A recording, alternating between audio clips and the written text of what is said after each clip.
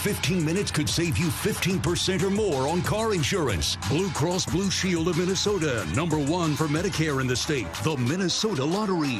Up for a little excitement? Say I'm in with the Minnesota Lottery. Preferred One. Gopher fans, you can feel good about your health plan with Preferred One.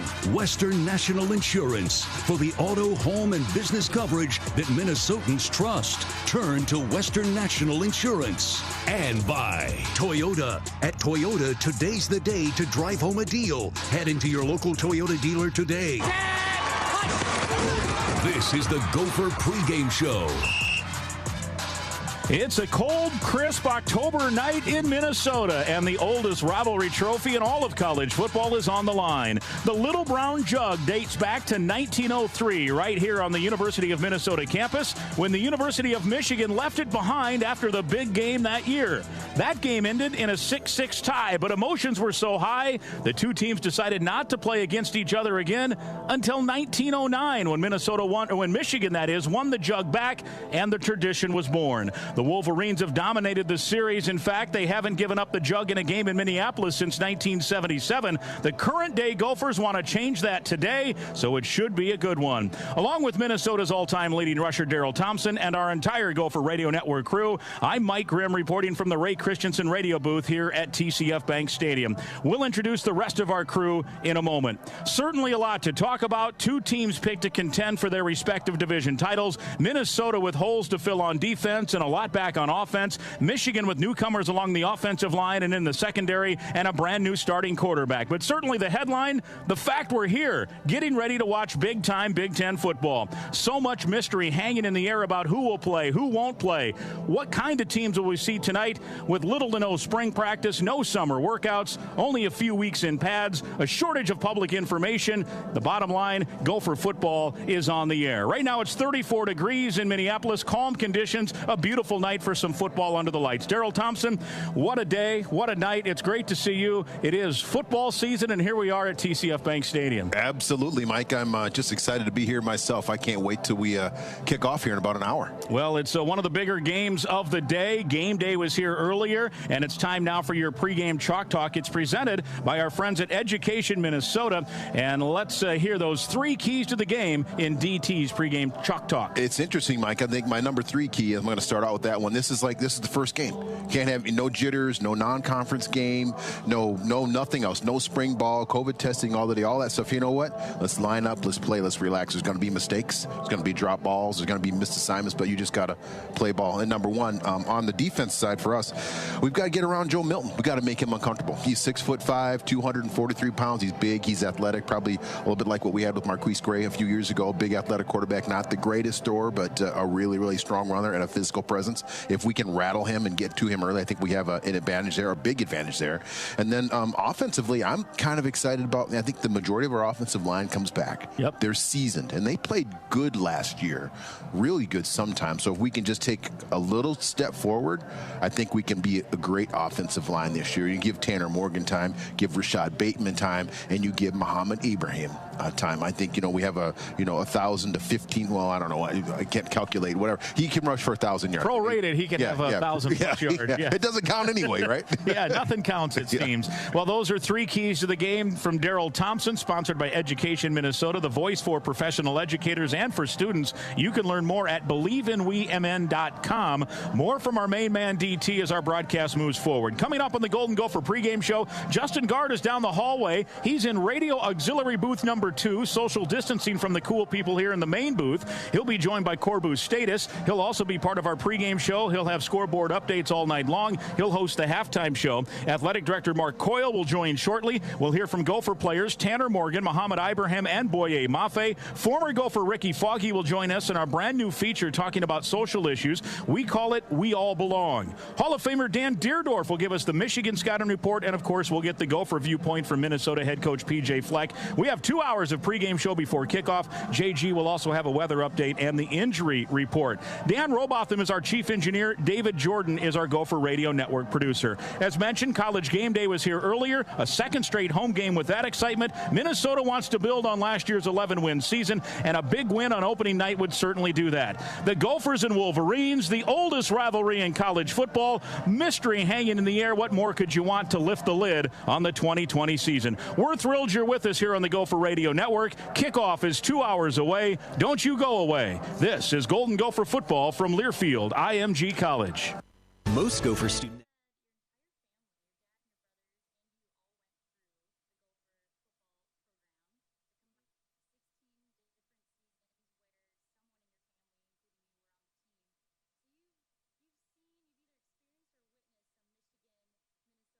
Gopher student athletes by offering programs such as Magic, Maroon and Gold impacting the community that provides opportunities for student athletes to give back to the community. Go to gophersports.com to learn more.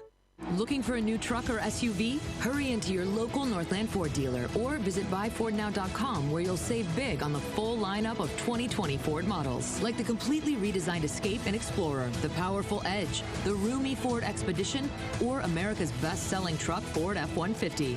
Buy now and get low financing on the Ford truck or SUV that's built for all of life's biggest adventures. Get to your local Northland Ford dealer or visit buyfordnow.com today. Best-selling truck claim based on 2019 CY sales.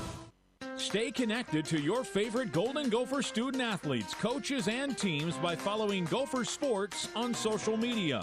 Follow Gopher Athletics on Facebook, Twitter, Instagram, and YouTube. Get Golden Gopher news, videos, highlights, events, TV schedules, and more delivered to your inbox every weekday and Saturdays during the season. Visit gophersports.com/Gopher Daily to subscribe. My answer to what's for dinner? Cub Pickup. They have my favorite ready-to-eat meals. Fresh-made salads, rotisserie chicken, tons of easy and quick meal options. Everybody gets what they want, and I don't have to cook. I shop online at shop.cub.com or on the Cub app, and I pick up my order on my way home from work. They even bring it right to my car. And my grocery pickup is free all month long. Now that's my Cub. My way. The Golden Gophers play here from Learfield IMG College. Fall has blown into the Twin Cities, and now is the perfect time to upgrade to a new Honda. Honda's award-winning lineup of versatile and dependable SUVs offer the ideal mix of comfort, convenience, and sophistication. And with available all-wheel drive, you can make the most out of every journey with the 3-row Pilot, which I drive, the versatile HRV, or the adventure-ready CRV, now available in hybrid. View offers across Honda's entire award-winning lineup online at GreaterTwinCitiesHondaDealers.com or visit your local Honda dealer today. Hey football fans, it's Coach Fleck. If you love watches and timepieces like I do, you have to take a trip to Wixon Jewelers in Bloomington. Take my word for it, Wixon has by far the best selection of luxury watches in the entire Midwest. And nobody knows watches like Wixon. You'll discover an incredible selection of new and pre-owned watches, and their highly trained staff will provide the expertise and personalized service you simply cannot find anywhere else. Find your next watch with the help of the watch experts at Wixon Jewelers. Row the boat. Jill, why don't you tell the class what you did this weekend? Well, my dad and I went in search of some magical minnows and found a zillion of them in the stream from our lookout rock. Then my sister and I escaped from an evil slug king and went back to my super twig fort for safety. Then we told stories till it got dark, and the Big Dipper led us all the way home. Where were you, Jill? We went to the forest. It's not that far away. Ask your parents to take you and your friends to the forest this week. It's closer than you think. Check out discovertheforest.org. Brought to you by the U.S. Forest Service and the Ad Council. Papa, why can't we telegraph while riding a horse? Son, there ain't no one to blame but Jeffro. He was riding old Betsy the Stallion, tip-tapping away at his telegraph, when blam, ran right into the side of the saloon. Well, if Jeffro can't do it, neither should you. Don't text and drive. Visit StopTextStopWrecks.org. A message brought to you by the National Highway Traffic Safety Administration, Project Yellow Light, and the Ad Council. Now back to Gopher football on The Fan. Welcome back to the Gopher Tailgate Show presented by Cub. I'm Justin Gard. Mark Coyle brought to you today by Preferred One Health Insurance. Preferred One offers Minnesota employers choice and flexibility. Feel good about your health plan with Preferred One. Go Gophers. And it feels weird, boss. Typically, we're standing right next to each other outside on the Gopher Plaza there, or we're in a press box somewhere in Big Ten country sitting right next to each other. You're about 50 yards away from me. I'm about 6 stories higher than you right now. You're down in the end zone tunnel on a headset. How are you today? Doing well. Excited to be back and just really grateful for everybody's hard work, our student athletes and all the sacrifices they made to get here. Coach Fleck, the staff, you, Grim, Daryl, and everybody with our radio crew. Just excited to be back and have a chance to play safely for our student athletes. What has the last few months been like? I think I know the answer to this, but just football specifically, the roller coaster ride of the season's going to be this, now the season's going to be that, now the season's going to be this, and here we are. It's Michigan in a couple of hours. What's the roller coaster ride been like?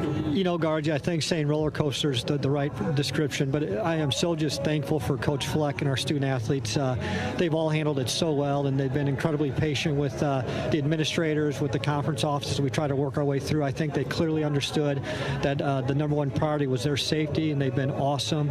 And just, again, really just thankful for how the student athletes and the coaching staff have handled everything. We've talked to Coach Fleck a lot about kind of the new normal with the daily testing and everything that goes into keeping the field clean is kind of the cliche that people like to say, and making sure that everybody's safe while they're practicing, and then of course here tonight. But can you give listeners a sense of just how many people are involved in this now, and even just putting this game on and getting different sponsor things in TCF Bank Stadium and getting different players' families in for TCF Bank Stadium, things like that? How many different moving parts there has been to get to tonight? Oh, it's an incredible process, and again, I mean, if you just start with the testing, I mean, I think over 170 kids are tested daily, and then you have, that's like our Tier 1 group, which is our student athletes, our coaching staff, those people who work daily with the program.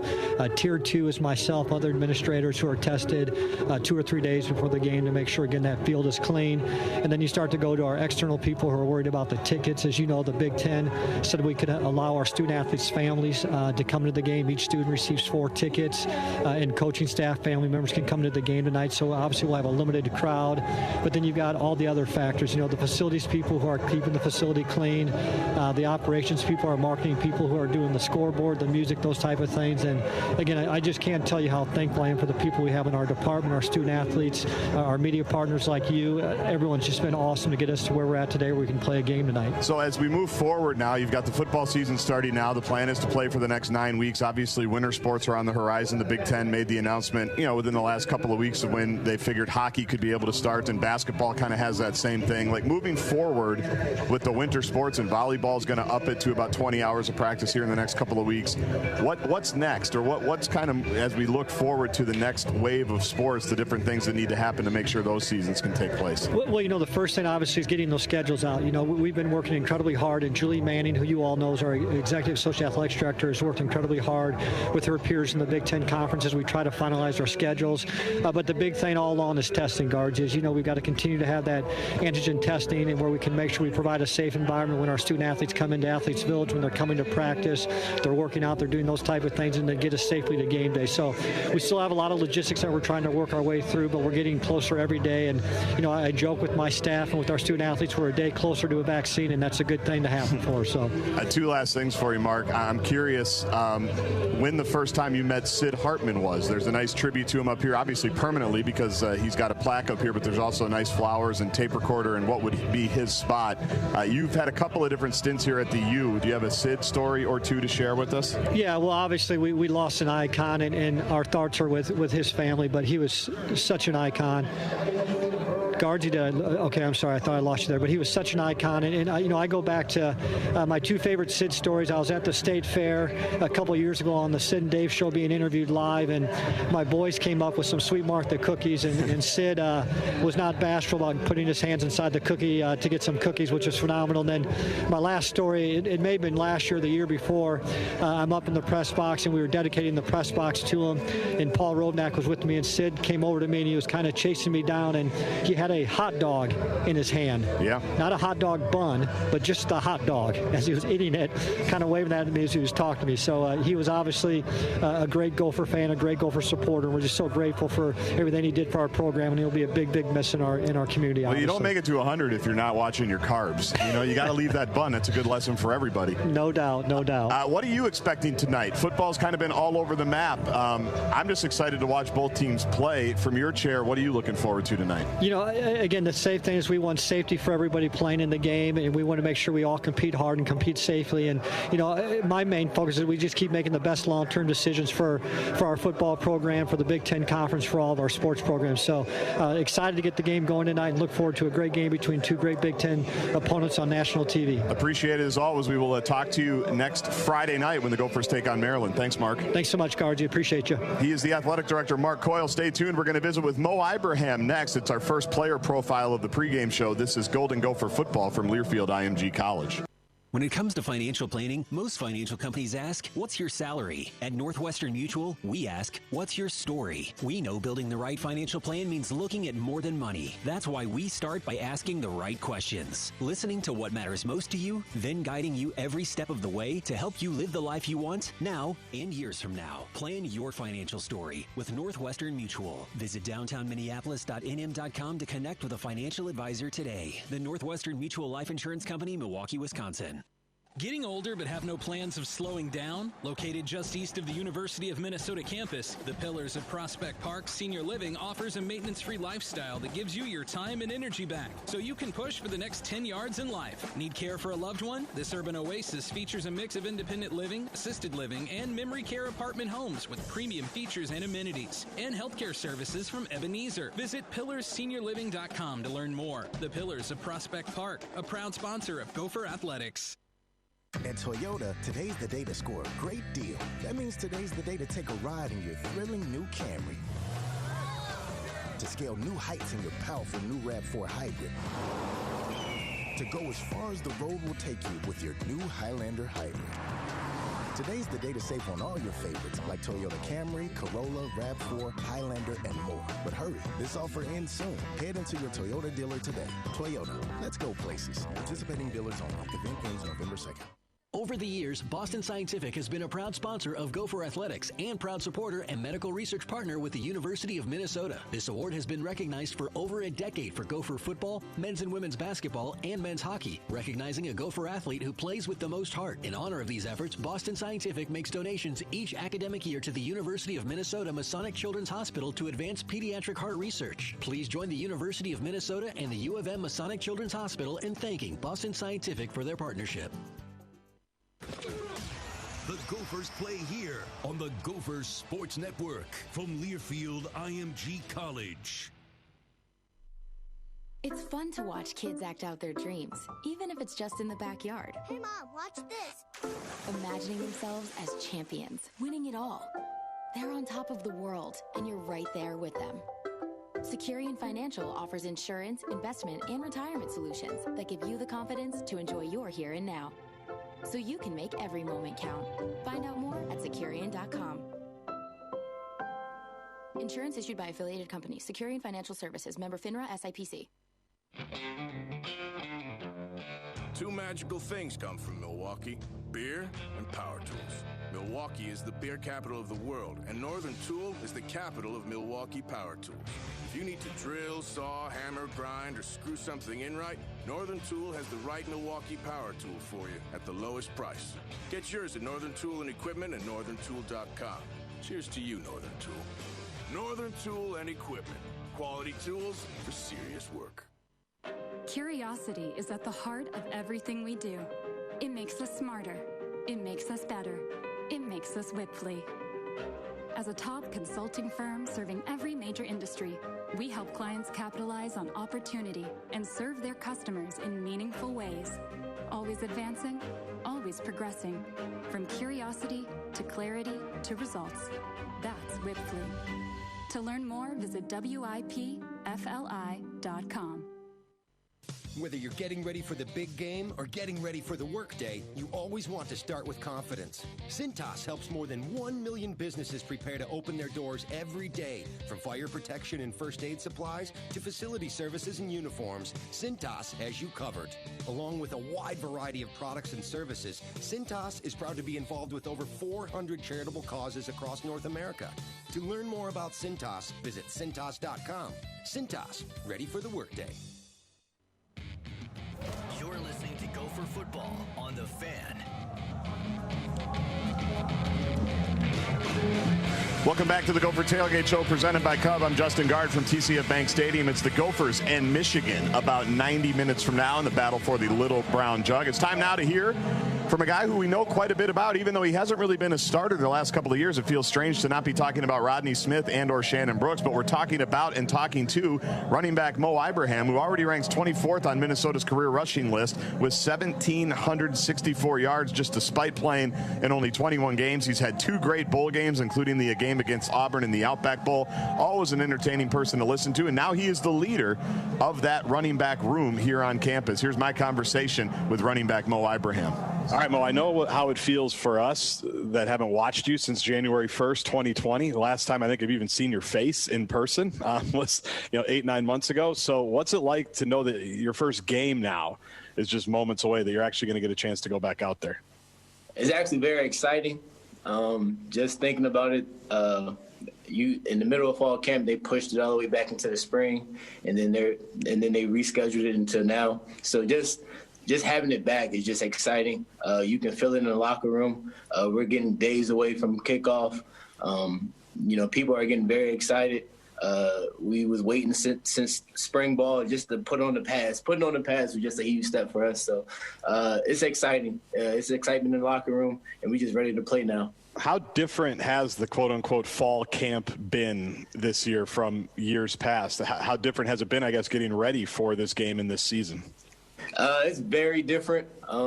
This is the only fall camp where you had school right after football.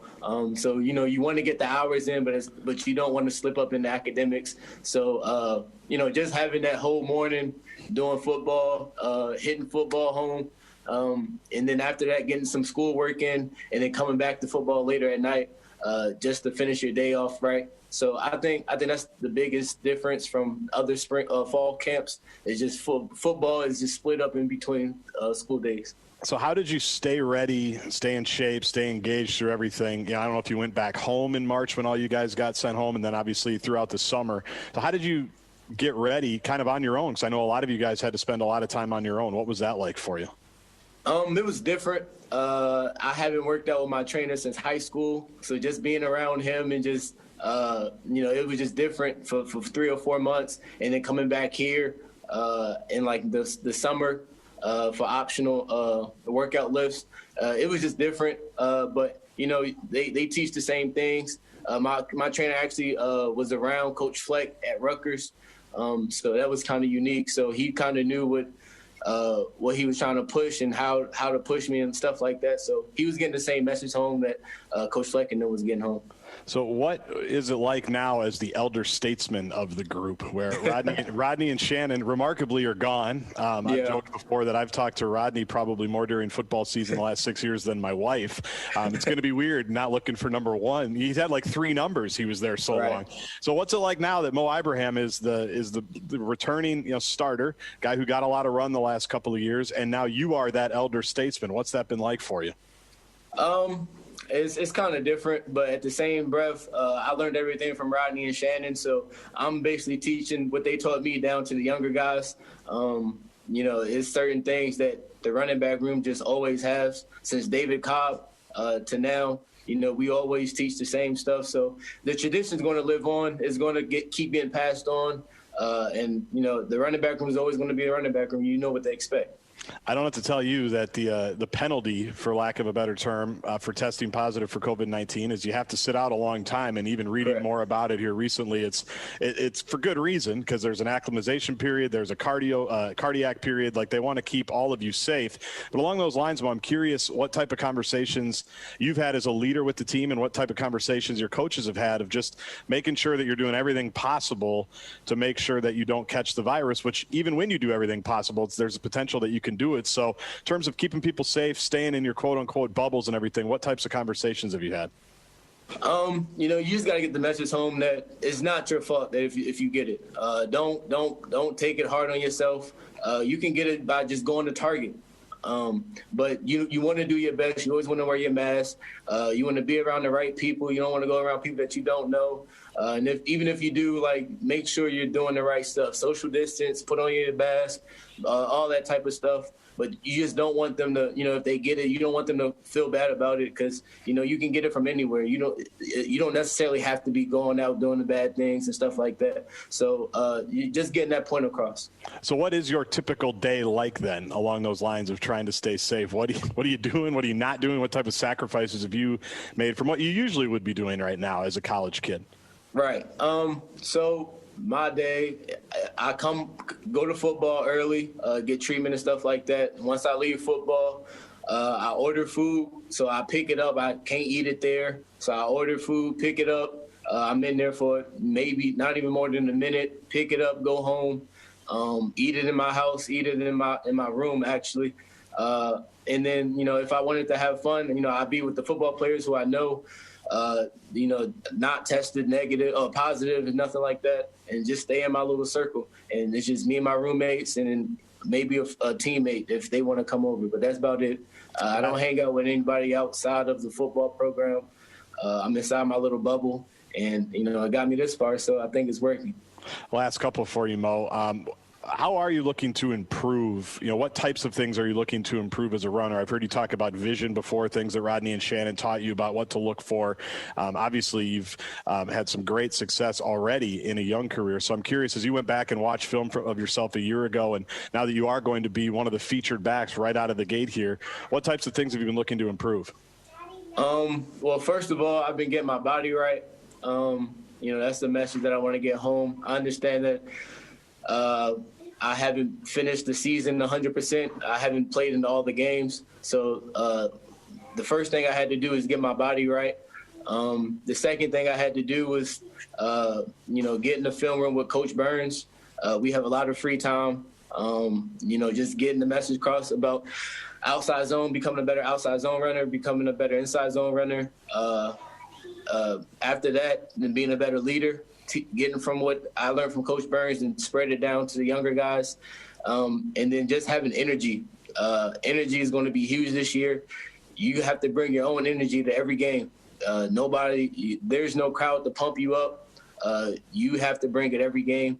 And that's just something that I've been working on every practice. It's exactly what I've been doing, is bringing energy and leading the team. So as you looked at Michigan, and I know you've had a lot of time to spend probably with Michigan, even going back in the summer, what stands out about their defense as you watch them on film? They're very aggressive. They switch things up, and they're aggressive. I don't know how to explain it, but they're aggressive, and it's very unique to any other team that I've faced throughout my whole college career. So it's going to be a good challenge. And I couldn't ask for a better one. Well, January 1st, 2020 was the last time you got out there with your brothers. Pretty good game for you, pretty good game for the team. We're looking forward to watching you this Saturday, Mo. Thanks for taking the time, and best of luck against Michigan. Thanks.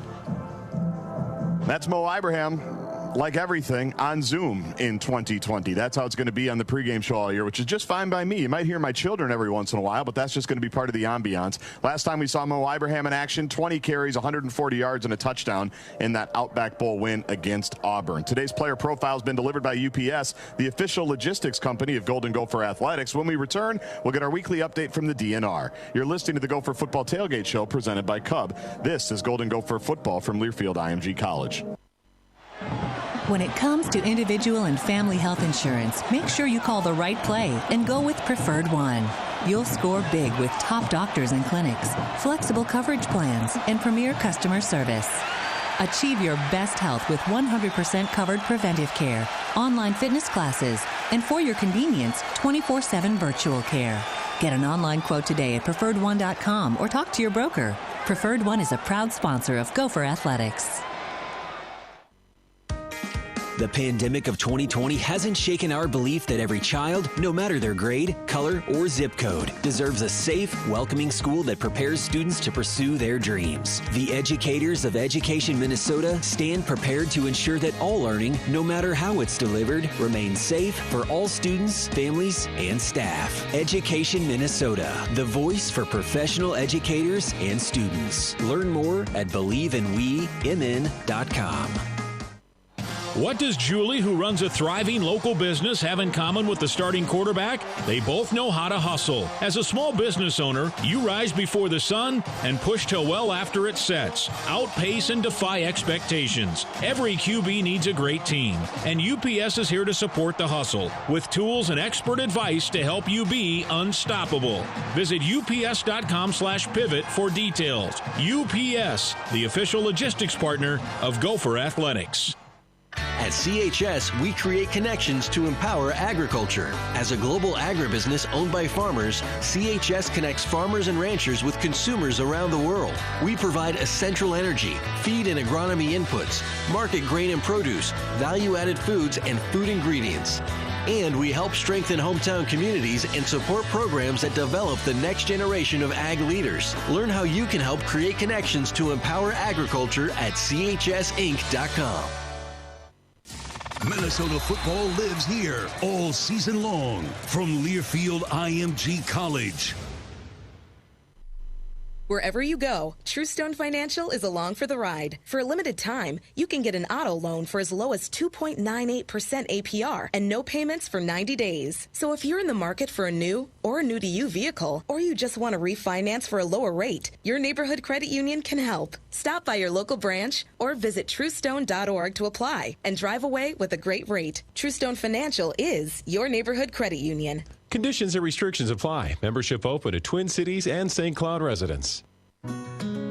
Gopher fans, Midland Hills is well known as one of the finest private golf clubs in the Twin Cities. The club is putting the finishing touches on a renovation of its classic Seth Rayner designed course, and it's absolutely spectacular. Midland Hills is conveniently located in Roseville, just 10 minutes from either downtown. A limited number of memberships are available. Visit midlandhillscc.org. If you love great golf, you'll love Midland Hills.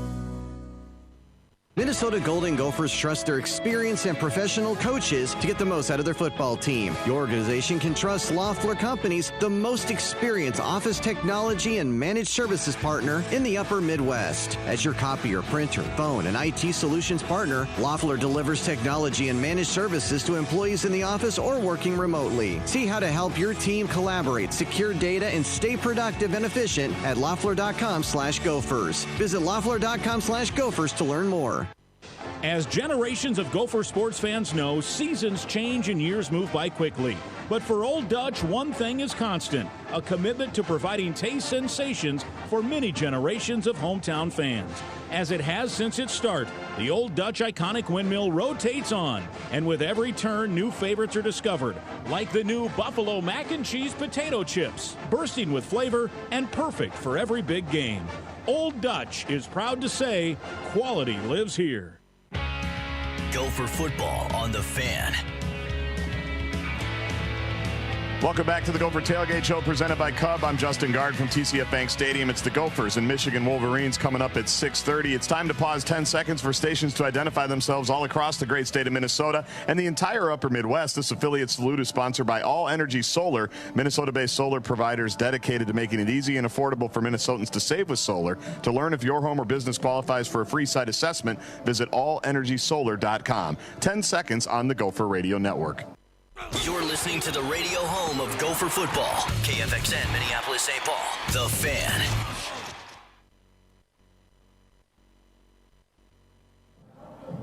Time now for the Minnesota DNR report, and a woman who I haven't seen in like 6 months. It will be good to hear her voice, Tasha Radel from the Minnesota News Network. Thanks, Guardsy. The state's waterfowl season is underway, and the DNR's Lisa Dugan says as water temperatures continue to dip, hunters are being reminded to be extra cautious.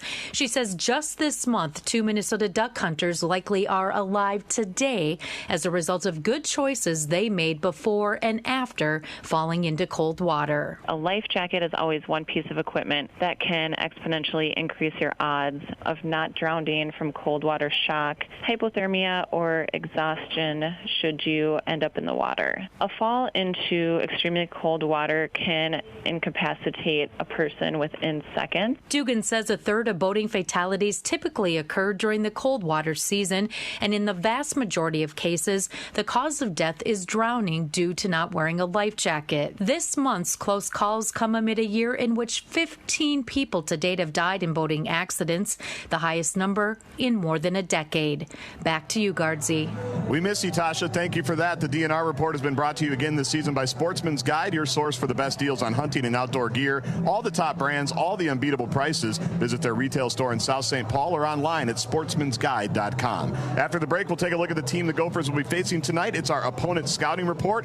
Really excited about this one. We're talking to a Hall of Famer when we come back. This is Golden Gopher Football from Learfield IMG College.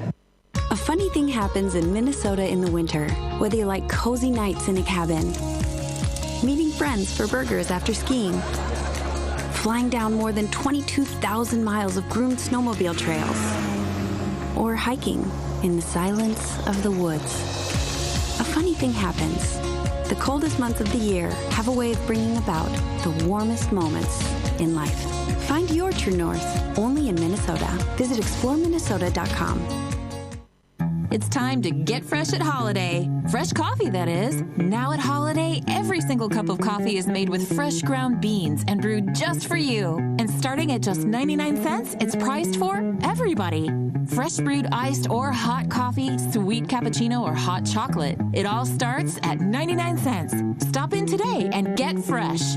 Fresh ground coffee, hot or iced. Starting at 99 cents. Here for you at your participating Holiday. COVID has ushered in a potentially devastating reality for University of Minnesota athletics. We need your financial support in any amount. When we came here 4 years ago, we made it very clear from day one, we did not come here to be 500. We came here to make a difference. Your support of our United Our We campaign ensures the progress we've made will not be lost. It's time for all Gophers to stand up and make sure we come through this thing stronger than ever before. There's a reason why more people choose Blue Cross and Blue Shield of Minnesota for their Medicare plan. With access to 96% of doctors and hospitals in the state, you have coverage you can trust from a partner you can count on. You also have a variety of plans to choose from, with options like $0 premiums, travel benefits, and acupuncture coverage. Some include perks such as silver sneakers, dental, and more at no extra cost. To find the plan that's right for you, visit bluecrossmn.com/Gophers. You're listening to Minnesota Football from Learfield IMG College.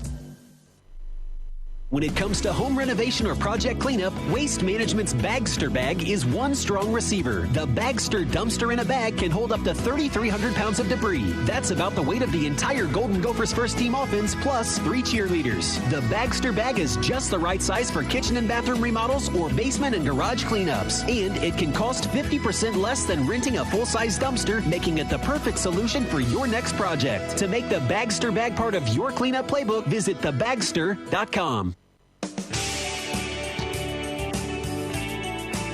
Breakfast on the go, cocktails after work. The Bistro has everything you need to move forward. Whether you're enjoying our signature snacks or craft cocktails, the Bistro provides the perfect complement to your day when you're on the go or off the clock. Visit them at courtyardminneapolis.com/Gopher Sports. There's room to recharge at Courtyard.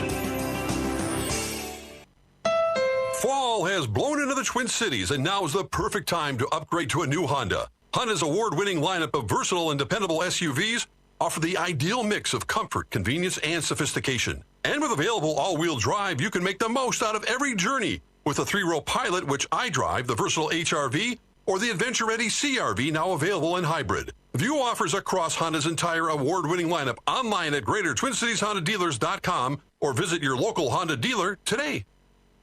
Whether you're getting ready for the big game or getting ready for the workday, you always want to start with confidence. Cintas helps more than 1 million businesses prepare to open their doors every day. From fire protection and first aid supplies to facility services and uniforms, Cintas has you covered.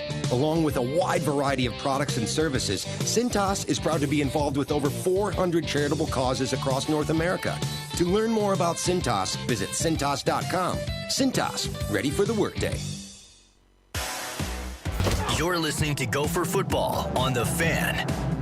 Welcome back to the Gopher Tailgate Show presented by Cub. I'm Justin Gard. The opponent's scouting report today is brought to you by Northern Tool and Equipment, quality tools for serious work.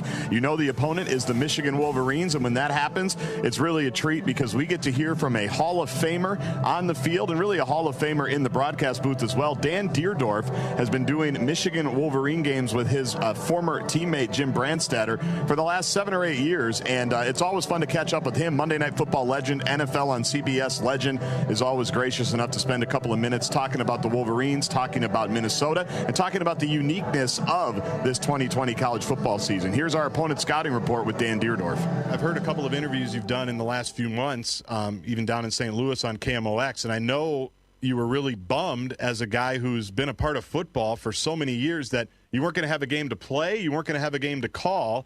So with that as the backdrop, Dan, how excited are you that football in the Big Ten is actually going to, we think, kick off here in a couple of hours? Well, selfishly, I'm thrilled, but in reality, I'm much happier for the kids and the coaches and not just the kids at Michigan, but everywhere. They have worked so hard. They've ridden such an emotional roller coaster with, we're going to have, this is our schedule. Oh, now this is canceled. Here's our new schedule. Now this is canceled. Here's our new schedule. And they have, they've been tantalized that we were going to play. They've been told we're not going to play. And now it looks like it's actually going to happen. I'm just very, very happy for every one of these kids. And people ask me, and I'm sure you get this as well, they'll ask me, what do you think of this group? What do you think of this team? What do you think of this position? What do you think of this? And I have to tell them, I haven't seen a live Gopher since January 1st, 2020 at the Outback Bowl. I haven't been to practice. There was very little spring ball. I'm curious how you've prepared for this season, how you've been able to stay connected and to do the work that you would typically do to get ready for a season. Well, we're all in the dark a little bit because every team has gone into a lockdown bubble, and information is hard to come by. And I don't care what the program. I think everybody's pretty much in the same position. So I am going into Saturday night thinking that I could see anything from either team. Yep. And I am going to try to be prepared as best I can. But I'm suspecting especially for Minnesota, because it's not a team that I know all that well other than trying to get ready for this game, that I'm expecting that at some point in time somebody's going to do something in that game that I don't have any idea who it is. Right. And where he came from, and I'll be doing some mad scrambling trying to find out. But, that's opening day, and I'm sure it'll happen for the Minnesota guys concerning the players for Michigan as well. That's exactly right. As much as you try to read, that's why I needed to get you on the phone, because you know these guys from Michigan, and I'm curious, what group are you most interested in or excited about? Obviously, there's a lot of new offensive linemen that have been in the program. There's some new wide receivers, and I think a lot of people are wondering, all right, what is Joe Milton? Who is Joe Milton? What can you tell us about the quarterback? Well, yeah, it is going to be Joe Milton, and Joe Milton is a formidable looking guy. I mean, yeah. He is what he is. Joe is 6'5", every bit at 245. When you look at him in person, he's very reminiscent of somebody like Cam Newton. Just you're looking at him and say, well, okay, that guy's a tight end, and then you find out that he's actually the quarterback. He can run. He has an absolute cannon for an arm. Now, there have been times when he got into play last year where, unfortunately, that cannon was unleashed on a running back who might only be 6 or 7 yards away. Yeah. But as I understand it, Joe has made great strides in putting touch on the ball, delivering a ball that's easier to catch.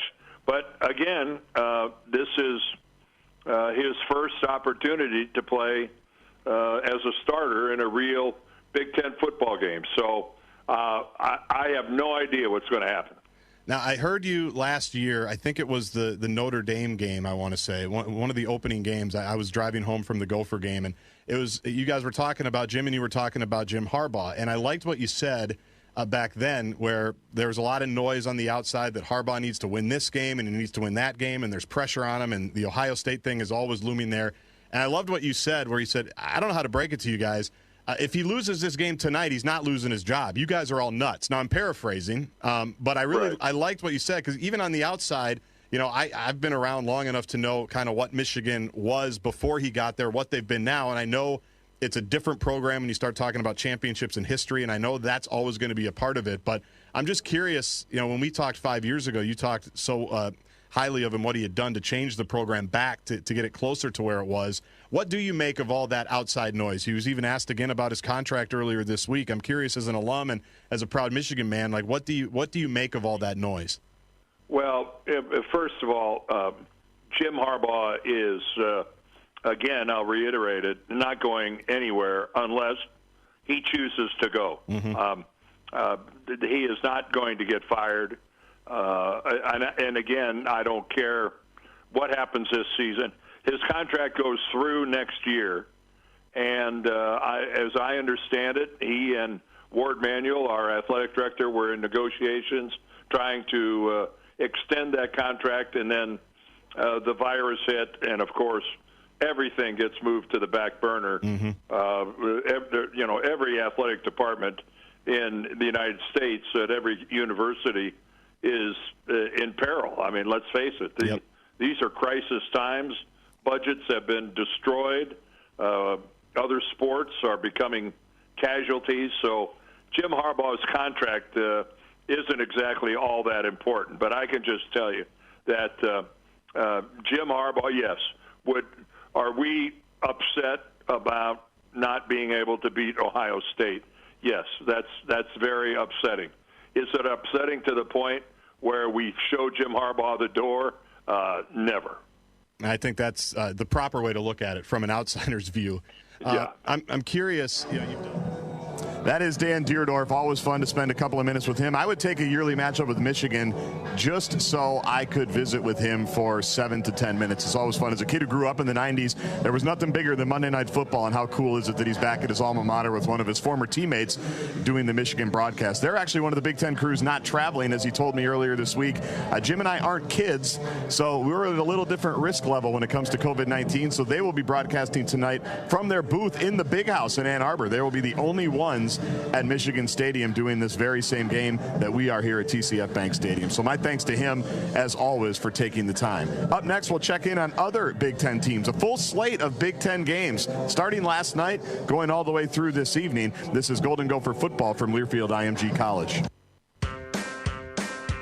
The University of Minnesota is excited to celebrate its 8th annual Celebrate Ag and Food Day when the Gophers host Purdue on November 21st. During the broadcast and Gopher Gameday live stream, the University of Minnesota, College of Food, Agriculture, and Natural Resource Sciences, and the Gophers will celebrate the endless opportunities of the agriculture and food industries. The Gophers would like to thank the presenting partners of this event, Compeer Financial, Land O'Lakes, Bayer Crop Science, and CHS. This is for those who live every day like it's game day. Those who aren't afraid to call a timeout every now and again. Fans who like using their outside voice indoors. For the ones who know sports are a good time, and a good time can be a sport, the Minnesota Lottery is for you. So the next time someone asks if you're game for a little excitement, just say, I'm in. Minnesota Lottery. Must be 18 or older to play. It can happen fast. The game changes, and you need a new strategy. It's like your original insurance policy. It worked fine at the start, but now that you've bought a home, added a car, or expanded your business, you can't keep running the same old play. You need Western National Insurance for coverage that fits your growing needs. Western National, Minnesota's source for great-fitting auto, home, and business protection since 1901. Ask your independent agent today for Western National, and go Gophers. Get that great fit feeling, Western National Insurance. At RBC Wealth Management, we believe relationships within the communities we serve are the foundation for our business. We're proud to give back to our communities and proud to partner with Gopher Football for a program called Goldie's Family. This season, Gopher Football will welcome a family from the Ronald McDonald House to TCF Bank Stadium for a unique virtual game day experience, including a locker room tour, field visit, and a post-game press conference. RBC Wealth Management, a division of RBC Capital Markets, LLC, member NYSE, FINRA, SIPC. Minnesota football lives here from Learfield IMG College.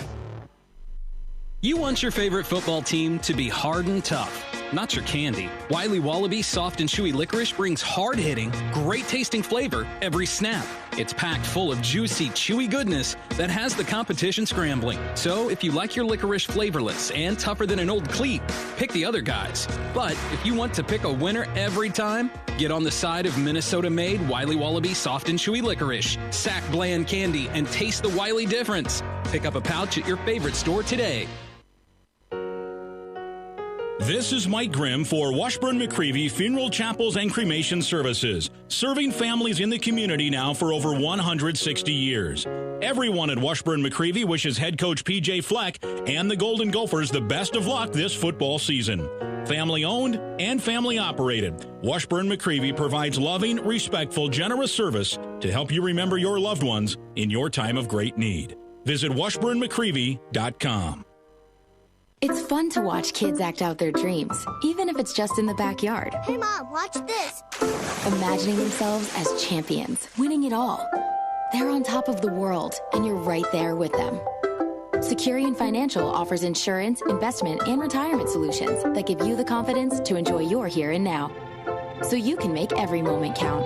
Find out more at Securian.com. Insurance issued by affiliated company. Securian Financial Services. Member FINRA SIPC. At Just Bear Chicken, we believe that you have to put the good in to get the good out. Our fresh products feature chicken that is raised with no antibiotic ever and are humanely raised on family farms, and we're American Humane certified to prove it. Just Bear Chicken is a proud sponsor of Golden Gopher Football. Stop by the meat section of your local Cub food store and pick up some fresh Just Bear Chicken on your way home from the game or as part of your weekly grocery trip. Chicken used in Just Bear Chicken products is raised with no antibiotics ever. Gopher Football on the Fan.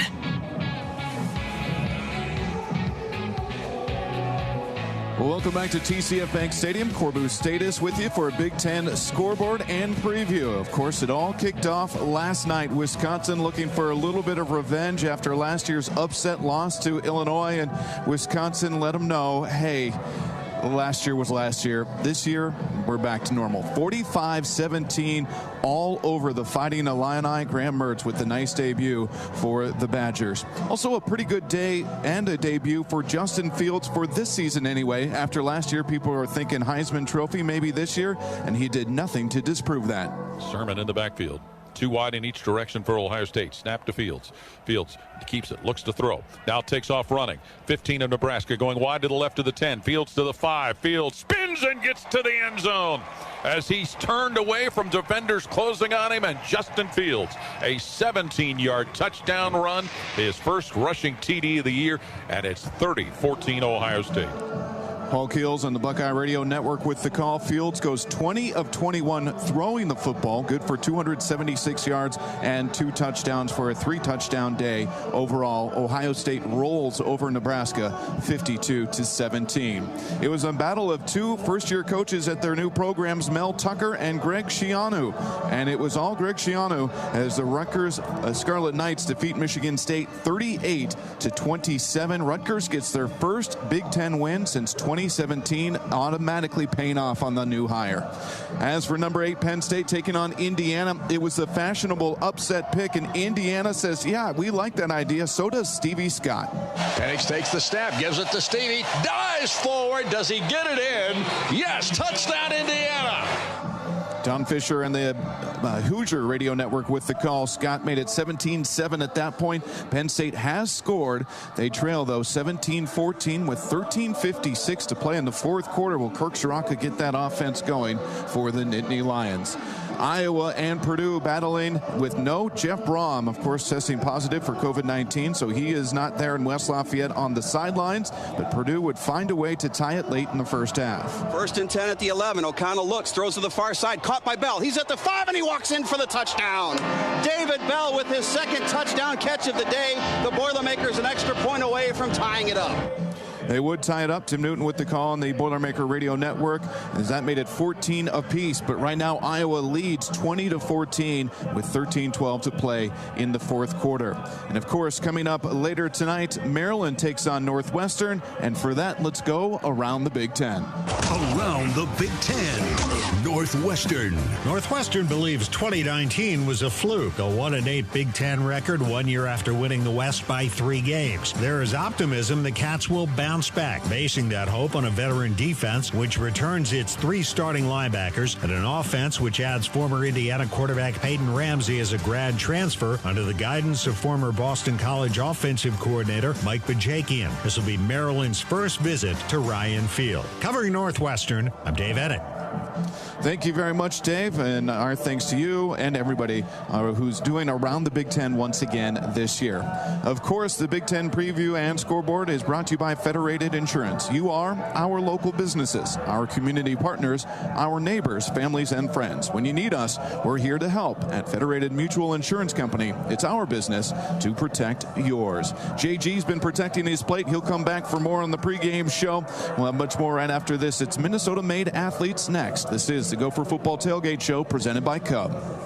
Wherever you go, Truestone Financial is along for the ride. For a limited time, you can get an auto loan for as low as 2.98% APR and no payments for 90 days. So if you're in the market for a new or a new-to-you vehicle, or you just want to refinance for a lower rate, your neighborhood credit union can help. Stop by your local branch or visit truestone.org to apply and drive away with a great rate. Truestone Financial is your neighborhood credit union. Conditions and restrictions apply. Membership open to Twin Cities and St. Cloud residents. With CenterPoint Energy, it's easy to save energy and money. Thanks to CenterPoint Energy's low-cost, no-cost, and long-term solutions, I have an energy efficiency plan and can get rebates on high-efficiency natural gas heating systems, water heaters, programmable thermostats, washers and dryers, fireplaces, and air sealing and insulation upgrades. Even my business benefited from rebates. See how you can save at centerpointenergy.com/Gopher rebates. CenterPoint Energy.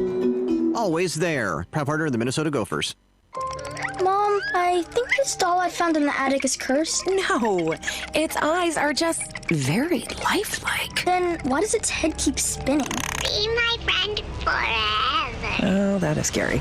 You know what's really scary? Missing out on Geico's easy-to-use mobile app. You can manage your Geico policy whenever, wherever. Let's play with another doll.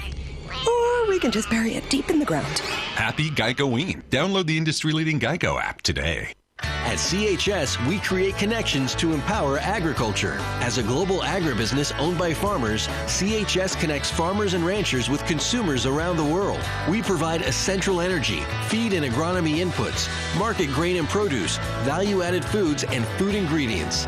And we help strengthen hometown communities and support programs that develop the next generation of ag leaders. Learn how you can help create connections to empower agriculture at chsinc.com. Golden Gopher football all season long. Sky, U, Ba. From Learfield IMG College. There's nothing like the taste of Thomas's English muffins in the morning. With its nooks and crannies goodness, you can top it any way you want and know it'll be delicious. And with so many flavors to try, Thomas's English muffins are the perfect start to your day. Stop by your local grocer for a pack of Thomas's English muffins today. Introducing Onward for Business by loyal Gopher supporters, Sunbelt Business Advisors. Whether you're a small business owner thinking about selling, someone thinking about buying a business, or a business owner who needs help with payroll, insurance, bookkeeping, equipment financing, or simply growing your business, Onward for Business is the one-stop shop. Alumni owned and based in Minneapolis, we serve the entire upper Midwest, and we're here to onward your business. Brought to you by Onward for Business. Onward! 100 years ago, Baldwin Supply started out in a one-room storefront, serving the needs of the flour mills in Minneapolis. Today, family-owned Baldwin offers a wide variety of products and services to an incredibly diverse list of industries, supported by our 10 locations with local inventories across the upper Midwest. At Baldwin Supply, we're not out to reinvent the sprocket or the conveyor belt. We just want to provide products and services to our customers so that they can succeed in doing what they do best. Visit BaldwinSupply.com to find out how we've been creating value for our customers for over 100 years. The need has always been there. The need for food, shelter, clothing, compassion. This year, it just happens to be greater. More families than ever are facing poverty. If you need help, please reach out. If you can give help, please reach within. Your donation to the Salvation Army helps families with food and shelter all year long. Enlist in Love's Army at salvationarmynorth.org. Start your day with the soft and chewy taste of Thomas's Bagels. With a flavor for everyone and quality you can count on, Thomas's Bagels lets you feel good about giving the ones you love the taste you love. Stop by your local grocer today and give your family Thomas's Bagels. You are listening to Gopher Football on FM 100.3, The Fan. Welcome back to the Gopher Tailgate Show presented by Cub. I'm Justin Gard from TCF Bank Stadium. About 1 hour from now, the 2020 season opens. It's the Minnesota Gophers versus the Michigan Wolverines. Time now for our Minnesota-made athlete feature on the pregame show. What's unique about this? Everyone we're going to talk to is from Minnesota. Minnesota-made. Get it? It was a Mike Grimm production, and that's why he caught up with Boye Mafe, who you're going to hear a lot from this season as he moves into a much bigger role than he's had the last couple of years. Number 34 is from Golden Valley, went to Hopkins High School. Thus, he is our Minnesota-made athlete this week. It's game week. I know you have to be excited right now, getting ready for the battle for the Little Brown Jug on Saturday. Yeah, very excited. The team's all excited. Everyone's, I feel, ready to play. So everyone just can't wait to get out there and play. It's been a while. You know, COVID had. How much of a challenge has this been the last, you think, about 6 months here where you couldn't be around your teammates? Everyone was in isolation. There was no spring ball after 3 practices. It looked like the season wasn't going to happen. Finally, here we are on game week. What's this 6-month stretch been like for you and your teammates? It's been very challenging, but I feel like it's actually brought us all together. One of the hardest things is you don't really get the chance to hang out with your teammates. You don't get the chance to see your teammates when the situations with COVID. We didn't really have the time that we normally spend together in the summers and the spring and in the beginning of the fall. And the thing was that we didn't really get to have that in-person interaction. You know, you don't have the time to learn who your freshmen are at a close level, but I feel like the way we went about it with the way we Zoomed and the way we met and the way we got to meet each other, I felt like it was perfect. You know, I felt like we were still in the office and still hanging out in the team meeting room and all the meetings, the way we were Zooming and talking to each other. And so I felt like the way that we went about it was the best way we could do it. You played last year. Now you're going to start this year. What does that change anything in terms of how you go about your business? Does it change how you mentally get ready for a game on Saturday? Definitely changes how you go about your business. Yeah, put me in a different role as I was in last year. Last year, I learned a lot from the older guys in the room, like Carter Coughlin, and it really showed me what ways that I should be ready to prepare myself. And honestly, using that as a backboard to basically learn what to do and carry myself, it's helped me a lot. And, you know, talking to him and still reaching out to him, it's taught me a lot of things to make sure how to carry myself and what ways to carry myself. How's Carter doing, by the way? I know you mentioned that you talked to him, and you guys, I think maybe this week or last week, had a chance to catch up. He's doing really good, you know. He's out there in New Jersey, you know. It's a different world out there, he said, but he's still doing good. Now, when you mentioned kind of a different role. Last year, you played mostly on pass rush situations, and there were even times, right, Boye, where you were lined up as a tackle to utilize that speed in the middle. I would assume, although we don't know, you know, and you may not want to let the cat out of the bag in terms of what your role will be, but that you'll be on the outside outside most of the time now as a regular every down defensive end. How does that change? And what's the challenge now of you can't just be a pass rusher. You also now, as an every down guy, need to also stop the run and force it back inside or contain or whatever your responsibilities might be. It's definitely changes in the roles, as you said. Last year I was in a different position, and now playing as I am now, it's definitely something that I had to get used to. It's something that I've been groomed to learn, and something I've been, through the time of being here, that I've been groomed through my coaches and learning different things and learning about how to play the game and basically bettering myself. I feel like they've put me in the position to be able to play this. Let me ask you about your new defensive line coach, Chad Wilt. What's he been like? He's one of those coaches that really preaches what he preaches. He acts how he preaches. And it's something that he really has a bit deep care level for everybody in the room. He's a person that he will show his heart. He'll show how he feels. He'll show you that he really cares. And that's something that I love about him, honestly. The fact is, you get the real Coach Wilt when you were hanging out with him. When you were in the room with him, he's going to show you exactly who he is. And then that's one thing I love about how he coaches us. And you can always know what to expect, and you know what you're getting with him. And he really has a deep care level about the game and about us and everybody in the room. We're with Boye Mafe here. We want to ask you, too, about the game. Saturday, Michigan in town. Obviously, they have a lot of talent. They do have some new starters up front. They have a new quarterback. What kind of things do you see from the Wolverines when you watch them on tape? And how hard has it been to prepare knowing they have some newcomers? We have a great staff here, and they do what they need to do, and they find a way to get us the information we need to. Honestly, as a team, we're all ready to play them.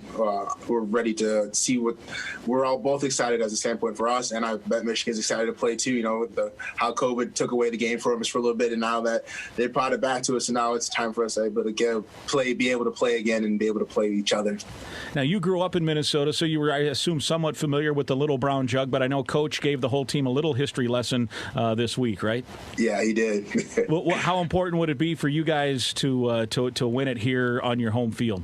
I mean, amazing just for the people of all the alumni and all the people who played with me and played and before me. I came and before I was even a thought on the campus, and to be able to bring that back home for them, I think it's a deeper meaning of just one game. It's a game that means a lot, with all the people who played here before me, and it would mean the world for me to be able to bring that back for them and be able to bring that back to Minnesota. All right, you mentioned Minnesota. It's your home state. Take me through your process of why you decided to stay home. You had opportunities if you wanted to leave the state and play college football. You could have, and you chose to stay home, play in front of your family. What was that decision like, and why did you make it that way? I decided to stay home personally because I felt like, it was kind of in a weird position for me. Obviously, when I was getting recruited, Coach Fleck had just got the job, and he only had, 2 weeks to recruit me. And one thing he really sold me on is that he has a life program here, and the fact that he's not just about football, and that he wanted to restore what was Minnesota back to its legacy when Minnesota was one of the dominant teams in the Big Ten. So the fact that he saw the vision of winning the championships and winning to be able to get towards that future, that's something I wanted to get right alongside with. And the fact that he would talk about more than just football with me, and that he actually cared about my life, talking about how I'd be as a father, how I'd be in the workforce and things like that. And the fact that it's not just talking about X's and O's, he'll talk with you about everything. So that was the decision. Now you're a few years removed from it. You've been in the program. Did he deliver on his promise on that recruiting trip and that recruiting visit? Yeah, I mean, he offers you have the endless opportunities in this program. No matter what type of field you want to get into, no matter what you want to do with your life, you can he'll find an avenue and find a way for you to get into that field or whatever you want to do with your life. And the thing is, I think that is amazing that he's taught me so much about myself that I didn't realize. He's taught me about, how to carry myself as a man, how to, think about family orientation and basically looking towards the future of what I want for my future. He's found ways to teach me about that, and along with my other teammates, with the way that we go in the off season, during the season, with the leadership council and all the other things he does. He finds a way to teach you in every moment. Minnesota's awfully proud of when kids stay home. It's a unique state. What did playing high school football here, how do you think that helped shape you, being a Minnesota high school football player? Minnesota high school football, it's basically gets cold in late November. I think we're probably, on the colder end of all the Big Ten teams. So, I mean, you get used to those. It's our north, Minnesota is one of the colder states states in the Big Ten. So it's something that you get used to, and especially with the late season we're having now. It feels like something that you were born to play, and it feels like something that if it was 100 degrees at a game, it'd feel like I was out of place, honestly. But now that seeing it like how it is, being in the cold, it's something that you basically fall in love with, the fact that it's like the grittiness and people don't like to play in the cold, but we do. And, being from Minnesota, being able to play for your home state is something that's just so much pride and so much, this makes energy. And obviously you'd love to have a lot of those Minnesota people, you'd love to have 50,000 in the stands, but because of the circumstances, it sounds like that you guys will all be able to have a few family members at least to watch. How important is that to at least have a few people in the stands to watch each of these home games? I mean, it means the world, because especially with having at least your family there to be able to watch you, it's something that, everyone has their family. That is something that, for me, I'm very family oriented, and I'm glad I'll be able to play in front of them and be able to see them in the stands. So it means the world that at least that I was able to have my family come and watch me play. Well, good luck against the Wolverines, and let's get that Little Brown Jug on Saturday. Thank you. All right. He is Boye Mafe. He is from Hopkins High School. He's a Minnesota kid. Stayed home to play for the Golden Gophers, and he's ready to go with the football game this week against... And that's why he's the Minnesota-made Athlete of the Week. Thank you, Mike Grimm. When we come back, we'll pick the outcomes of a handful of games in our Pick'em segment next. This is the Gopher Football Tailgate Show presented by Cub. This is Golden Gopher Football from Learfield IMG College. On the field or in the field, winning is a mindset, growing and evolving throughout the season. That's why farmers pushing themselves to be the best plant DeKalb brand corn, offering exclusive genetics and whole farm solutions for consistent yield potential season after season. Wherever you compete, winning has roots. Perform at your best with DeKalb brand corn. Always read and follow grain marketing and all other stewardship practices and pesticide label directions. To celebrate State Farm's surprisingly great race, we gave this game day jam surprisingly great lyrics. I saved a lot this year because I called the pros. I am calling State Farm. I gotta make a phone call. We got that coverage here. Protect your car at home. I am calling State Farm. I gotta make a phone call. You can just call now. There's a little bit of great race with a little bit of great J. Look at my quote now. Like a good neighbor, State Farm is there. Two magical things come from Milwaukee, beer and power tools. Milwaukee is the beer capital of the world, and Northern Tool is the capital of Milwaukee power tools. If you need to drill, saw, hammer, grind, or screw something in right, Northern Tool has the right Milwaukee power tool for you at the lowest price. Get yours at Northern Tool and Equipment and northerntool.com. Cheers to you, Northern Tool. Northern Tool and Equipment. Quality tools for serious work. Hey Gopher fans, Guardsy here to talk to you about Affinity Plus Federal Credit Union. Affinity Plus is a proud sponsor of Gopher Athletics. From presenting the Special Olympics Athlete of the Game to providing financial advice, they are here for all Gopher fans. Their employees are mission-driven and put people first. They seek to build long-term relationships and can help you through any stage of life. They live by their motto, banking is what we do, but people are who we are. For those reasons and more, Affinity Plus was named a Best Credit Union in Minnesota by Forbes magazine 3 years in a row. Learn more by visiting affinityplus.org/GoGophers. Affinity Plus Federal Credit Union, federally insured by NCUA. You're listening to Golden Gopher Football from Learfield IMG College.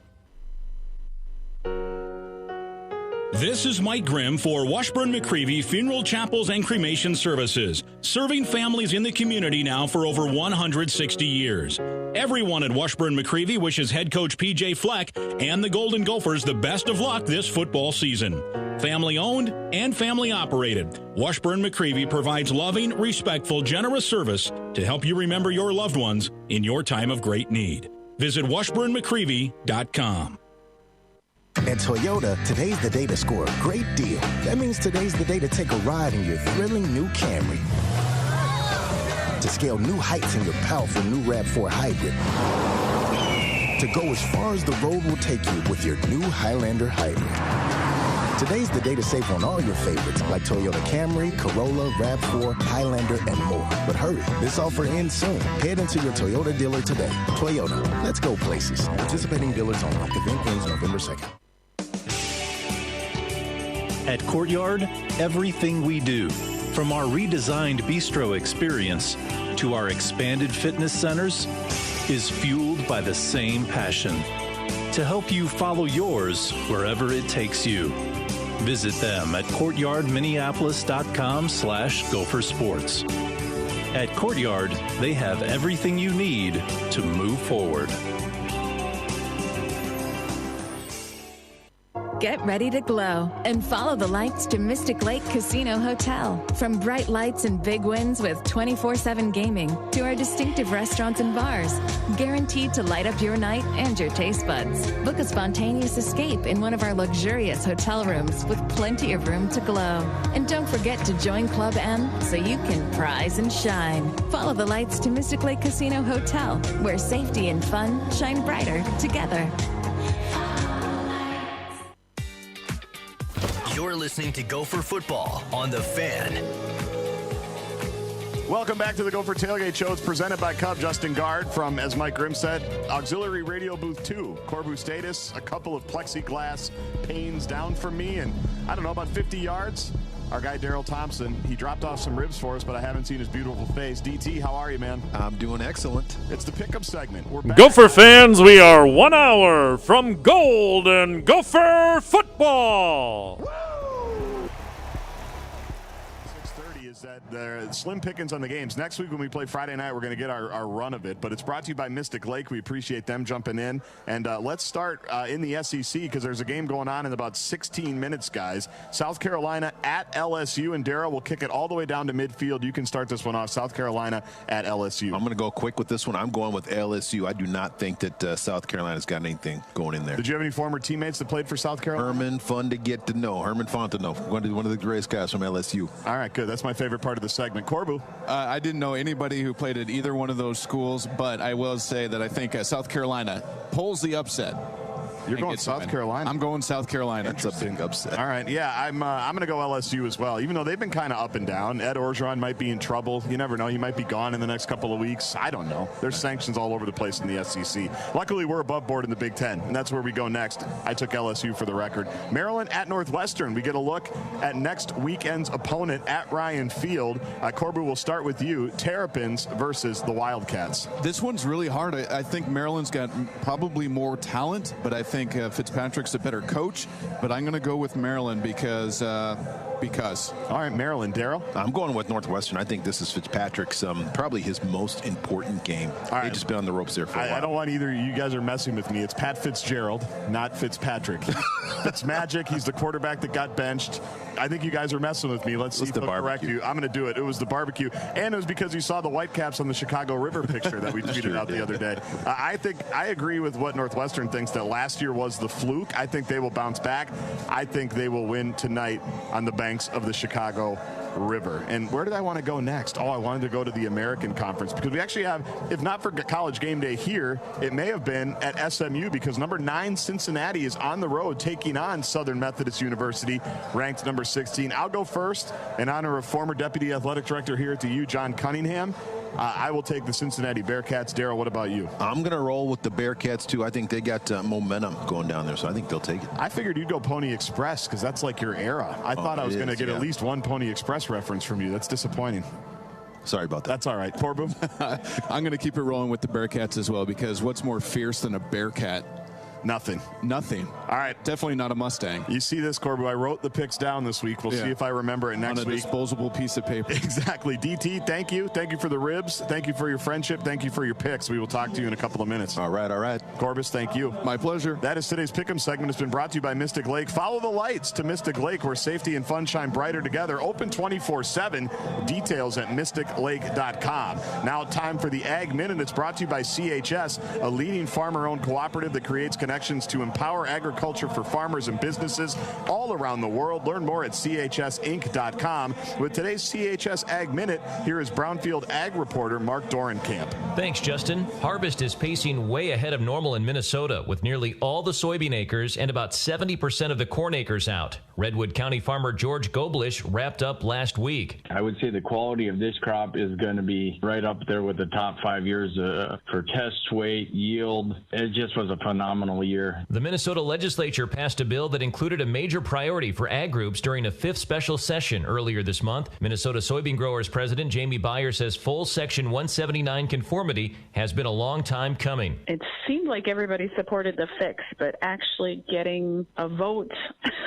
on one was painfully slow. And Governor Walz, who supports Section 179 conformity, spoke to Brownfield earlier this week about providing direct payments to Minnesota pork and turkey producers with CARES Act money. They ate a lot of losses. Processing was, of course, shut down. The governor says producers can learn more about the relief by going to the Minnesota Department of Ag website. Justin, back to you. I appreciate it, Mark. Thank you. That is the Ag Minute brought to you by CHS. When we come back here on the Gopher Tailgate Show presented by Cub, why don't we hear from the returning All-Big Ten second-team quarterback Tanner Morgan. Voice of the Gophers, Mike Grimm, caught up with QB1. A lot of questions about the defense on this team this year. Not so many on the offense. What's it like having Rashad Bateman back? How did he stay busy during quarantine? What did he work on this year? All of that coming up with QB1 Tanner Morgan. This is Golden Gopher Football from Learfield IMG College. There is a land where anything is possible, where soul, soil, and science work wonders every day. A land that values bravery and curiosity, where the truth is the official language. And here, we put our all into feeding human progress, to making a positive impact. This is a land of honesty, of optimism, of possibilities. This is Land O'Lakes, proud sponsor of Gopher Athletics. The pandemic of 2020 hasn't shaken our belief that every child, no matter their grade, color, or zip code, deserves a safe, welcoming school that prepares students to pursue their dreams. The educators of Education Minnesota stand prepared to ensure that all learning, no matter how it's delivered, remains safe for all students, families, and staff. Education Minnesota, the voice for professional educators and students. Learn more at believeandwemn.com. It's time to get fresh at Holiday. Fresh coffee, that is. Now at Holiday, every single cup of coffee is made with fresh ground beans and brewed just for you. And starting at just 99 cents, it's priced for everybody. Fresh brewed iced or hot coffee, sweet cappuccino, or hot chocolate. It all starts at 99 cents. Stop in today and get fresh. Fresh ground coffee, hot or iced. Starting at 99 cents. Here for you at your participating Holiday. When it comes to individual and family health insurance, make sure you call the right play and go with Preferred One. You'll score big with top doctors and clinics, flexible coverage plans, and premier customer service.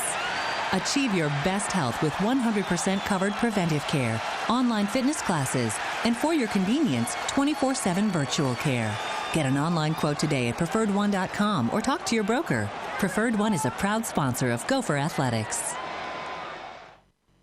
You're listening to Golden Gopher Football. And again, the Gophers have escaped with a win. From Learfield IMG College.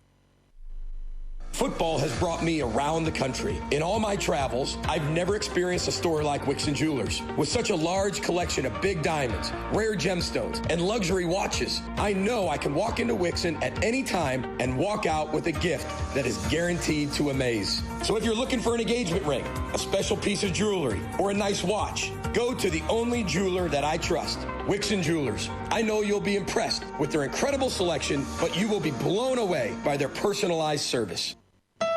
Fall has blown into the Twin Cities, and now is the perfect time to upgrade to a new Honda. Honda's award-winning lineup of versatile and dependable SUVs offer the ideal mix of comfort, convenience, and sophistication. And with available all-wheel drive, you can make the most out of every journey with the 3-row Pilot, which I drive, the versatile HRV, or the adventure-ready CRV, now available in hybrid. View offers across Honda's entire award-winning lineup online at GreaterTwinCitiesHondaDealers.com or visit your local Honda dealer today. America, your children have an amazing superpower. They can help save lives by not having play dates. That's right.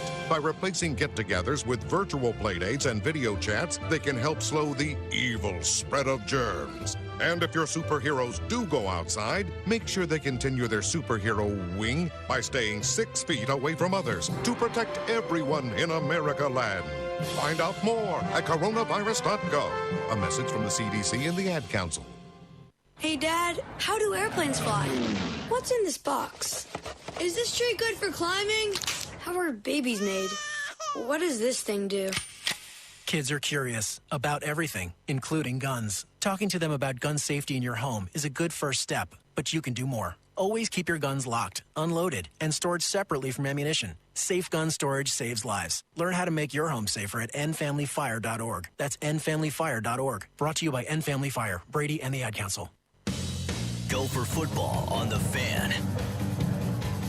Time now for our final player profile of the evening, and it's a good one. Quarterback Tanner Morgan. A year ago at this time, but when I say a year ago at this time, I mean going into the first game, we weren't really sure what the Gophers had at quarterback. There was supposed to be a battle between Zach Annexstad and Tanner Morgan. Tanner, of course, played a lot as a redshirt freshman, but there was a lot of sentiment that he might be the backup had Zach Annexstad been healthy a year ago. No such controversy this year. All Tanner did was break 11 school records, help win 11 games, including the January 1st bowl game. Unbelievable season, resulting in a second-team All-Big Ten appearance for Tanner Morgan from Kentucky. He is our final player profile interview tonight with the voice of the Gophers, Mike Grimm. Thanks, Guardsy. We are here with the Golden Gopher quarterback, Tanner Morgan. And first of all, Tanner, as you and I talk on Zoom here, it's great to see you. We weren't sure whether we'd have a football season and an opener here tonight. And how happy are you and your teammates that, yes, indeed, you're on the field here and ready to go? Yeah, it'd be great to see you, too. It's something that we're very grateful to have the opportunity to play football because, for a while, we didn't know if we were going to have that opportunity this fall. So to be able to have an opportunity to play the game we love and to play with and for each other is something that we don't take lightly, and we're very excited to have an opportunity to do so. What has the last 6 months been like from when this all started and spring ball was cut short to what your summer was like to it looked like no season, then it looked like a season, and of course I know you've had teammates that have opted out, teammates that have decided they're coming back in Bateman, teammates that maybe have a positive test at some point. I mean, it's been pretty chaotic, it seems to me, here the last 6 months. Yeah, it's definitely been a different 6 months for sure. It's been unique, but I think it has been for everybody across the country, outside of athletics as well, too. And obviously it hasn't been traditional, but the thing that's been cool about it is, we've stuck together as a team and we've done things for each other. We've had to find different ways to get things done, to accomplish things, to accomplish our goal. But at the end of the day, we focused on now each and every day individually. And here we are. It got us to this point, where we're getting a chance to play football, against a very good team. So, obviously that approach that we take one day at a time works, and it got us to this point right here.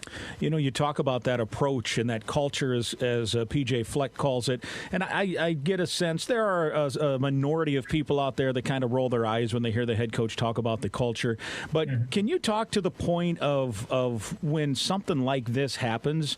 Coach Fleck talks oftentimes about how the culture can carry you through. Is that really, does that really happen? Is that really what's going on here within your walls of your locker room?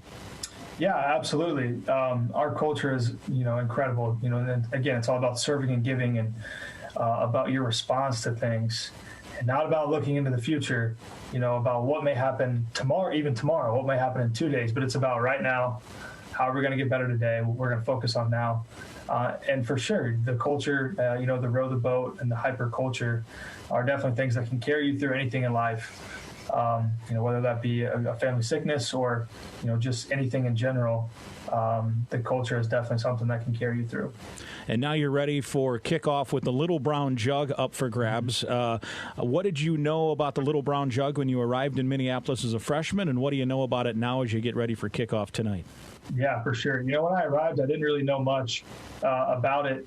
But, our players and our coaches, did a great job of, educating us about it. And it's got a lot of history, with how old it is, being such an old rivalry game. And that's something that I think is so cool. Just the pure history behind the trophy, the pure history behind the game. And having a chance to play in a game of that historical presence is something that is incredible, and that's unique to playing at the University of Minnesota, because we have 4 trophy games, and that's something that's great about playing in the Big Ten. And we love the opportunity, and we cherish the opportunity to play for the Little Brown Jug. Well, and I'm sure you've, at least in your mind, visualized the idea of running across that field and grabbing the jug. So let's say to get that to happen, what has to happen? We'll talk from your perspective offensively. What do the Gophers need to do to beat a very tough Michigan defense here?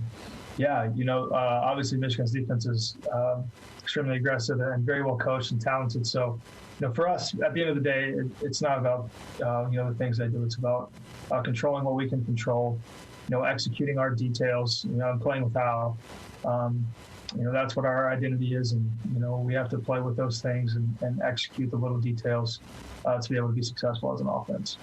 How much with the new offense, obviously, I suppose there'll be a few new wrinkles that you can, spring on them a little bit. But let's face it, the bread and butter of what you guys have done is kind of this run-pass option. How much can that be, or how can that be effective against what they do? Are there some places you can take advantage of them?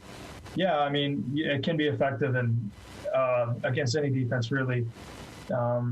Being able to run the ball and have the option to throw behind it is a lethal thing, and can be effective against whoever you're playing against, whether it's Minnesota defense or anybody. So it's obviously something that we've been successful at in the past, and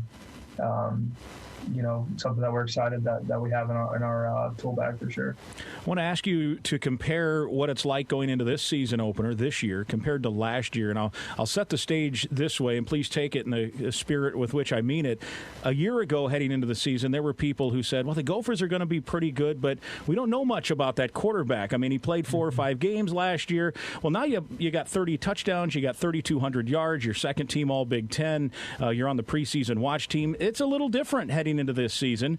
Do you feel pressure? Does it feel different? How do you approach it now when you go from the guy that people didn't know about to a known commodity? Yeah, I mean, to me, it's not any different, to be honest with you, Grammy, because really it's not about what other people say. It's about what the people in our program say about us. And you can't let that stuff, obviously get to your head and affect the way you prepare, affect the way you go about your thing. So, to be honest, it's not any different. Just focusing on each and every day individually, and being able to put my team in the best situations possible, and doing everything I can to help us win ball games on Saturdays and Fridays too. Right, no doubt, 3 times this year with Fridays, including next week. Let me ask you too about how you improve. So you had maybe the best season in the history of the school from a quarterback, 3,200 yards, 30 touchdowns, only 7 interceptions, 11 wins, all that stuff. And is there a fine line between, hey, let's just keep doing with what has worked, obviously, and 2, continue to grow the game a little bit? I mean, can you get too overboard with trying to expand what you do? And, what is that fine line to, I want to be better, but, man, you were pretty darn good last year, so don't mess with it. Right, for sure. Well, I think, at the end of the season, you obviously have to look at the things that are glaring that you need to work on and to improve on. But there's always going to be things you can get better at. But at the end of the day, you can't. There's a difference in working on the things you can get better at and improving, and then completely, changing who you are, changing your style, or doing stuff that's not who you are as a player. So there's always going to be things you can improve on. Always. We're never going to arrive as players, as a team.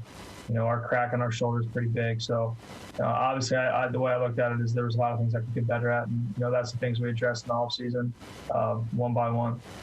All right, last one for you, and share however much info you want. If you don't want to talk at all about it, I would certainly respect that. But your off season's been unique with your dad's health situation, and right. I ask this because Gopher fans, love their players, and people want to know, how you're doing, how your dad's doing. Can you give us an update and kind of let us know what the year, this off season's been like with him? And I saw him tweet the other day that all your teammates wrote him a letter. I mean, that's pretty cool when you got 100 guys having you and your families back. Yeah, absolutely. It's been a weird offseason for sure in that aspect, but a lot of good things have come out of it. Through my dad's, growth in his faith, which has been incredible to see, as his son, And, right now he's doing elite. He's doing really good. He's, excited to come up to the game. But, obviously one thing I'd want to thank all the Gopher fans who, were reaching out and, praying for him, wishing well for him, because that meant a lot to him. That meant a lot to my family as well, just how close, Gopher Nation, Gopher family is. And, obviously, when our players, Coach had the guys send him a letter, and that's something he'll never forget, and it's something that's really cool. And I'm expecting next time I go home, those letters are going to be somewhere pretty visual that I'll be able to see right away. So, he's doing elite, and I just really thank everybody for their prayers and for their well wishes as well. Yeah, and when I met him down at the bowl game, the pride that he had in what you have been doing, and really the whole family, when we got to meet him there a little bit, you could tell the interest he took in everybody. It wasn't just the son who's the star quarterback; it was the whole family, and you can tell that it was so cool to see that. So our best to him and to you, and let's go get a win for him and everybody else here, huh? Yeah, absolutely. Thank you, Grimmy. Appreciate it. You got it. Sounds good, Tanner. Thank you. All right, Guardsy, that's Tanner Morgan, the quarterback. All right, thank you, Grimmy. Today's player interview has been delivered by UPS, the official logistics company of Golden Gopher Athletics. Our thanks to Tanner Morgan. It's time to pause 10 seconds for stations to identify themselves all across the great state of Minnesota and the entire upper Midwest. This affiliate salute, sponsored by All Energy Solar, Minnesota-based solar providers dedicated to making it easy and affordable for Minnesotans to save with solar. To learn if your home or business qualifies for a free site assessment, visit allenergysolar.com. 10 seconds on the Gopher Radio Network. You're listening to the radio home of Gopher football. KFXN, Minneapolis, St. Paul. The Fan.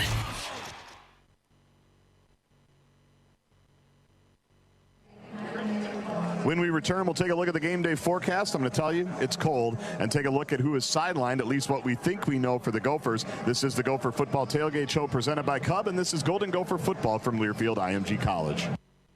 What does Julie, who runs a thriving local business, have in common with the starting quarterback? They both know how to hustle. As a small business owner, you rise before the sun and push till well after it sets. Outpace and defy expectations. Every QB needs a great team, and UPS is here to support the hustle with tools and expert advice to help you be unstoppable.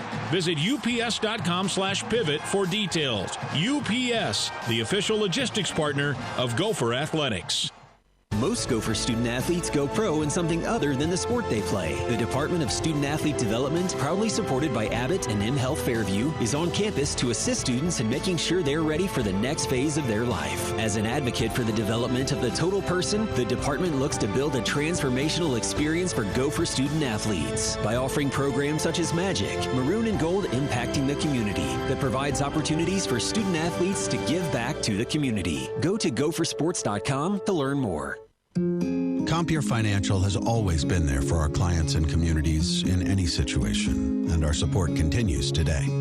Whether it's providing financial services to our local farmers or responding to the funding needs of our community partners, we're here to help. To learn more, give us a call at 844-426-6733 or visit Compeer.com today. Compeer Financial ACA is an equal credit opportunity lender and provider. Copyright 2020. All rights reserved. We are professionals. We are family and friends. We are volunteers. We are community partners. We are a team dedicated to helping you succeed. We help protect and serve America's businesses. When you need us, we're here to help. At Federated Mutual Insurance Company, it's our business to protect yours. The Star Tribune Top 150 Workplace since 2018. You're listening to Minnesota football from Learfield IMG College.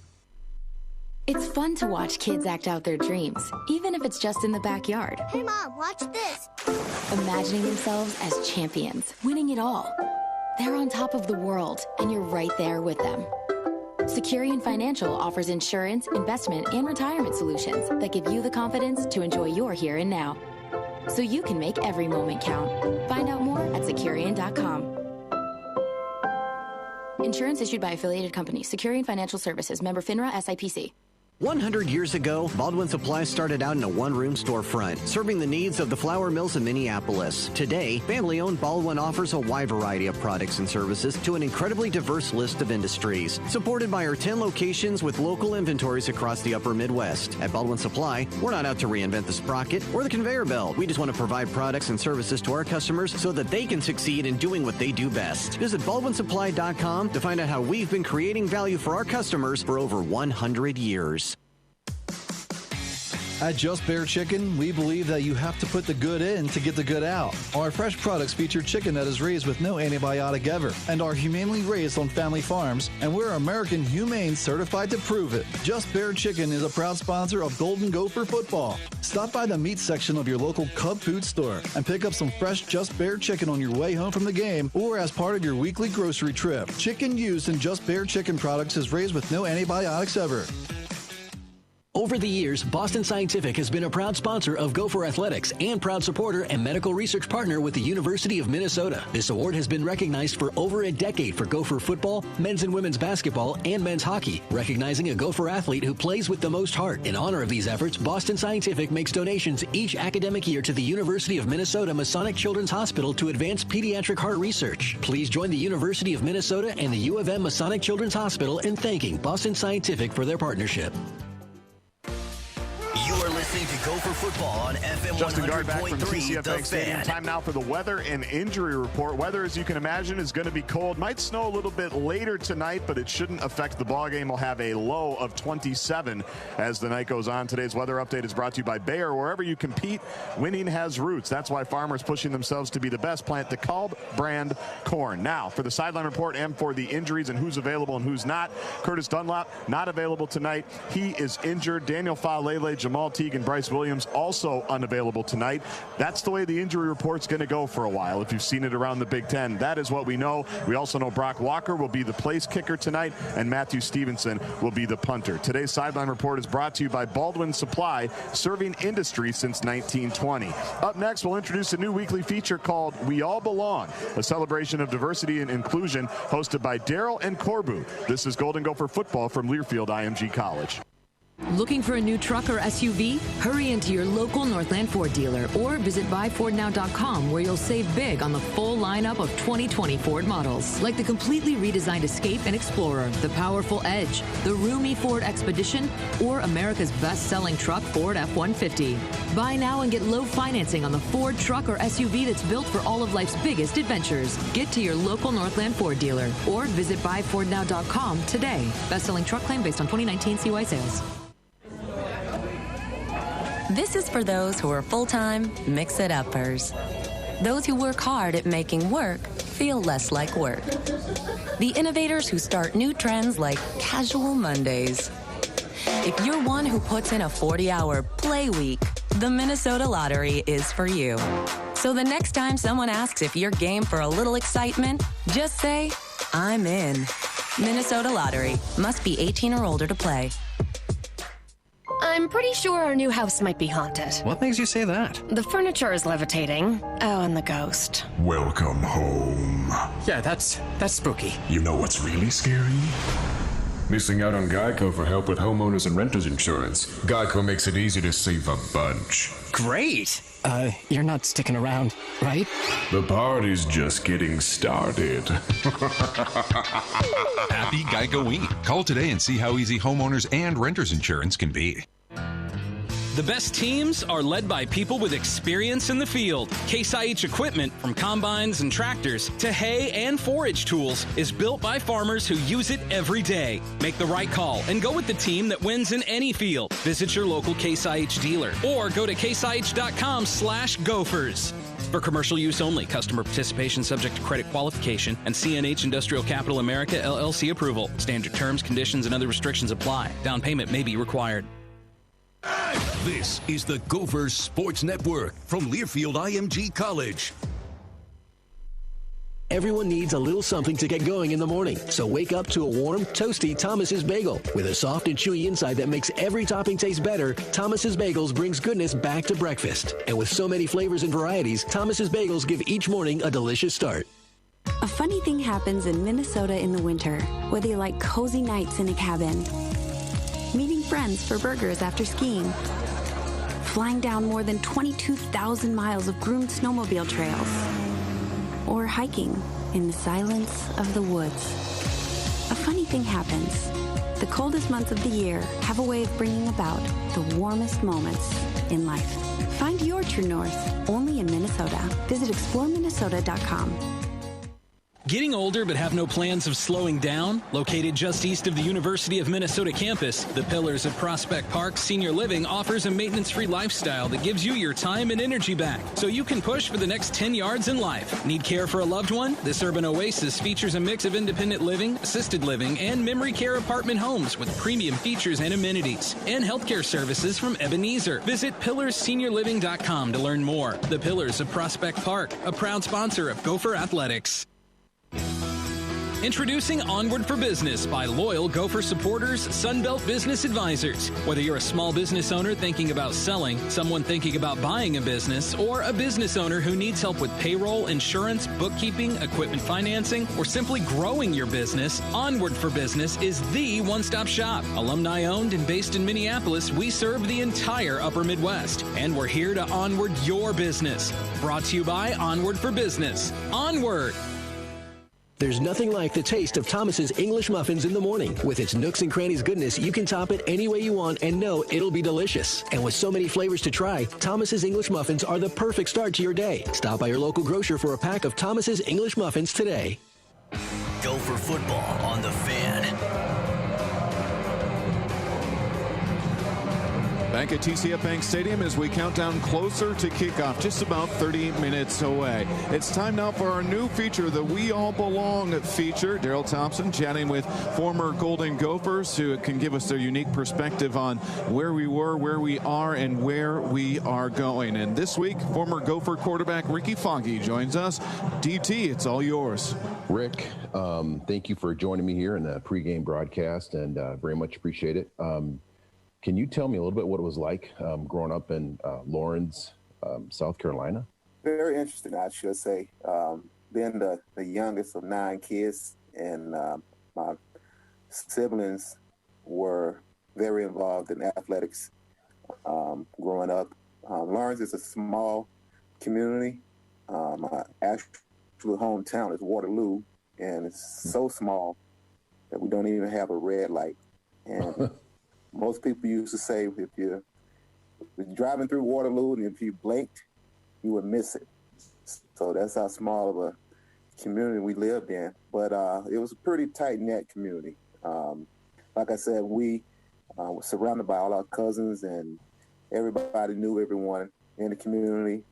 My dad was and still is probably the master barber in the community of Lawrence. And Lawrence is where our high school was located. So by the time we were juniors in high school, we had a change in our head coaching in our football program. A guy came through by the name of Buddy Jennings. He was from Furman University. And my sophomore coach told me to, start training for quarterback. And we was pretty much at a 95% white high school. And I told the coaches, we've never had a black quarterback in our school history. And he pretty much said, well, we got a new guy coming in, and he don't know that. And so he trained me that summer, and Coach Jennings came in, and I competed for the starting position and actually ended up winning the starting position at quarterback. And for our football team, our senior year, we actually won state high school championship for the first time in our high school football history. Here's one question you kind of touched on in high school that I think about a lot is you playing quarterback and being a black quarterback. I mean, you were still one of the early, black quarterbacks. I mean, do you think about that very much? I think I do now, as we look back, as we're able to look back at our past. At that point, it wasn't even a factor. I was recruited in the South as an athlete. I think I was just fortunate to land at the University of Minnesota, where they've had black quarterbacks in the past. I think it was a perfect situation for me to be able to be recruited by Coach Palermo and Coach Holtz and Coach Beckish, and they put me in an offensive system that was really similar to the same thing I ran in high school. So I was really comfortable coming in and playing as a true freshman, in the Big Ten. And so now that I look back, you can tell that there was only a handful, even if that, in the mid 80s. It didn't dawn on me at the time because, we was having so much fun. I think our teams were guys that really pulled for each other. We had some great teammates that we still hang out with to the day. The guys are, our brothers. And so, and we didn't see color. I think it's the same thing with me growing up. I don't know if the community protected us as we were kids. It was just a thing that we wasn't subjected to racism. My parents never had to sit us down and say, you can't go in this part of town, you can't go in that part of town, don't mingle with the white people. We never had that conversation. And so we grew up integrated. And so when I got to the University of Minnesota, it wasn't any different. I didn't realize, I was at a, major white university in the Big Ten in the Midwest. It was, hey, I'm here to play some football. They give me an opportunity to play as a true freshman. Hey, let's get it done. Well, one of the people that I know you talked about, and I'll kind of keep moving here, but was Sandy Stevens. So I think about Sandy, and you talk about, I think you were maybe a little bit ahead of your time. And I think Sandy was, I feel like Sandy was decades ahead of his time, being an All-American, being the black quarterback, and the things that he did and what he was able to accomplish, I think was amazing. Great man. He really taught me how to engage in this community, on and off the football field. And I appreciate the time that I was able to spend with him. Even after my playing college career, I spent time with Sandy when I came back from the Canadian Football League. And he was just a great guy. Hey, Rick, thank you for joining us in the pregame today. And we'll make sure we get you that silver butter knife steak that Sid Hartman never got you, even though we lost a great one with Mr. Hartman. Yes, we did. And I appreciate you guys having me on. And RIP Sid. We're done. Thank you. And that is Ricky Foggy. Thanks for joining us. And the We All Belong Spotlight is proudly sponsored by Blue Cross and Blue Shield of Minnesota as part of their ongoing commitment to addressing racial and health inequities. As the sponsor of the We All Belong feature, Blue Cross and Blue Shield of Minnesota is proudly donating $500 per game this season to Boulder Options, a local organization providing wellness-based mentoring to middle school youth in our community. When we come back, we'll hear from the head man himself. PJ Fleck joins us on the pregame show. This is the Gopher Football Tailgate Show presented by Cub. Two magical things come from Milwaukee: beer and power tools. Milwaukee is the beer capital of the world, and Northern Tool is the capital of Milwaukee power tools. If you need to drill, saw, hammer, grind, or screw something in right, Northern Tool has the right Milwaukee power tool for you at the lowest price. Get yours at Northern Tool and Equipment and northerntool.com. Cheers to you, Northern Tool. Northern Tool and Equipment. Quality tools for serious work. Most Gopher student athletes go pro in something other than the sport they play. The Department of Student Athlete Development, by Abbott and MHealth Fairview, is on campus to assist students in making sure they're ready for the next phase of their life. As an advocate for the development of the total person, the department looks to build a transformational experience for Gopher student athletes by offering programs such as Magic, Maroon and Gold Impacting the Community, that provides opportunities for student athletes to give back to the community. Go to gophersports.com to learn more.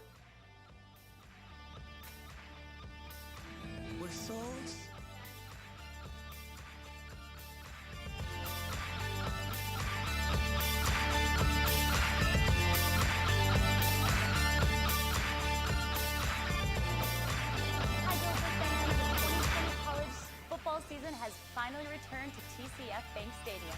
Your Golden Gophers play host to the Michigan Wolverines in a battle for the Little Brown Jug. and we're so excited to bring you all of the Gopher football action and traditions right here through Gopher Gameday Live, presented by Cub.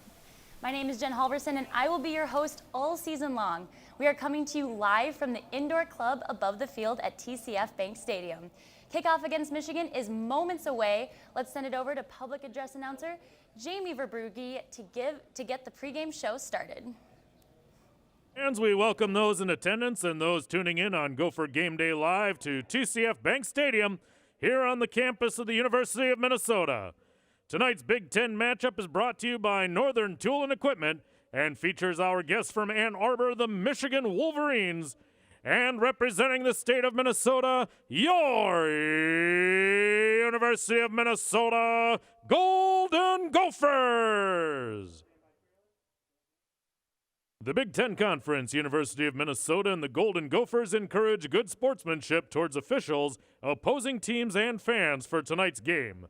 Row the boat and Sky-U-Ma. Gopher fans, it's game time, and we need you to row the boat with us.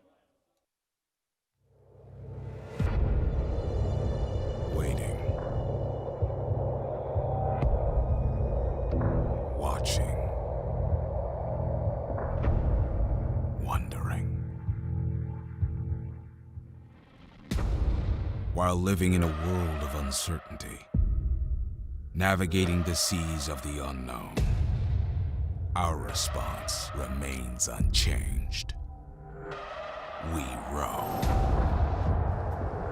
As the maroon and gold leaves fade away, the eyes of this state turn toward us, like a beacon in the night when these bright lights turn on.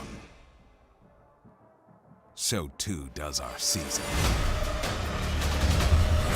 No more questions. No more waiting. No more wondering.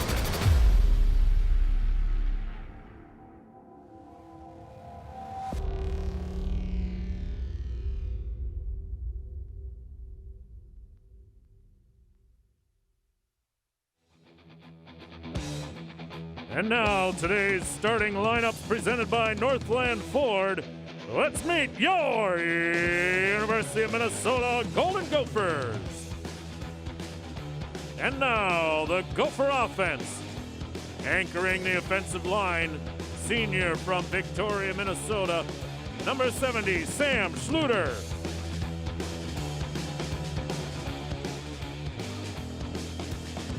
On defense for the Gophers, at lineman, junior from Indianapolis, Indiana, number 9, Seze Otomo. Graduate from Bolingbrook, Illinois, number 18, Micah Du-Treadway. Senior from Madison, Wisconsin, number 32, Keontae Chad. Junior from Golden Valley, number 34, Boye Mafe. At linebacker, junior from Mokina, Illinois, number 55, Mariano Sori-Marin. Freshman from Anoka, Minnesota, number 45, Cody Lindenberg. Holding down the secondary, senior from Roswell, Georgia, number 21, Justice Harris. Senior from Baton Rouge, Louisiana, number 16, Coney Durr. Graduate from Montreal, Quebec, number 25, Benjamin St-Just. Sophomore from St. Charles, Illinois, number 27, Tyler Newman. Junior from Las Vegas, Nevada, number 23, Jordan Howden.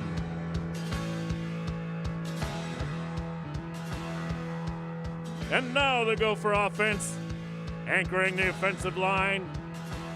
Senior from Victoria, Minnesota, number 70, Sam Schluter. Junior from Hutchinson, Minnesota, number 65, Axel Rushmeyer. Junior from Flossmoor, Illinois, number 60, John Michael Schmitz.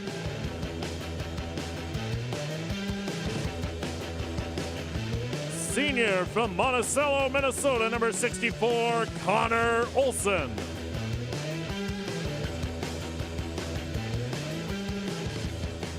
Junior from Marshall, Minnesota, number 77, Blaze Andrews.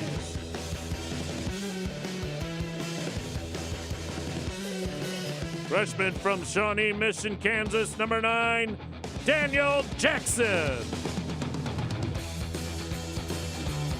Junior from Kankakee, Illinois, number 7, Chris Ottman-Bell. And junior from Tifton, Georgia, number 0, Rashad Bateman. At tight end, senior from Sioux Center, Iowa, number 42, Co Keith. At running back, junior from Baltimore, Maryland, number 24, Mo Ibraham. And under center, junior from Union, Kentucky, number 2, Tanner Morgan. The head coach of your University of Minnesota Golden Gophers in his 4th season, P.J. Fleck.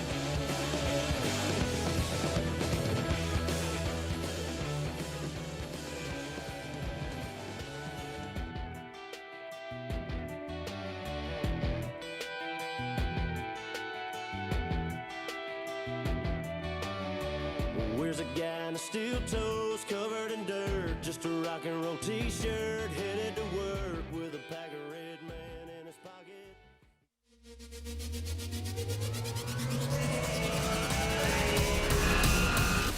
Let's be revolutionary. We could be so much more.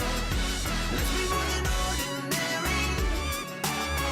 Why don't we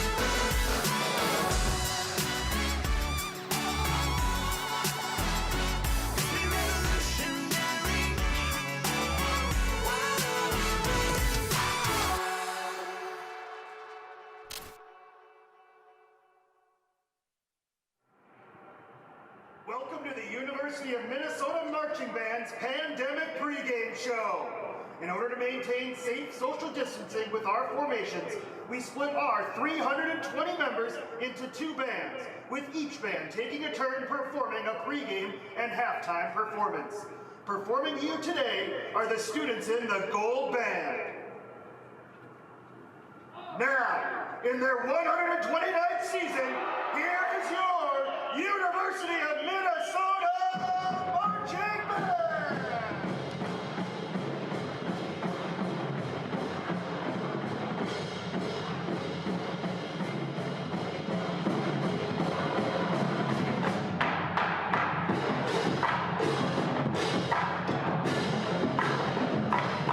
Under the direction of Professor Betsy McCann and Dr. Laird Sample, this is the Pride of Minnesota!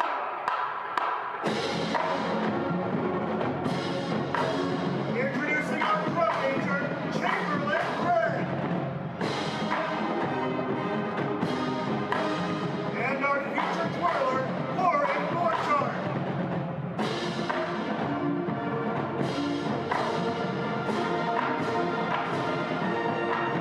This is John Philip Sousa's Minnesota March.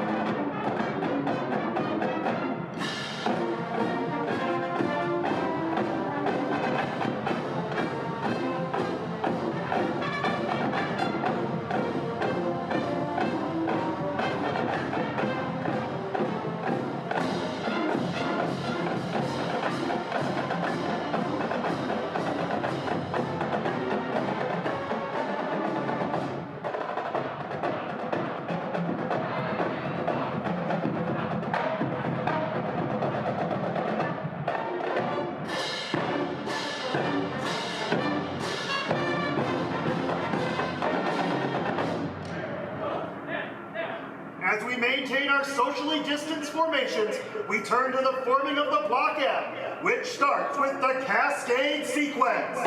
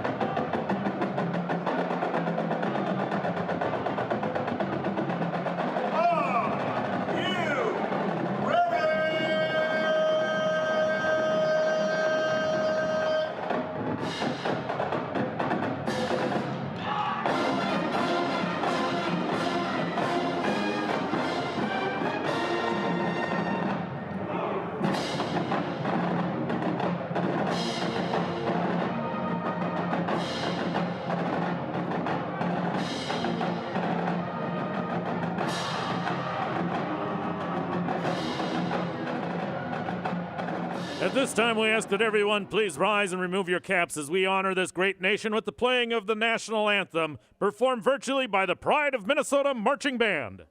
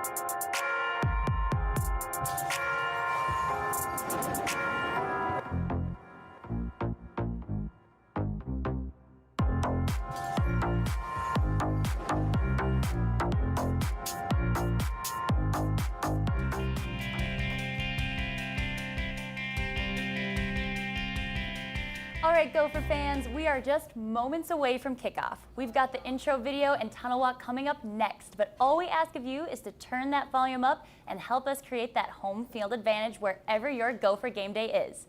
It may be a late crowd here at TCF Bank Stadium tonight, but don't think for a second that we can't hear and feel your support from home. We're glad you're here with us, Gopher Nation. Let's get this thing going.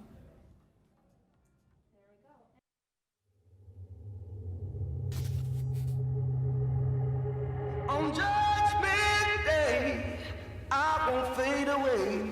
I'll be pushing on till my dying day. I won't give it all away. I'll be pushing on. I'll be pushing on.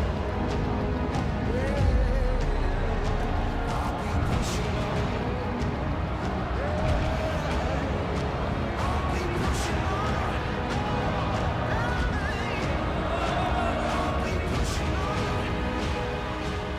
Crowd is going nuts right now. Talking defense here. Sideline going crazy. third down and 23. Has time, waiting, pressure comes, firing toward the end zone. Intercepted! Gophers got it! Lehman's out there. One-handed grab! Touchdown! Down the sideline they go! 30, 20, 10! The place is gone nuclear! Touchdown!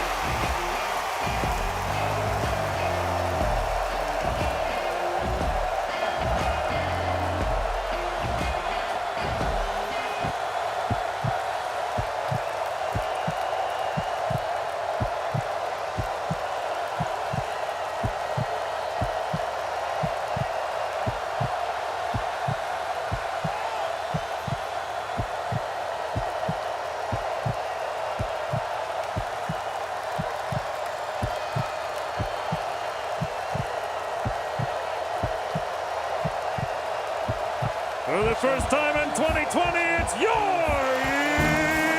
University of Minnesota Golden Gophers!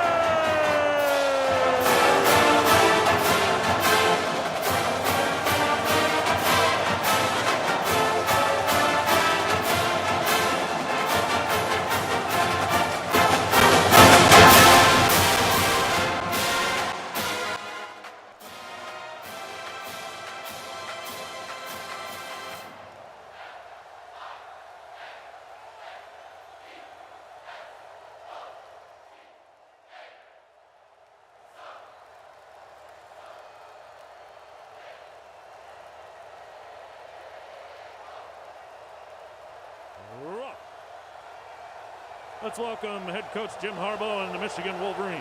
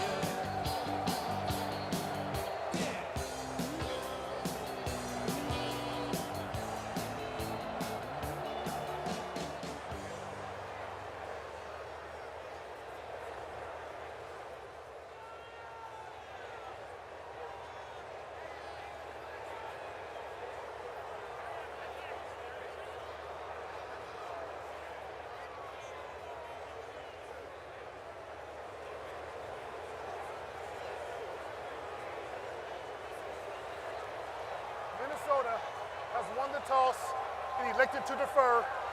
Michigan will receive at this end. Gentlemen, good luck. Woo!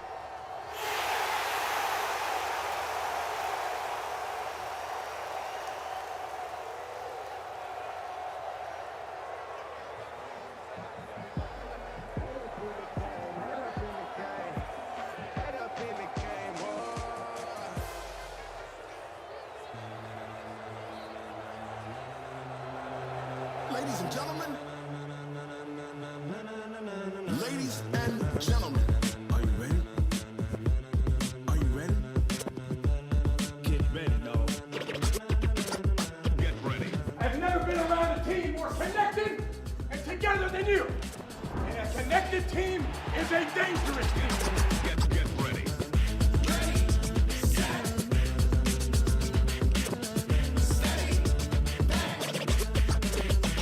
This be the green light, go.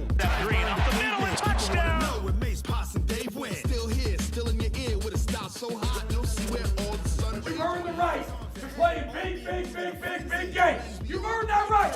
Meaning credentials. Best of both worlds when we rocking over pearls and the instrumental. Stutter steps hit in the backfield. Boye Mafe. Rhythm as hard as you can go. Keep steady, let it rock, turn it up. We giving a show. But can you rock it like rocket? What you talking about? Space out your mind. But can you To the one toward the goal line. Yes, sir. Touchdown. Oh, I'm a disc jockey.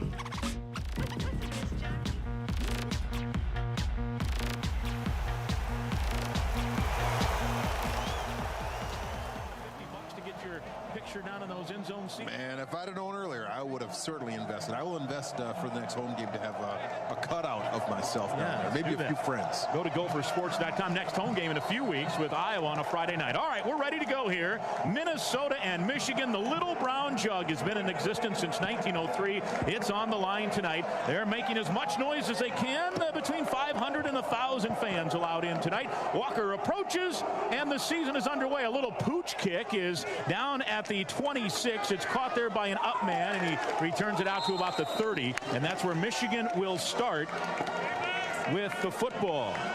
The starting lineups tonight brought to you by your local Northland Ford dealers. Visit buyfordnow.com, and your local Northland Ford dealer. Ryan Nelson was the man on that kick return. Let's take you through who we think will be the starters as we try to confirm that. We know up front it will be Hayes and Mayfield, the tackles for Michigan, Stuber and Filiania, the guards, and the fifth-year senior making his first start at center is Vastrois. The quarterback is Joe Milton. Charbonnet and Corum start in a twin-set backfield, offset pistol formation. Two receivers to the right. The first play is a quick pass near side. It's caught out there by Corum, and he's got a lot of space to the 40, to midfield, and into Minnesota territory to the 46. His first touch of his career, and it goes for 24 yards into Minnesota territory. Mariano Sori-Marin on the stop. He's the starter at middle linebacker. The rest of the group goes this way. Thomas Rush gets to start at one end. At the other end position is Asezi Atomewa. The tackles are D'Angelo Carter and Mike Adu Treadway. Milton out of the pistol. Charbonnet, the running back in the backfield. It's a keeper by Milton trying the right side and stumbling forward for a couple inside the 45 to the 44, and a late block, and a flag flies late as one of the Gophers got carried into the sideline. Mariano Sori-Marin was being blocked by the fullback Ben Mason, and I think Mason may get penalized here for that block that extended all the way to the Gophers sideline. The stop, true freshman Cody Lindenberg, the freshman from Anoka, is making his first career start in his first career game. Let's get the call here. After the play, unsportsmanlike conduct, offense, number 42, 50-yard penalty from the end and run, first down. This is his first foul for unsportsmanlike conduct, at least towards disqualification. Yeah, this is after the play. Did he say first down? It should be second down, right? Because it was after the play. Yeah. The first down gain was a gain of a couple. And they'll, I would assume, tack this on. Yeah, it'll be second down. Justice Harris is that nickel back. Such a key spot last year filled by Chris Williamson. Howden and Newbin are the safeties. Durr and St. Just are the corners. So I think we have it all set for you for the Gophers. The linebackers, Sori-Marin and Lindenberg. Wow, they are saying it is first down, even though it was after the play. Back to passes. Milton wants to throw over the middle. Behind his target and incomplete. The intended target out there was Cornelius Johnson, the sophomore out of Greenwich, Connecticut. It's second down. I believe it should be third down here, and so does P.J. Fleck on the sideline. That was after the play, and now they're going to stop play as there's confusion. Everyone's rusty a little bit here to start. The down should be 3. It is third down, thank you. So they do get it correct now. And it's third down, and the pass rush unit comes on. That includes Boye Mafe. Terrell Smith will come in as an extra defensive back. Thomas Rush stays in and shifts back nearly as a linebacker, and only 3 linemen, and they're all standing right at the line of scrimmage on third down and 23. Milton, the lone back in the backfield, the quarterback. Confusion now from the Wolverines. Milton looking to get the signs. It's a 5-receiver set, 9 to snap on third down. Last year, Michigan completed 39% on third down. Milton to pass. Pressure comes. Flush from the pocket. Mafe in hot pursuit. He's got him, and down he goes. Back at the 32. Hey, when you're on the pregame show, you get a sack on your first play of the game. Boye Mafe, and it's fourth down. Boye Mafe out of Hopkins. I've been watching him in practice for the last couple years, and I've always been excited. And Carter Coughlin was a great defensive end, but I tell you, they did not lose much with Boye Mafe right there, using his speed to bring down the big quarterback, Joe Milton.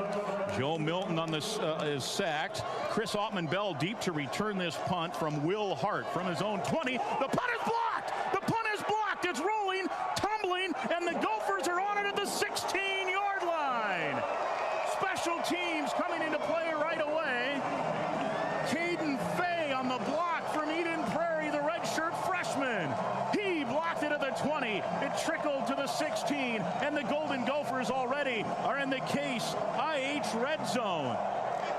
The best teams are led by people in the field. Case IH equipment built by farmers who use it every day. Learn more at caseih.com/Gophers. It's the opening drive brought to you by your local Toyota dealers. For more info on your favorite Toyota models, visit toyota.com. Gophers come out with Mo Ibraham, the back in the backfield.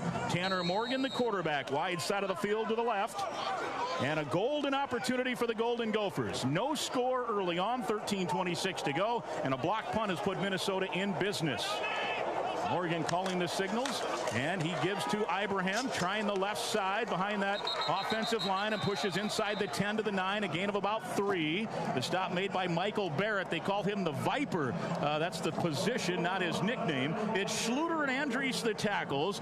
Axel Rushmeyer out of Hutchinson, one guard. Olson, the other, out of Monticello. And John Michael Schmitz is the center. Ibrahim and Trey Potts now in an offset pistol formation in the backfield. O'Keefe, the tight end left with Ottman-Bell. Receiver wide right is Bateman. Second down and 8 from the 9. It's play action. Morgan rolling right, waiting, throws. Keefe, touchdown! Cole Keefe! Gophers lead it 6-0. Outstanding patience by Tanner Morgan that play. I looked out in the flat and I said, hey, look, throw it to the fullback. He's wide open in the play. I said, you know what? Give me a little bit more time, which the offensive line gave him. I found O'Keefe right on the end zone. O'Keefe, nice job of looking at it, and that ball was a little bit behind him on his shoulder pad, but he had nice concentration, reeled it in, scored the first touchdown of the year for the Gophers. Gophers in the end zone, their first touchdown. If you're game for a little excitement, say I'm in and play the Minnesota Lottery. O'Keefe has had a 2-point conversion reception in his career, never a touchdown. He has it now. Minnesota leading 6-0. New offensive coordinator Mike Sanford had a short field to work with, and he took advantage. Brock Walker, the extra point. Snap back, spot down. The extra point boot is up, and it is good. The drive summary presented by Affinity Plus Credit Union. With every scoring drive this season, Affinity Plus donates $150 to Special Olympics of Minnesota. For Minnesota, 2 plays, 17 yards. It took 42 seconds. O'Keefe, the reception from Tanner Morgan. Minnesota 7, Michigan nothing. 12:44 to go first quarter. This is Golden Gopher football from Learfield, IMG College. It can happen.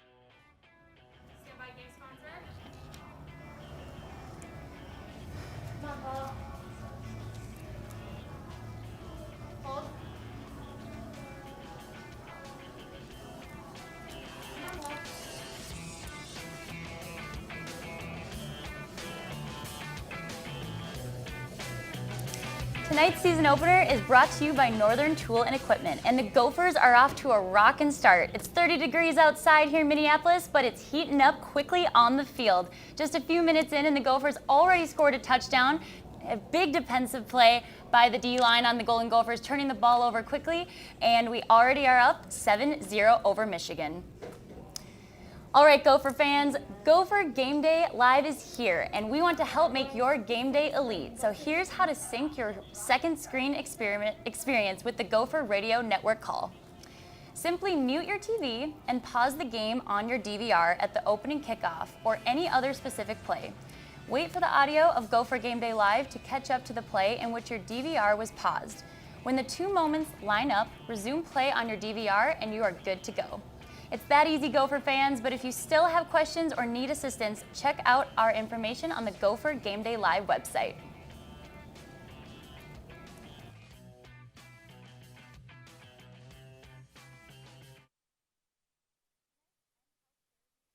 Hero is Jacob Andrade from Baxter, Minnesota. As a 2-year-old, Jacob was diagnosed with chronic anterior uveitis, which is an inflammation of the eye that won't go away. Treatment consisted of traveling to Masonic Children's Hospital 2 to 3 times for treatment, surgery, and a treatment plan to keep the inflammation under control. Now, an active 8-year-old, Jacob enjoys singing, hanging out with his 4 brothers and sisters, and he enjoys sports, especially the Gophers. Ladies and gentlemen, I caught up with him earlier to join us in welcoming tonight's Goldie's hero, Jacob Andrade, and his family from Baxter, Minnesota. This or that with Jacob Andrade. Do you like maroon or gold? Gold. Minneapolis or St. Paul? Minneapolis. Summer or winter? Summer. Football or basketball? Football. Minnesota or Michigan? Minnesota. Woo! I like all your answers. Is there anyone at Masonic you'd like to thank or give a shout out to? All the doctors that helped me with my eyes. Thank you, Jacob. You guys are awesome. That hurt him. Here's a little squib kick, and it's picked up by Mason, and he takes a knee right at the 30, which is about where the last drive started. 30 degrees right now at kickoff. This is the coldest temperature at kickoff in a home game in October. The previous coldest one was back in 09, the first season, when the Gophers hosted Purdue in a cold tilt here in the... I was shoveling a couple days ago. Yeah, it's unbelievable, right? I couldn't believe that. We had like 9 or 10 straight beautiful Saturdays for football. We didn't have a season, and the season starts, and we got 9 inches of snow on Tuesday. But pretty nice here tonight. Minnesota leading 7-zip, 12:43 to play, first half. Block punt, 2 plays, touchdown. Mason in motion for Milton and the Wolverines. The handoff to Charbonnet, huge hole up the middle, and he is gone. See ya. 40, 30, 20, 10, touchdown Wolverines, and we're an extra point away from a tie game, 70 yards. The sophomore, Zach Charbonnet, no one in the middle of the field. He was untouched. Oh, you talk about missing Winfield and Thomas Barber. Michigan shifted on that play, went in motion. Everything was open on the field. The line of scrimmage there was that little crease. Nobody was in that crease, and then it was off to the races. So that is definitely not how you want to finish or start the game, but now we're back to basically 0-0. Yeah, extra point coming here from the kicker, Jake. No, is it Jake Moody? Yes, Jake Moody is the kicker. He started 2 years ago. Quinn Nordine started last year, and it's Moody with the extra point. It's up and good. No offensive, one offensive play. One play, 70 yards. It took 10 seconds. And with 12:33 to go first quarter, we're tied 7-7. Big plays. And Darryl, we've been seeing that not just so far in college football, but even the NFL. There's no training camp. There's no practice in pads, and there's just kind of mistakes being made. Well, and guys just got caught up in the wash. I just saw, the linebacker got caught up in the wash. The safety and the other safety, kind of goes in motion. You get out of spot, you get your eyes in the wrong spot. Next thing you know, someone's running the other direction wide open towards the end zone, and that's exactly what happened right there. Yep, Justice Harris, the safety, had the best shot at him. I'm not sure if that's his responsibility, but he got blocked by the receiver, Wilson, and the next thing you know, Howden and Lindenberg couldn't catch him, and away he went. Well, you just think about Lindenberg, the freshman. He hadn't seen this happen. He made a really nice play in that very first drive, and then there, he kind of gets caught up in the wash. And in high school, you can run those type of plays down, and here in college, you don't get a chance to run those type of plays down. Moody to kick for Michigan from left to right, deep to return.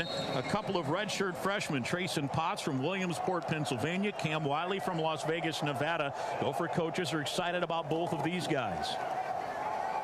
Boy, what a start. 7-7 the count. 2.5 minutes into the game. Moody's kick is a high but short kick, and a fair catch called at the 5-yard line. He runs it, but that he called for the fair catch. Minnesota will get it at the 25-yard line. Signal for a fair catch. Therefore, the ball we place at the 25-yard line.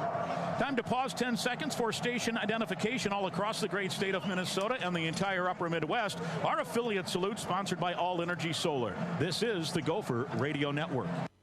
You're listening to the radio home of Gopher Football. KFXN, Minneapolis, St. Paul. The Fan.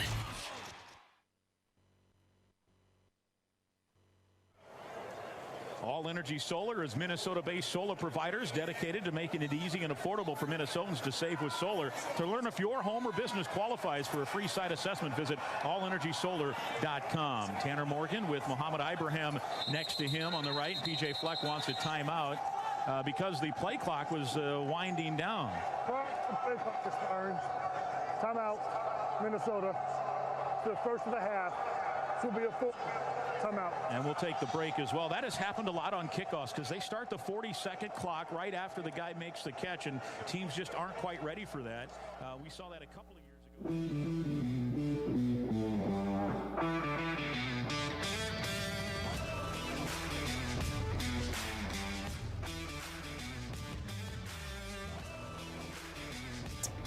Showing our appreciation for some special community frontline workers from our partners at Cub Foods.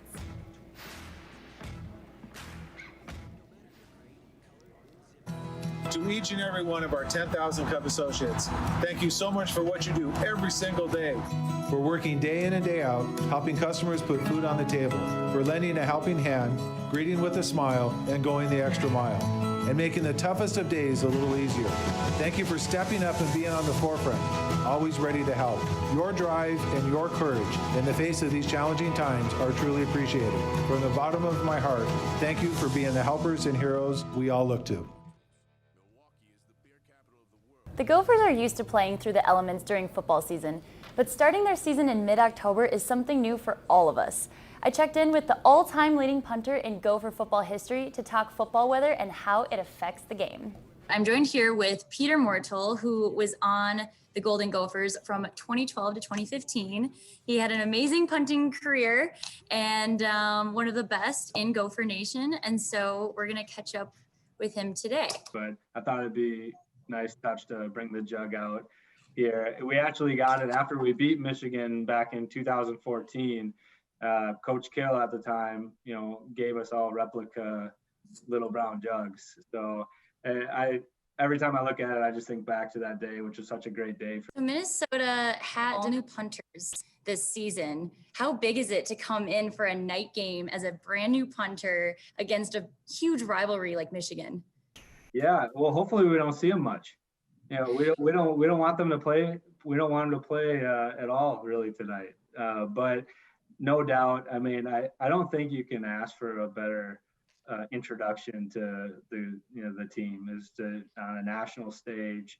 I mean, this is what you work for, 365 days a year. What was your mental approach in those situations? Like you said, with the stadium being a little weird and the winds, what was your mental approach when you stepped up to perform and it was your time?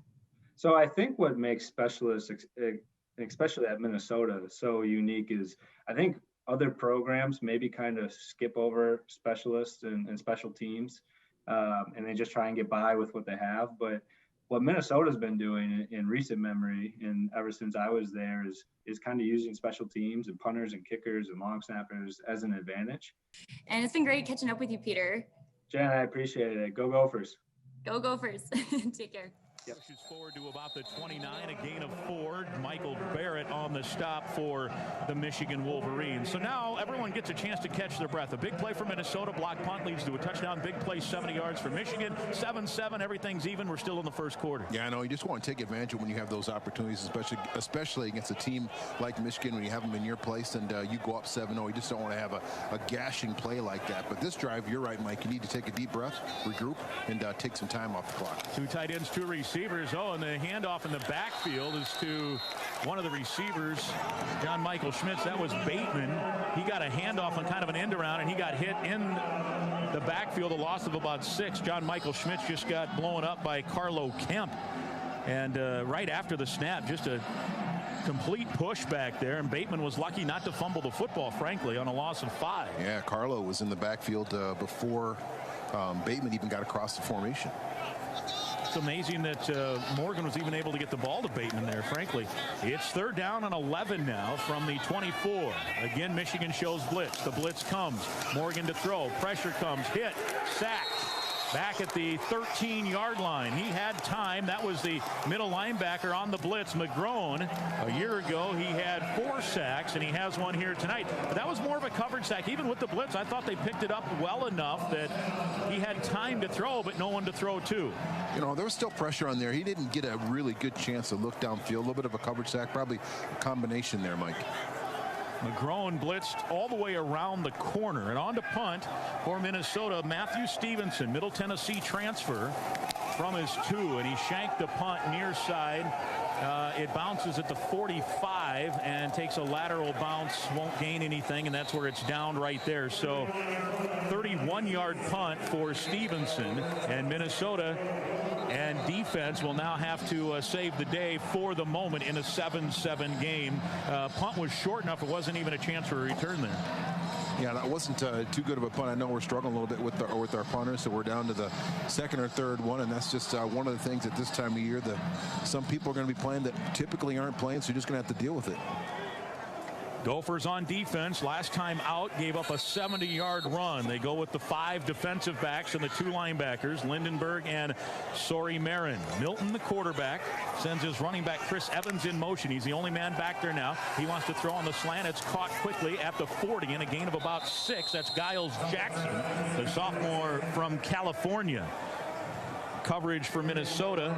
John Ani now is the linebacker out of St. Paul. He is in for Lindenberg. Justice Harris stays in at that nickel. It's a 2 linebacker set, and now coming back in will be a 3rd linebacker, Lindenberg, and coming out will be Harris. Yeah, and on I think 2nd and 5. And that's what we're going to see, Mike. We're going to see a couple different linebackers, Ani and Lindenberg, and Sori Marin, as long as until they get it figured out what they want to do with their linebacker spot. And here's a straight handoff. That is Haskins, the St. Louis native, and he is stopped at the line of scrimmage. Good job that time. Lindenberg that time plugged the hole. No gain. It'll be 3rd down and 5. Michigan on 3rd down.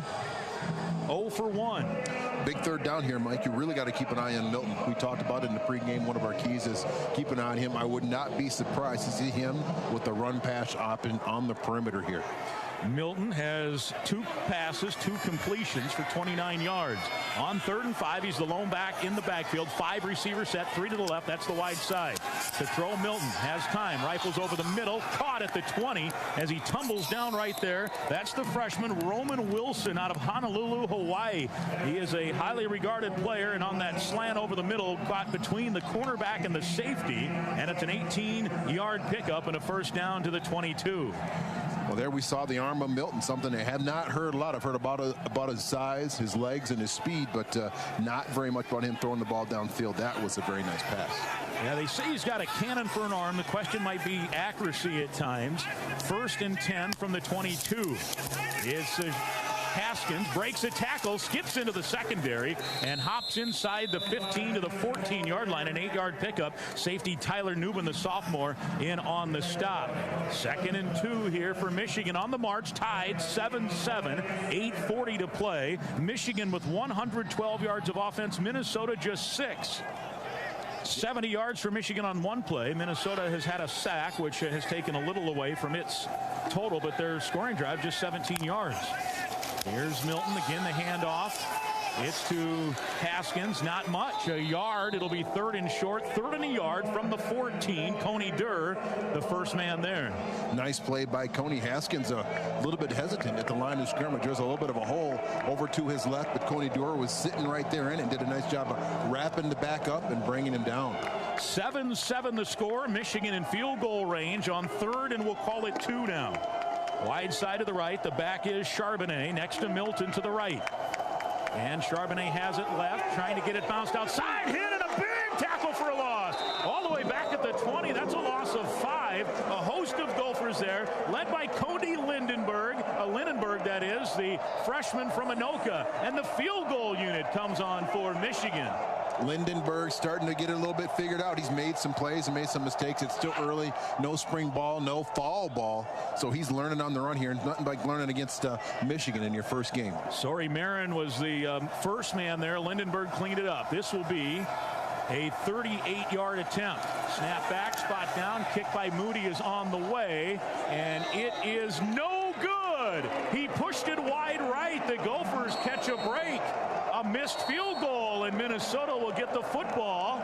After the missed field goal, we are tied 7-7. 7:14 to play first quarter. Washburn McCreevy Funeral Chapels and Cremation Services, family owned.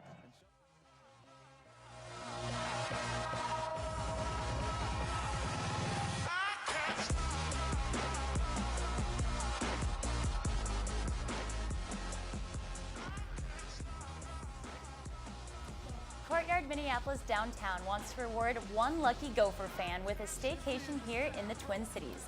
All you need to do is visit gophersports.com/courtyard by the end of the third quarter. We will announce the winner during the fourth quarter, so make sure you stick around to see if you're tonight's winner. One more time, Gopher fans, that's gophersports.com/courtyard for your chance to win. Gopher fans, be sure to check out the new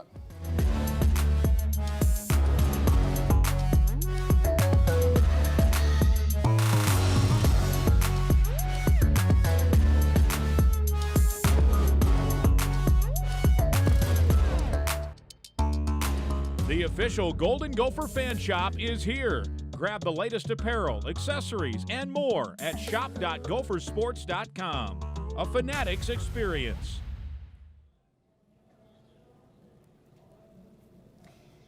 Gopher fans, be sure to check out the new Golden Gopher fan shop brought to you by Fanatics. This is the best place to grab all of your Gopher gear, including all of 2020's top styles for every Gopher fan on your team. The Fanatics experience provides the best prices and daily discounts, all at the click of a button. Gear up for game day at shop.gophers.com.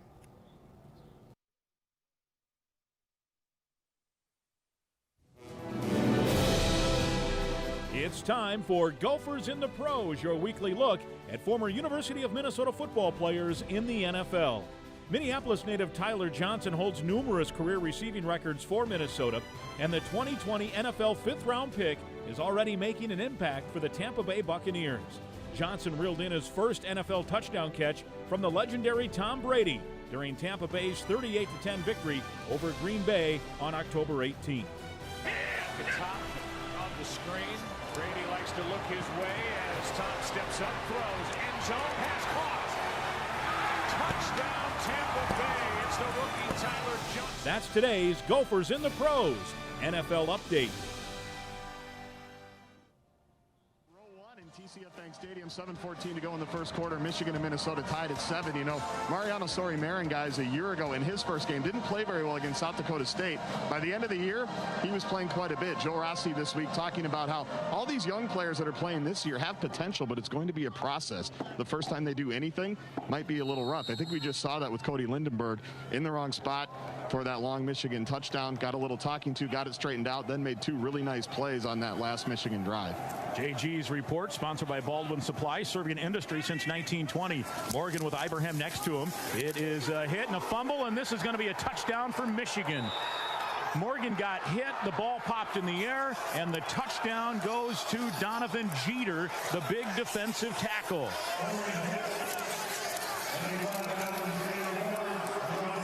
And it's 13-7, back-to-back sacks. Michigan ended the drive with a sack the last time. This time he got hit, did Morgan right in the chest. The ball popped in the air on the safety blitz, and it landed right into the arms of the waiting big defensive tackle, Donovan Jeter, 6'3", 318. Barrett was the blitzing linebacker who put the hit on him, and Michigan has its first lead of the game at 13-7. Moody for the extra point, and the kick is up, and it is good. Well, Mike, that's one of those things that's going to happen, especially early in the year when you don't have spring ball, you don't have fall ball, you don't have very much contact. You don't get to work on blitz pickups and things like that, so that linebacker comes clean on that play and makes a humongous play, and unfortunately for the Gophers, the interception, fumble, whatever it might be, and then there's obviously 7 points. Painful. Yeah, the Gophers have now, with that sack, just 1 yard on the night. Michigan with 114. And it's 14-7, the Wolverines lead. Don Brown, we've heard about him, their defensive coordinator, coming up with a lot of different looks, a lot of different blitzes, and that was a blitz. Barrett was lined up across from Ottman Bell. He's a linebacker, but he will cover the slot guy as that Viper, they call it, position. And I think he was able to fool. Well, he's the Viper for a reason. Yeah, I mean, he's going to blitz. He's going to be in that run supporting right there. He comes off, he blitzes, and makes a huge play for the Wolverines. So it's 14 straight on big plays for Michigan. Sack, fumble, touchdown. And the 70-yard run by Charbonnet. Minnesota's score came as a result indirectly of a block punt, which set up a short field. So big plays early here for both teams. Michigan leading 14-7. Potts and Wiley are deep. And Moody approaches the ball, kicking as we look at it left to right toward the student section. And Wiley from the 1 will return it to the 10, working outside of the 20. Stutter steps there, and he's out to the 21. A late flag, 2 late flags. And I'm going to say that ref threw that flag about 40 yards in the air. He was emphatic about that penalty marker, and I think both refs spotted it. Minnesota's going to start deeper in its own territory here than they wanted to, again, after back-to-back sacks. Yeah, not quite the sharpness that we're used to out of a Coach Fleck team, but it is obviously the first game of the season. Minnesota, one of the least penalized teams in the country a year ago. That was a 20-yard kick return. Let's see, this might go against. During the return, the legal block in the back. Receiving team, number 36. 10-yard penalty from the spot of the foul. First down. So it will push him back to the 10, and so Minnesota starting deep in its own territory. That was Bishop McDonald on special teams. And it's a 14-7 score. Yeah, the offense has got to take a deep breath here. That offensive line's got to kind of regroup in the backs, and everyone's got to, we got to realize that we're, obviously there's plenty of time left. It's still 7 minutes to go in the first quarter, so we got to regroup, take some time off this clock, and put some points on the board. Any kind of points on this drive would be a success. Tanner Morgan's been sacked twice. He's 2 for 2 for 9 yards. He has a touchdown to Co Kieft. They now are basically playing with 8 guys in the box, including now Josh Ross, who is one of the linebackers. Here is a handoff to Ibraham, no gain. And he's chopped down by defensive end Kwity Paye, a second-team All-Big Ten performer a year ago. No gain, 2nd and 10 from the 10, 14-7. Michigan the lead, 6:45 to go first quarter. Yeah, and that offensive line right now doesn't look too sharp. There's been some penetration and things like that at the line of scrimmage. Hopefully, as the course of this game goes on, defense always has an advantage early in the season, especially the first game of the season. Remember, a year ago, the offensive line struggled in the first game or two and then really started to play better once the Big Ten season started. No preseason or non-conference games this year. It's right at the start, Big Ten play. Morgan to throw on 2nd down, wants to go deep.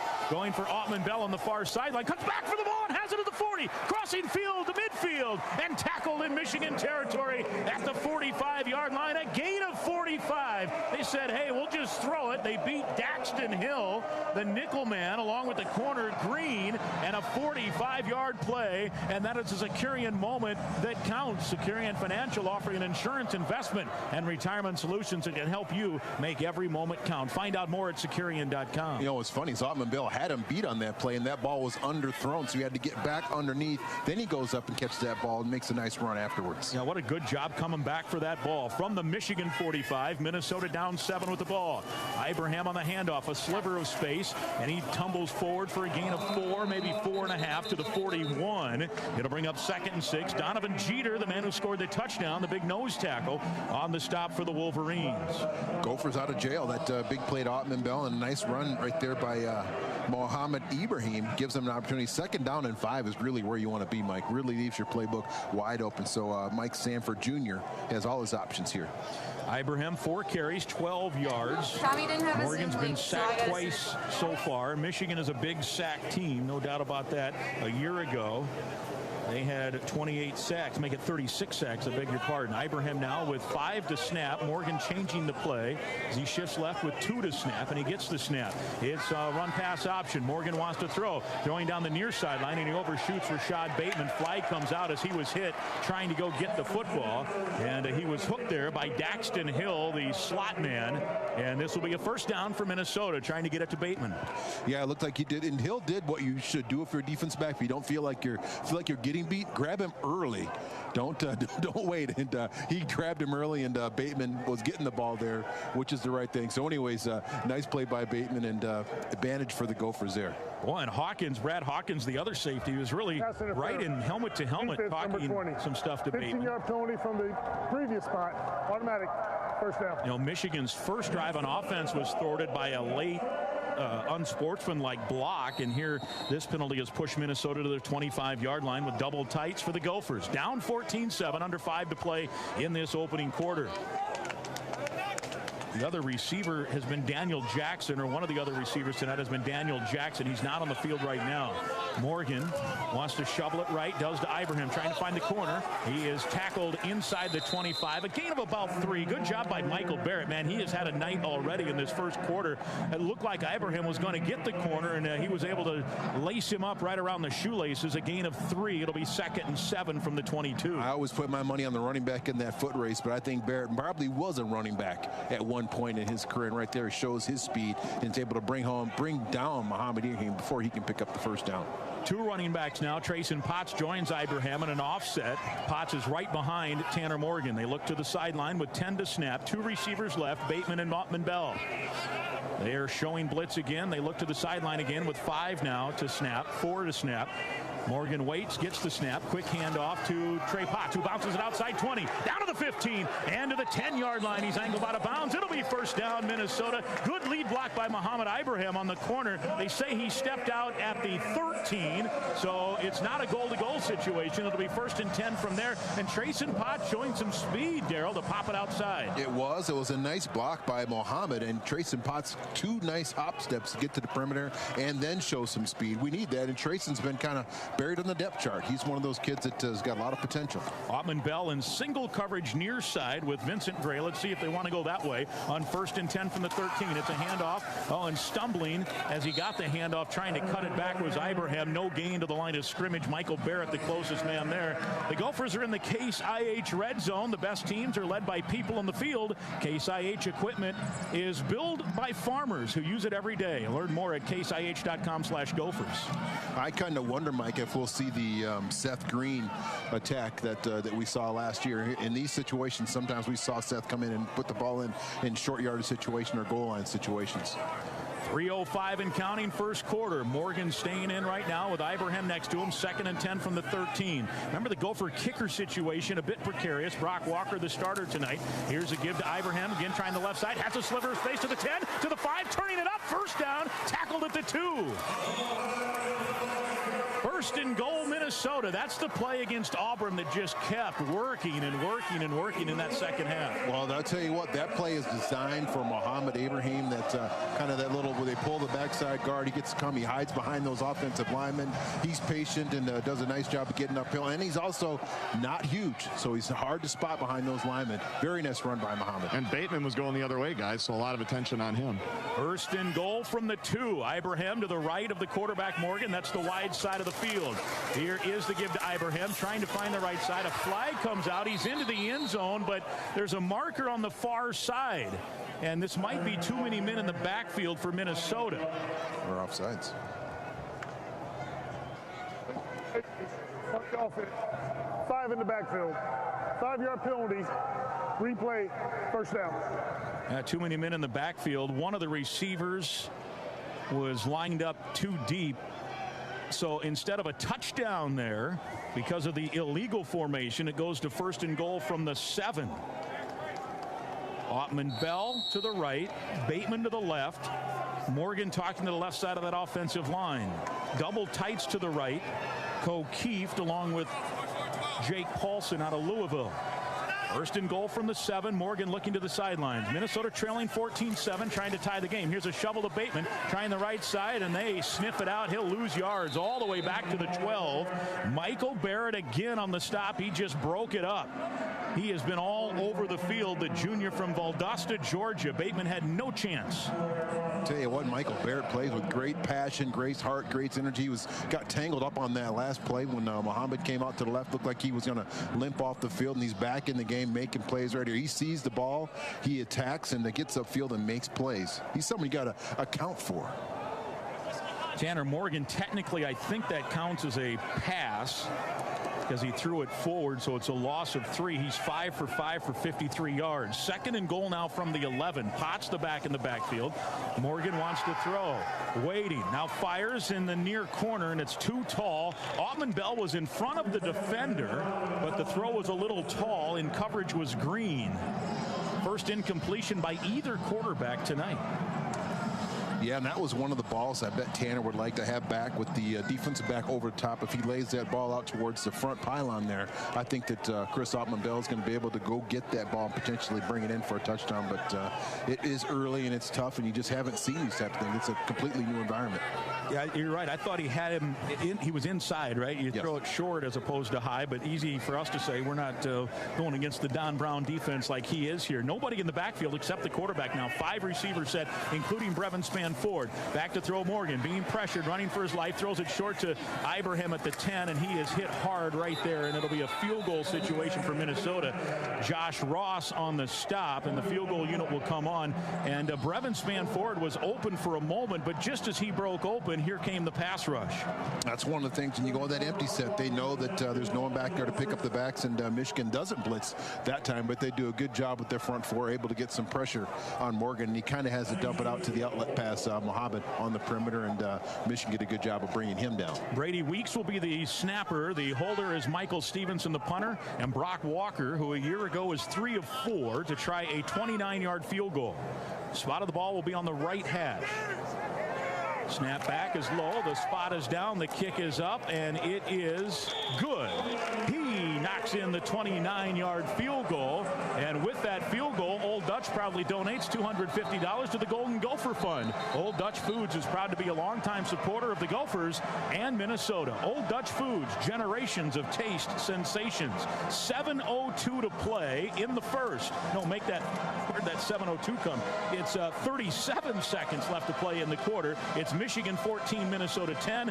The Affinity Plus drive, 11 plays, 79 yards. It covered 6 minutes and 25 seconds. With every scoring drive this season, Affinity Plus donates $150 to Special Olympics of Minnesota. Tonight's game is sponsored by M Health Fairview, reminding you that flu season isn't taking the year off, and neither should you. Get your flu shot today. So 14-10, 37 seconds left here in this first quarter. And what a drive, Darryl. 79 yards. They had a couple of third down conversions. They were backed up all the way at the 10. The bad news is you had it first and goal from the 2, a bad penalty with too many men in the backfield, a sack or a near sack, and the next thing you know, it's a field goal and not a touchdown. Well, you know what, Mike? It's kind of what we talked about in our pregame, what we opened up with. You know, it's the jitters, it's no non-conference, it's the spring game, all those things that don't happen. You just got to react to it here. And here's a touchdown on the ensuing kick, a squib kick. Michael Barrett picks it up. He's to the 20, to the 15. He does get angled out at the 8. And kick coverage is a head-scratching situation in terms of pooch kicks and squib kicks and kick return for touchdowns in bowl games, and it bites its head again. 8-yard line is where they end up. How they can't just find a kid on campus to kick out of the end zone, I don't know. And it'll be first and goal for Michigan. Yeah, I don't know that either. And I tell you, I kind of like the philosophy. Since you don't have that, you're kind of squibbing it, you're kicking it. They're like miniature onside kick opportunities, but you still got to contain, keep somebody in front of you and try to wrap them up and bring it down. And there, Barrett scoops that and almost takes it to the house. Game-changing play, 14-10, Michigan first and goal with 2 backs in the backfield now.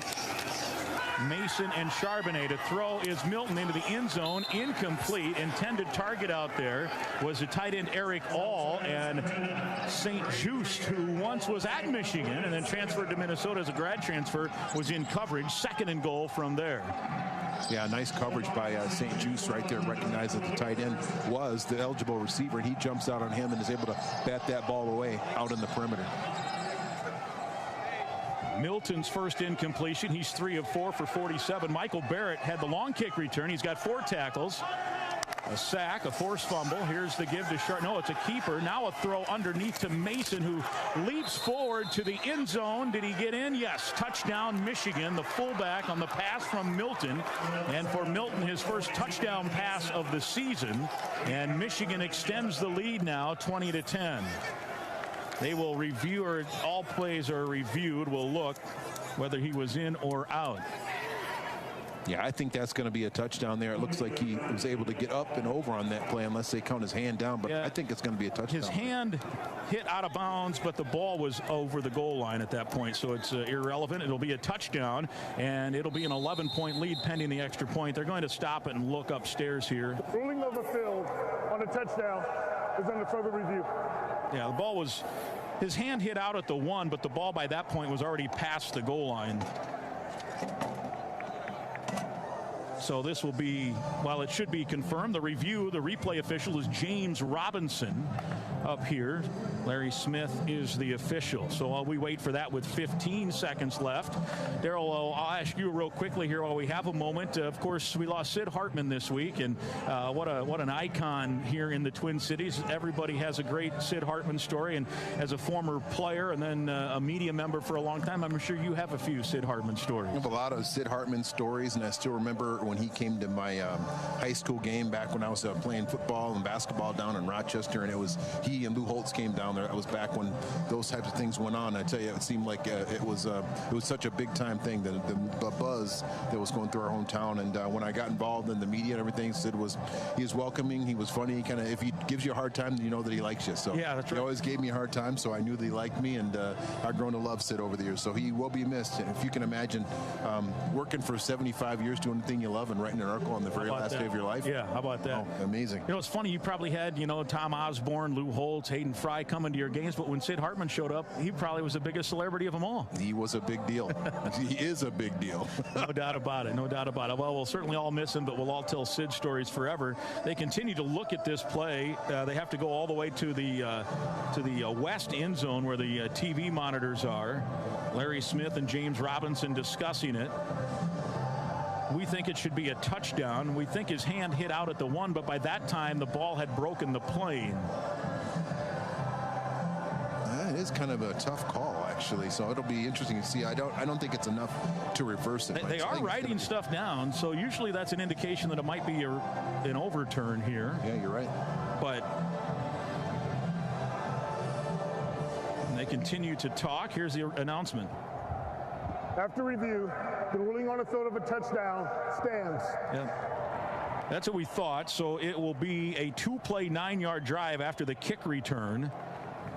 And special teams early helped Minnesota with a block punt.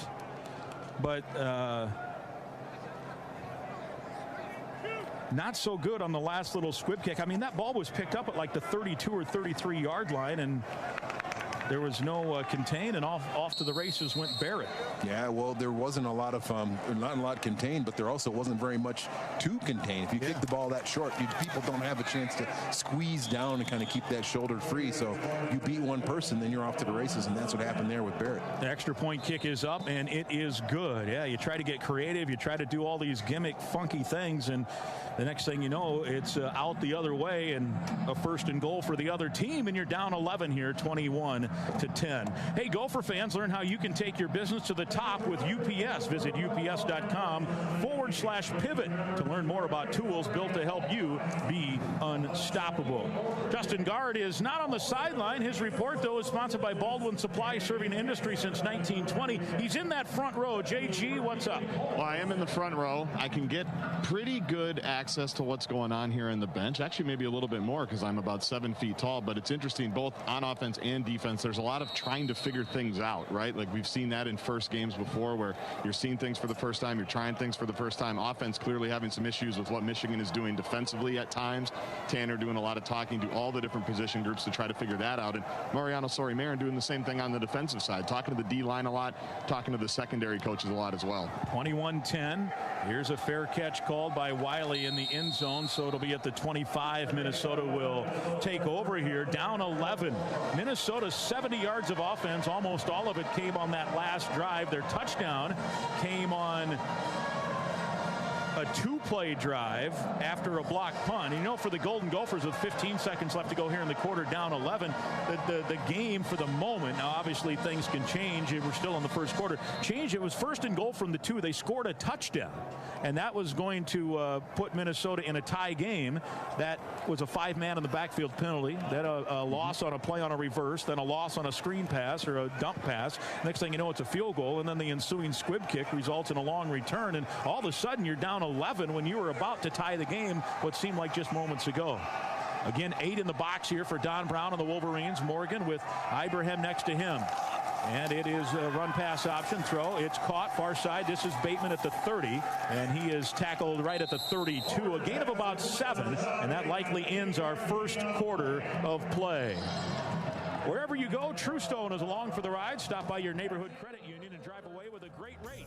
Membership over the Twin Cities and St. Like that, that's what I'm saying.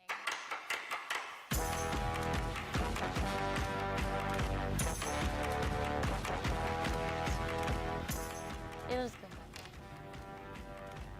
Minnesota lost a close personal friend this week with the passing of Sid Hartman, one of the nation's most storied journalists and a pioneer for the state of Minnesota's sports community. Sid spent over 7 decades doing what he loved most. He passed away this week at the age of 100. Join us as we remember the incredible Sid Hartman. On October 18th, the Twin Cities community lost a close personal friend when longtime sports media personality Sid Hartman passed away at the age of 100. No program, collegiate, professional, or otherwise, was held more dearly or cared for as passionately by Hartman than the Golden Gophers. He began covering the Gophers for the Minneapolis Times in 1944. Gopher Football was the subject of his first article for the Minnesota Tribune, published on May 19, 1948. It was the beginning of a beautiful friendship between Hartman and his home state, a relationship that lasted more than 75 years. From Bernie Bierman to P.J. Fleck and every coach in between, Hartman covered the Gophers with unwavering dedication and passion. Sid was a fixture at Gopher sporting events for decades, whether penning a column for Minneapolis newspapers or sharing his thoughts over the air on WCCO radio. Countless Gopher coaches, student athletes, and staff found themselves on the other end of Hartman's microphone. Almost all of them became one of Sid's many close personal friends. His columns entertained and educated. But more than anything else, he always delivered the news. In 2018, the University of Minnesota dedicated and named the TCF Bank Stadium press box in his honor. Sid's traditional seat in the press box will be memorialized with a plaque and remain unoccupied this season. The football team will also be wearing a helmet sticker as a tribute to his work, his life, and his legacy. The University of Minnesota offers their sincere condolences to the Hartman family. There will never be another Sid Hartman.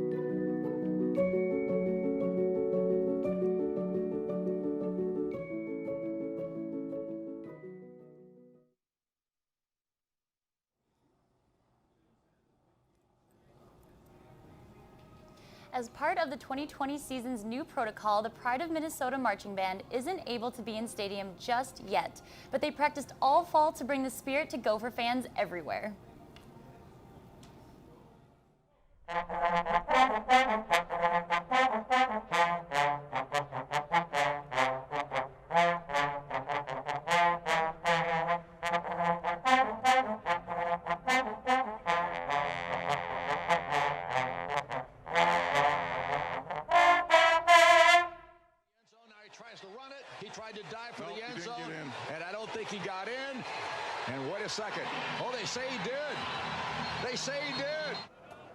And they would keep saying he did, and the Hoosiers get the upset victory. Mike, Daryl, back to you. Yeah, we watched the TV play of that. It was quite amazing, diving with his left hand, and it was pretty close. If the ball hit out before it hit the pylon, they couldn't overturn it.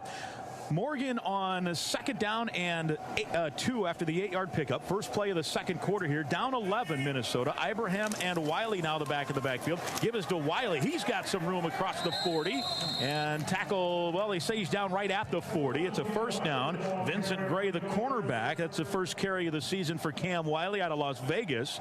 And found a nice seam there on the right side. The tight end's blowing that hole open. A real nice seam, and Cam looked just a little bit hesitant on that run. He is a long strider. I think as he gets more comfortable, we'll see that play turn into a much bigger play. They stay with that offset eye. 13 points given up in the first quarter was the most last year for Minnesota. That was at Iowa. Here, 21 they've allowed in the first game of 2020. Here is the handoff to Wiley, and he has stood up, no gain. And again, a little hesitant there, Daryl. Yeah, a little hesitant, just kind of thinking about what he wants to do there, if he wants to bounce it or if he's going to try to cut it up inside. And sometimes you just need to make that decision. Trust whatever your mind or instinct says right away. Even if you're wrong, just go with it and make a play. And again, Barrett, who seems to be everywhere, is on the play there to bring down Wiley. Indeed. Now 3 receivers set for Minnesota on 2nd and 10. Ibraham the back of the backfield, wide side to the left. 2 receivers that way, including Ottman Bell. We'll make that Seth Green and Rashad Bateman. Ottman Bell solo right, short side of the field. 5 to snap for Morgan. Looks to the sideline to get some last instruction with 3, with 2. The snap comes with 1. It's run pass option, throwing on the slant. Caught on the run near midfield, just short of the first down, is Rashad Bateman. Daxton Hill coverage in the stop. It'll be 3rd down and 1. And for Rashad Bateman, his 4th catch of the night, but his first catch that you would say was downfield. I think he caught one right at the end of the first quarter that was downfield. Yeah. But I tell you, that was the first one. That was a nice route. It was actually a pretty darn nice throw by Tanner Morgan, low and inside, so that safety couldn't blow him up. And which he could have stretched out a little bit forward, but 3rd down and short. We need this first down, Mike. Yep, and Seth Green now, the green line for the first time here in 2020. Will line up at the quarterback. Tanner Morgan is far right, just about as you can possibly get. Bateman is out of the game here. He came out. I don't know if he took a hard enough hit there that he needed a breather. I think he did take himself out of the game. 3 tight ends now to the right. In motion comes a man. It is the handoff to Ibraham, and he's got the first. A flag comes out, and I think this is going to be a face mask, and Minnesota's going to get something tacked on here. It was a gain of 2 for Ibraham, and I think Aiden Hutchinson got some of Ibraham's face mask here. Let's listen. During the run, personal foul, face mask, defense, number 37. 15-yard penalty from the end of the run, automatic first down. So they will tack it on. Bateman does come back in, so that's a good sign. Cam Wiley is in. Ibraham will get a breather. Daryl, you were asking for it earlier, and you got it there, the green line, and a pickup of 2 on 3rd and 1, and then you tack on some stuff at the end as well. Well, I'm sure that Mike Sanford Jr. was looking at the film from last year, and he's going to use the green line when it's to his advantage, and it's a nice advantage to have a receiver, slot quarterback that can do all the different things that Seth Green can do. 4 receivers set. One of those is a tight end with him to the right. One back in the backfield is Wiley. Spotted the ball at the center of the field. 21-10, Michigan the lead, second quarter. Morgan dumps it out for Wiley behind him, and he makes the catch but stumbles. It's a loss of 3. The throw was behind him, so as he spun, he lost his balance. Morgan's going to come and talk to him. I don't think he was exactly where Morgan wanted him to be on that little flare pass.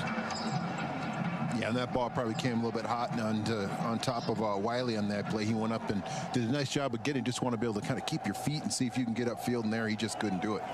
Ottman Bell and Bateman into the game, wide left. Seth Green wide to the right. It's a loss of 4 officially. Wow, that was a bigger loss than we thought. We thought it was maybe a loss of 2, but it's 2nd and 14 now.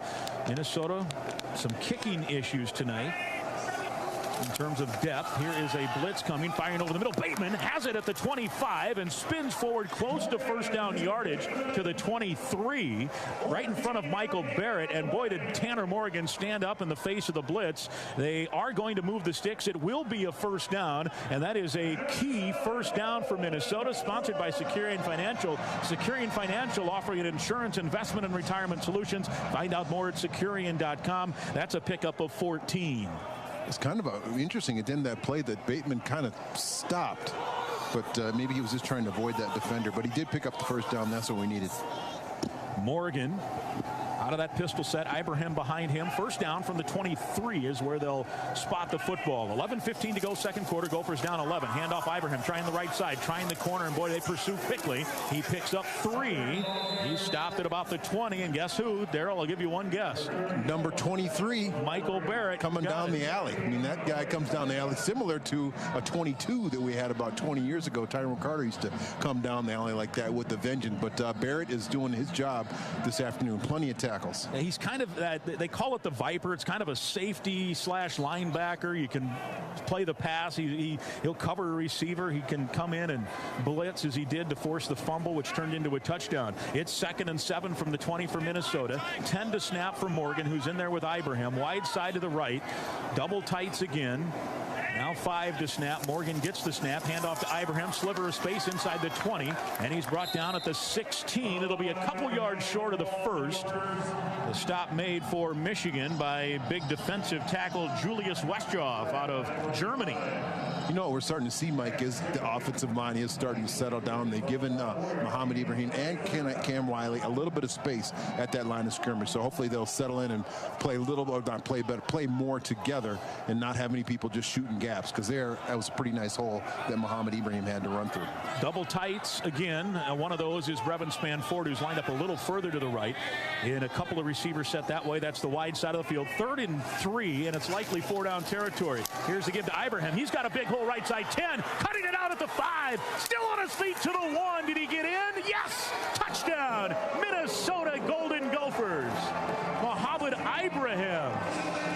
That's what we talked about, Mike, earlier. It's about trust what you see and your instinct. Even if you're wrong, he makes some plays. He makes some people miss, gets his pad level down. At the end of that run, whether he gets in the end zone or not, it looks like he is in his zone, but trust your instincts and go with it. And I think that's what Cam Wiley will do, and that's what Muhammad Ibrahim is doing. Yeah, watching the replay, this is likely going to be under review. I'm not sure, Daryl, for sure if his elbow wasn't down right at about the half-yard line. They're going to review this play. The ruling on the field of a touchdown. Further review. His elbow was down short of the goal line, but the question was, where was the ball? Because it was kind of... He was in the end zone, Mike. Past the, you were wrong at Indiana earlier. I think you're wrong here, too. So I'm going with it. It was in the end zone. Yeah, I don't know if there's enough to overturn it. I'm going to go with it was a touchdown. You're going to go, well, you. I'm an offensive guy. Those sunglasses you're wearing are the maroon and gold shade. They are very maroon and gold. Yeah. I don't know if there's enough to overturn it. No, I think you're right. But you're right. It could come up a little bit short. So we might see the green line potentially one more time. And they are coming down here to look at it at the east end of the field. Yeah, Larry Smith and James Robinson. Smith the ref, Robinson the replay official. Gophers are in the Case IH red zone. The best teams are led by people in the field. Case IH equipment is built by farmers who use it every day. Learn more at caseih.com/Gophers. And if it's not a touchdown, they're still in the red zone and very short to go. As it stands now, it's 21-16 with an extra point pending. We've gotten a couple of looks at it here.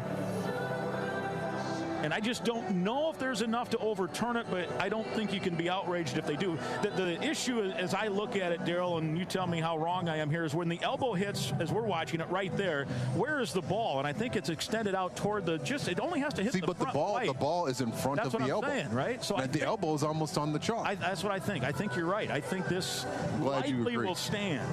I don't think it's enough to overturn, but we've been surprised before. Yeah, you're right.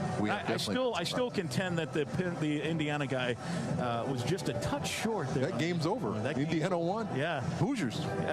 It's a shame Penn State lost. Right? Yeah. They're still looking at it here. They're taking a hard look. It's got to be conclusive video evidence to overturn. Like I think they should put a rule in. If it takes you more than 2 minutes to decide, then that's not video evidence enough conclusive to flip it. Right? It's such an interesting thing that it probably will stay with the call. And going back to New York, college, NFL, all the the pundits is typically they stay with the call that's on the field. When that elbow hits, I think you're right. The elbow, the forearm is holding the ball ahead of where the elbow hits, and it's probably just right at the goal line, enough to be in, I think. But we'll see. JG? Eventually. Well, you've painted such a nice picture, Mike. I've watched the replay 50 times, and just listening to you describe it, though, I feel like I know less, unfortunately, about what happened. But that was a pure classic Mo Ibraham run, though, was it not? For sure. That is 100%. Classic Mo. Here he comes. After review, the ruling on the field stands. Touchdown. So they'll score the touchdown. It's a 10-play, 75-yard drive. Ibraham 16 yards on the score. That's the drive summary presented by Affinity Plus Credit Union. With every scoring drive this season, Affinity Plus donates $150 to Special Olympics of Minnesota. So a good response for the Gophers. You think about the sack fumble for a touchdown and the long kick return, and Michigan has 14 of its points based on that. Minnesota has a touchdown based on a block punt or set up by a block punt. Extra point kick by Walker is up, and the Sioux Falls native out of Washington High School in Sioux Falls drills it right down the middle. Timeout on the field, 9:38 to play, second quarter. Michigan 21, Minnesota 17. Help the Salvation Army fight for good by ringing bells at a red kettle. The money you raise will change lives. Register now at salvationarmynorth.org. Game day is finally here, and we're curious how Gopher fans are celebrating outside of TCF Bank Stadium. Let's send it over to our friend Tommy Olson for our new series, Tommy's Gopher Takes, brought to you by Cub. All right, thanks, Jen. Yeah, just out here watching the game for my birthday. It's been the best birthday present ever, having Gopher football back. I'm so excited to watch PJ Flex, seeing what they're doing. They look awesome so far. Offense look great. Defense looks great. Let's just keep going, row the boat. Sky Ma, go Gophers, having so much fun.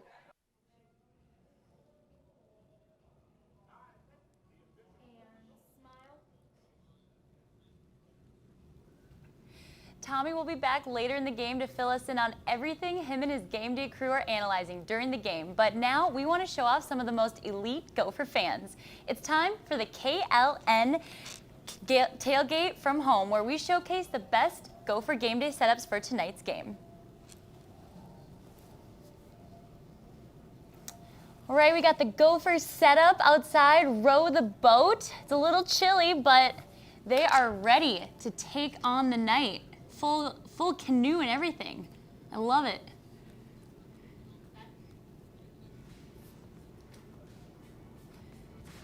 All right, these guys are really geared up. They look a little bit more cozy. All the fan gear. They must have gone to Gopher Fan Shop and gotten all their gear early, prepared for today. They are ready to go. Oh, the little fluffer pup is all dressed up in Gopher gear. You gotta get your dogs involved, guys. That's the move. It's 2020. All right, now we got the cafe set up with hopefully some barbecue dip in there, some crudité. Looks great. I love it. Wiley Wallaby licorice is real soft, real chewy, and really delicious. It's made right here in Minnesota by Gopher fans just like you.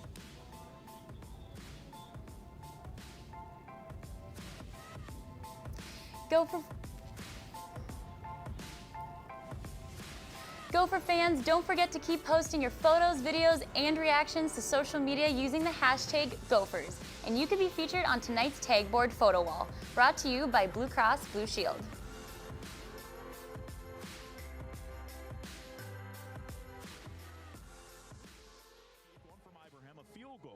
And Michigan with 3 touchdowns, 2 of them, one defensive and one set up by special teams. Of course, the Gophers' first touchdown also set up by special teams. So on a season where there was no spring ball, no summer workouts, basically, a few mistakes by both teams have led to points by the other team, Daryl. Absolutely, a few mistakes by both teams and just some mental errors and open gaps and things like that. But we're kind of recovering. Now we got a game here that's just 5 points apart, and we're kicking off. Hopefully we can figure something out here on our kickoff team.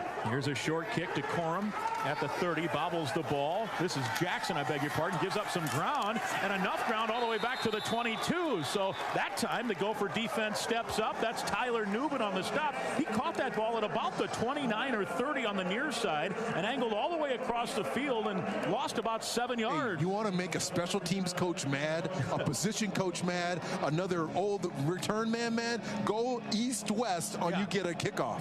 You go north-south, you pick up 2 yards, 5 yards. yards, 10 yards. Don't run sideways and start going backwards thinking you're bullet Bob Hayes. It never works. Guys, the sideline down here erupted like Jordan Howden's interception against Penn State after a successful kickoff return coverage there. We were all holding our breath on how that kick return would end up. It turned out well. Here's Milton to throw.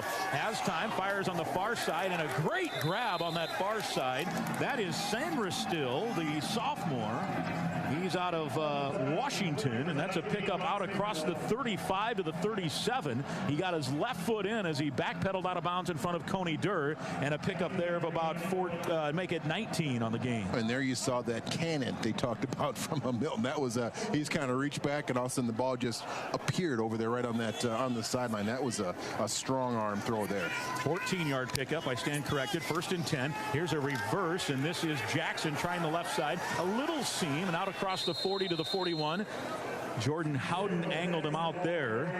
Also Cody Lindenberg with some help. A gain of about 5. Ooh, they give him a favorable spot to the 42.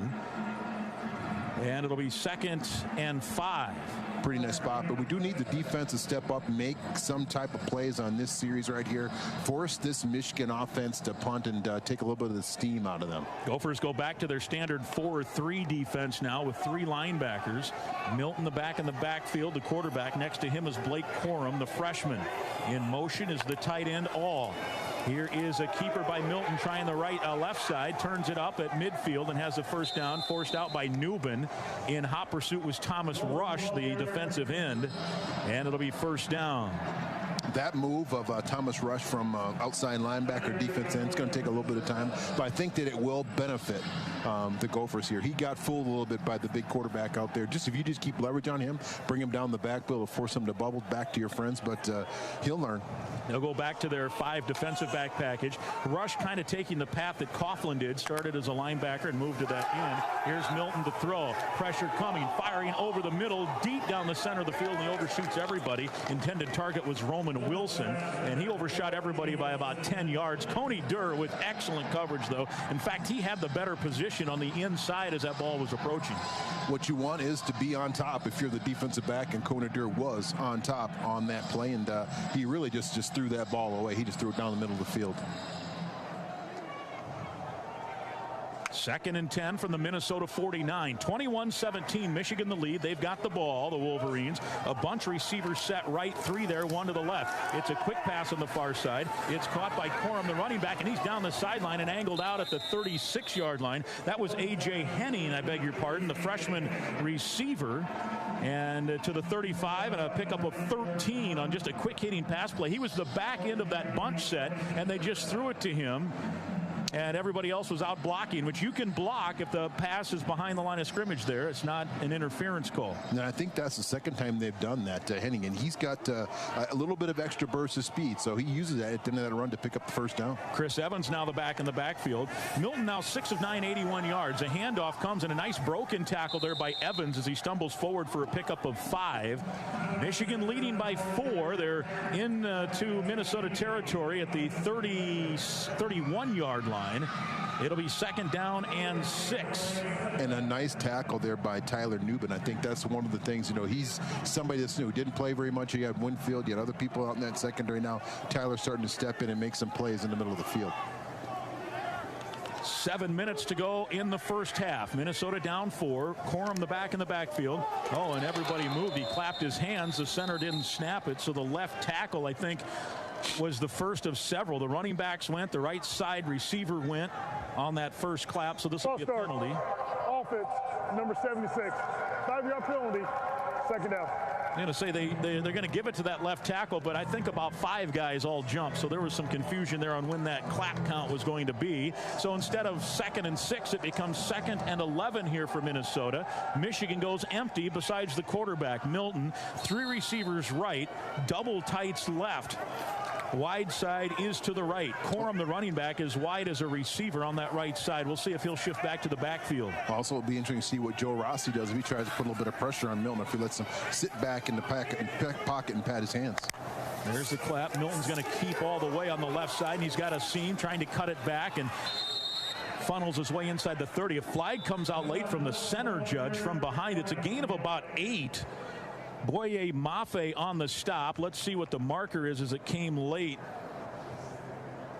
Might have the tight end on that left side on a hold here.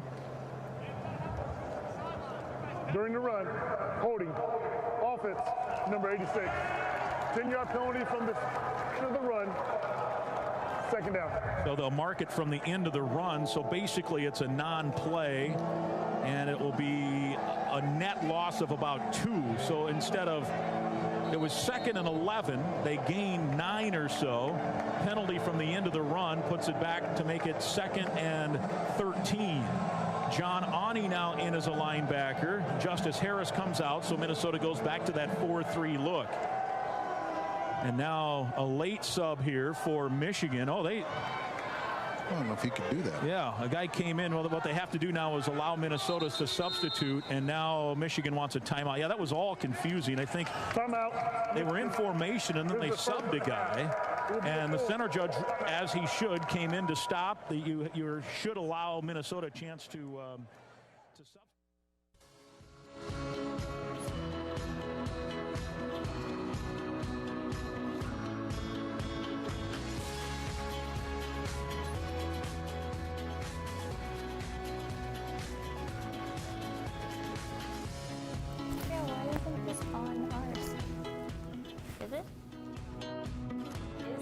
Family. Parents Sky and Jaron welcomed their beautiful daughter Lily into the world earlier this year. Ahead of schedule, but thankfully she's doing well and growing stronger every day. Gopher Athletics was proud to host Sky and Jaron recently for a behind-the-scenes tour of our football facility, as shown in these photos. Wherever you are watching from Gopher fans, let's give a warm welcome to tonight's Goldie's family of the game, the Meyer family.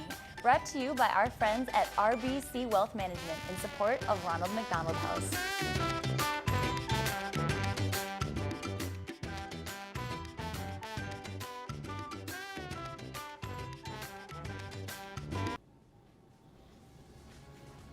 It's a Gopher football fan favorite for every game day in TCF Bank Stadium, and we're bringing it to you this season. Of course, I'm talking about the Little Gopher Cam. It's going to happen during the last media break of the second quarter, and you can be featured on Gopher Gameday Live with your little Gopher by posting your photos or videos on Twitter and using the hashtag Gopher Gameday. You've got most of the second quarter to get those photos and videos posted, and remember to use the hashtag Gophers, and you might be featured on Gopher Gameday Live.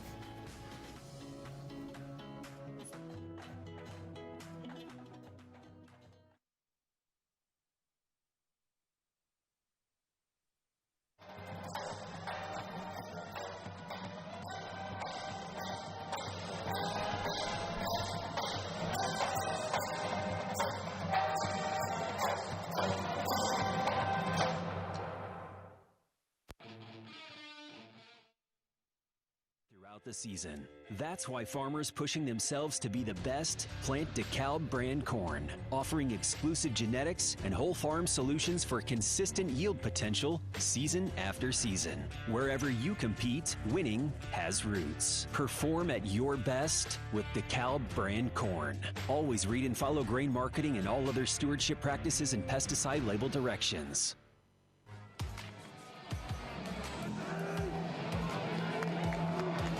Michigan 21, Minnesota 17. Mike and Daryl back with you. Guardsy's in that front row. Corbu's in Scoreboard Central. We'll reintroduce our entire crew here in a moment.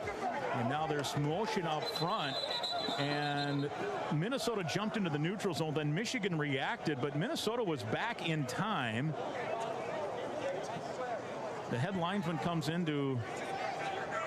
Like you can jump into the neutral zone if you get back. If it's not an immediate reaction. I think if they react, I think it might be a offside. Defense. Oh, you're right. Number 32, causing the offensive lineman to move. 5-yard penalty. First down. That's not a first down. Second down. Thank you. It's second down after the gain of 5 on the penalty. It'll be second down and about 8. That was Keontae Shad. One of those big defensive tackles. Milton with no one in the backfield. 3 receivers right, double tights to the left. Claps his hands and wants to throw. Pressure comes, flush from the pocket. Rolling right is Milton. Now he's going to tuck and run. turning it upfield and inside the 30 down to about the 27-yard line. It'll bring up 3rd and short. It's a long run to gain 3 yards there as he ran from the center of the field all the way to that far sideline. And a big 3rd down, 3rd and 2. Michigan 1 for 2 on 3rd down tonight. A year ago, 39%, but a whole different offensive line, a whole new quarterback, new receivers. It's a new look offense. Josh Gaddis, the offensive coordinator in year 2. And on 3rd and 2 here, let's see what the Gophers have defensively. Potential 4-down territory. Michigan's missed a field goal tonight. In motion is the running back. Milton on a quarterback keep all the way right. Has room. 20, 15, 10, and down to the 5-yard line. Brought down by Tyler Newbin. He found a sliver of space and exploded through, and it's 1st and goal, Wolverines. A 22-yard pickup. And that's one of the benefits when you have a big quarterback that's athletic like that, 6'4". You get him out on the perimeter, and he's able to use his speed and athleticism to pick up 1st downs, especially in those short yardage situations. Just not accounted for in the run pickup scheme. 1st and goal, they say the 4-yard line. I thought he had rolled forward. It's a wildcat situation, and the man in the backfield is Haskins, and he's in for the touchdown untouched. Blew open the hole on the right side, and Minnesota's defense has now given up 27 here in the first half, and it's 27-17 Wolverines. 4:48 to play in this quarter. 10 plays, 77 yards. It covered 4 minutes and 44 seconds, and on to attempt the extra point will be Jake Moody.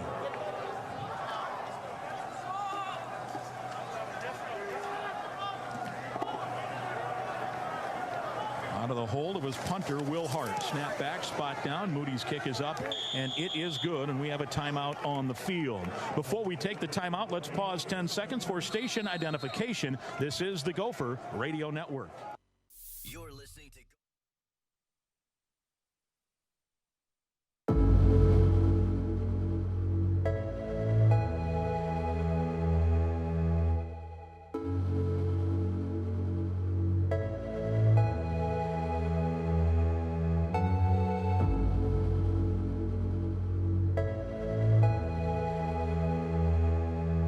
The year 2020 is just been a sad, crazy year. From the deaths of George Floyd, Breonna Taylor. There's just a lot going on at one time, and I think it's been very difficult just across the board with the pandemic and with the racial injustice that has been coming to light. Whether directly affected or indirectly affected by a lot of the current events that are, not being swept under the rug. For equality is something that has changed my life forever. I think that a lot of people want to return to normalcy, but a lot of people need to realize that normalcy wasn't really a good thing. We need to change, and a big thing of 2020 is going to be that there's a lot of change that goes into 2021.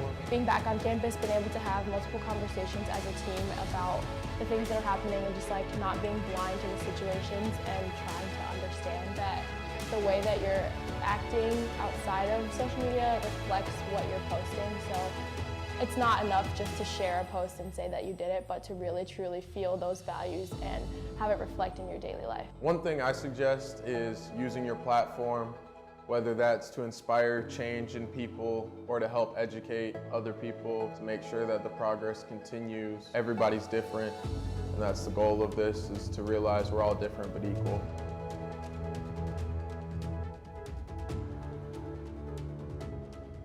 We can encourage more people to vote by having conversations about upcoming elections. Ask your friends if they're registered and ask them how they plan on voting in the fall. We can encourage more people to vote by letting people know how easy it is to get registered and to make sure people know that their voice and opinion matters. Be a role model and open up the conversation. It's your voice. Say something. Be part of solutions. Don't complain. Vote. No matter what.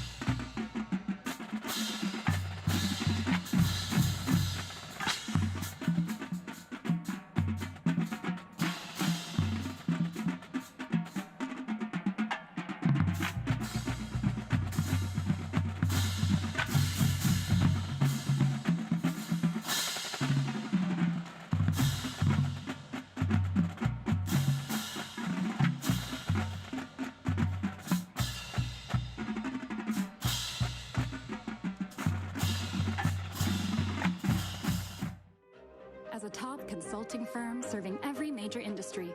We help clients capitalize on opportunity and serve their customers in meaningful ways. Always advancing, always progressing. From curiosity to learn more, visit WIPFLI.com.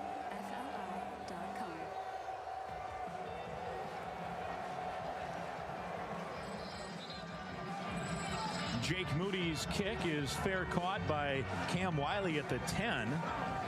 And Minnesota will take it from its own 25-yard line. Trailing 28-17, Mike Grimm and Daryl Thompson with you here from the Ray Christensen radio booth. Justin Guard is in row 1 here at TCF Bank Stadium. Corbu Status and Scoreboard Central. Dan Robotham, our engineer. David Leatherman is our spotter. Dan Riesig is our statistician. And David Jordan, our Gopher Radio Network producer. Gophers down 11. Key spot here. Second quarter, 4:48. Ibraham and Morgan in the backfield. 2 receivers wide right. And a double tight to the left. Mike Sanford Jr., the new offensive coordinator, calling plays. Gophers with 130 yards of offense. Here's Ibrahim turning it up, a sliver of space, and he has it out across the 30, right at the 30, a gain of 5. Hutchinson on the stop, the defensive end. And it will be a 2nd and 5, clock winding, 4.5 minutes to go. Michigan 210 total offense, Minnesota 135. It's one thing Muhammad does a really nice job of reading that inside zone for that cutback, and there he finds 5 yards when it really looked like there was almost nothing there. 2 receivers right, Ottman Bell and Rashad Bateman. Bateman 5 catches, just 22 yards. 3 of those catches, though, came on just a little shovel variety in the backfield. 7 to snap. Morgan going to change the play here. He'll have to hurry with 4 now to snap. And he does get the snap, and he shovels it quickly to Ibrahim, trying the left side. Michigan closes quickly with 8 in the box. Down he goes, a gain of 1 out to the 31. McGrone, the middle linebacker, and Green, the cornerback, combined on the stop. They have athletes, and they are fast, and it's 3rd and 4 for Minnesota. Yeah, and you say fast. I mean, those are guys, Mike, you're talking about they can just run and hit. And when you pitch the ball to the outside and just tell the guy to get to the edge, these guys are like, I can get to the edge quicker than you can. So, and there they show it. They wrap up Muhammad and bring him down for no gain. 4 receivers set now, including Daniel Jackson, the true freshman. On 3rd and 4, Ibrahim and Morgan with a wide side to the right. Again, 8 in the box for Michigan. Back to pass, blitz comes. Morgan throws underneath. Oh, nearly intercepted. The intended target was Bateman. He got hit late, no call. Green in coverage, and it's 4th down for the Golden Gophers. Punt unit will come on. They really look, we're pretty zeroed in on trying to get the ball to Bateman on that play. Looked like Tanner steered him down from beginning to end, and Michigan knew that we wanted to get it to Bateman on that play, and they are able to bat that ball down before we can get it to him. On to punt is Stevenson. 1 punt tonight. And it was a short one of 31 yards. Jackson is deep, and now it's a fake, and it is going nowhere. They lose 2 yards. It'll be Michigan ball from the 29-yard line of Minnesota. O'Keefe got the direct snap and tried to run it left and lost 2 yards. Yeah, it looked like Michigan was certainly waiting for it on that play. They must have recognized that we haven't punted very well, and this is the time we're going to maybe take a chance, and they sit with their punt-safe team and wrap up O'Keefe actually for a loss on that play, Mike. Yep, lost 2.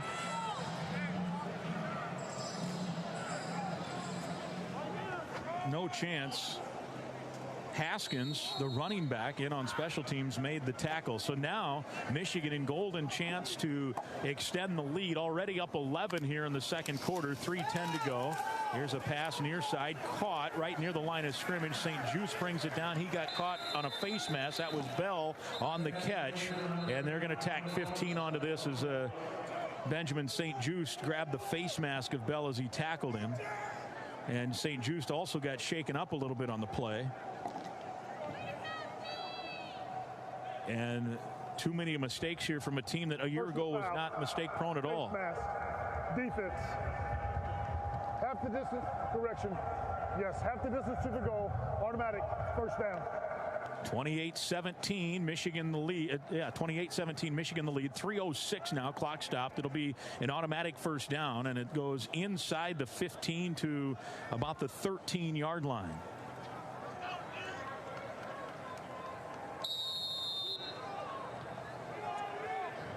Milton, 7 of 10, 83 yards. He has a touchdown. Morgan, 10 of 12, 80 yards. He has a touchdown. But Michigan has gotten it done on the ground, although Charbonnet has 2 carries. One was for 70 yards and one was for -6 yards. It's Evans the back now in the pistol, and now it's an offset eye with Mason. And the give is to Evans, hit in the backfield, and then he barrels forward back to the line of scrimmage. It'll be second down. We'll give him a yard gain. It'll be second down and 9 from the 12. It was Justice Harris, the nickelback, defending, and now there's an injured Gopher, and they will attend to him. For defensive injury. Yeah, a little counter play that Coach Harbaugh likes a lot, to hand the ball off and have that quarterback either keep it or roll out and throw the ball, or else hand the ball off right there like he did. And that's one of his stables of offense that he always runs. He's a power game coach. He likes that type of play. It's the injured party on the play was Justice Harris, that nickelback, and that's one of those spots. Like, you know, we talk about the Gophers, what they lost last year, and Antoine Winfield and Carter Coughlin and Kamal Martin and everybody. We often forget about Chris Williamson. He was a key part of what setting everything else up, because he could play like a linebacker, he could play like a safety. He's with the New York Giants, and Justice Harris is trying to fill that spot. And now coming in, let's see, will it be Solomon Brown in that nickel spot? No, they come with the 3 linebackers now. Josh Ani comes in as one of the linebackers. We have not seen Donald Willis or James Gordon, 2 of the redshirt freshmen who we had heard a lot about in the offseason. Milton with an offset pistol, Evans and Mason, wide side to the left, Bell along with Saint Rasil.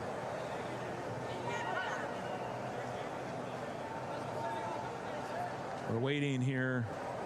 Oh, they know the clock's running. They got plenty of time. 13-12. They know what they're doing. Yeah, they're just winding clock. 8 to snap as the clock started after the injury, because the clock was going after the run. And Milton with a straight handoff to Evans, and he barrels his way to the 5-yard line. Ball popped out. Ball is loose. There's a stack, and let's see. They try to uncover it. It looks like Michigan has found its way to get on top of that football. Oh, man. Gophers with a chance to turn them away there. And after the fumble, they push it inside the 5 to about the 4, clock winding. They'll sub. The ball got stripped away in there by Ani, and it came right back to Evans, it looked like.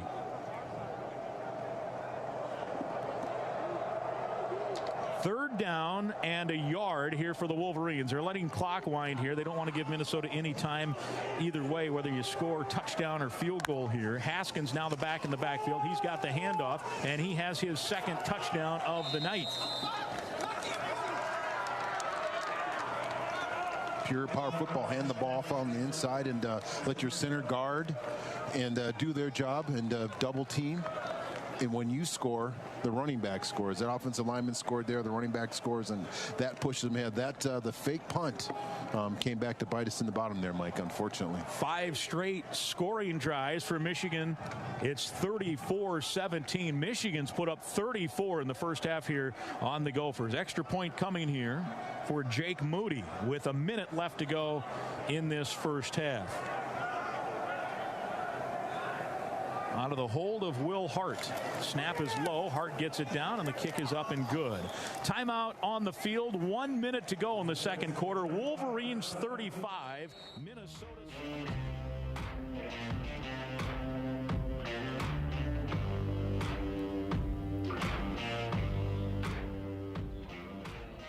Gopher Football Weekly with PJ Fleck airs Tuesday afternoons at 12 p.m. on KFAN 100.3 FM. This season, the 1 hour show will originate virtually over Zoom and is hosted by the Gophers Mike Grimm and Gophers sideline analyst Justin Gard. Watch a video replay each week on the Minnesota Gophers YouTube channel and gophersports.com. Gopher Football Weekly with PJ Fleck is presented by Onward for Business and Sunbelt Business Advisors.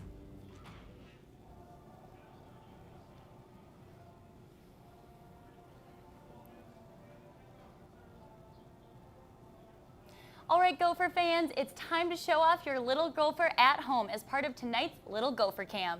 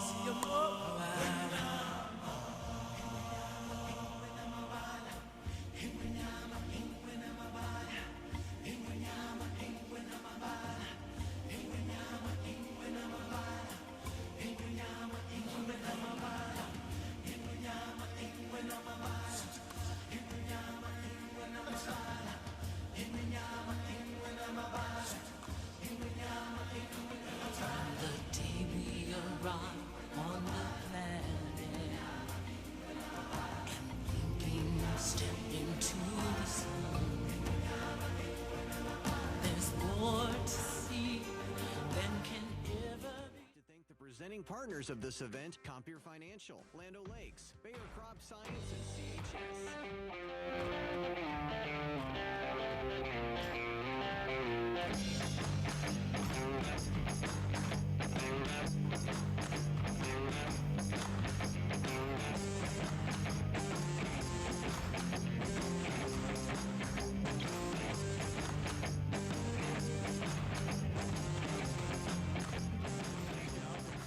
Out comes after the fake punt was not converted by Minnesota, and it's 35-17. A minute to go in the quarter. Wolverines will kick. Deep is Wiley and Potts for Minnesota.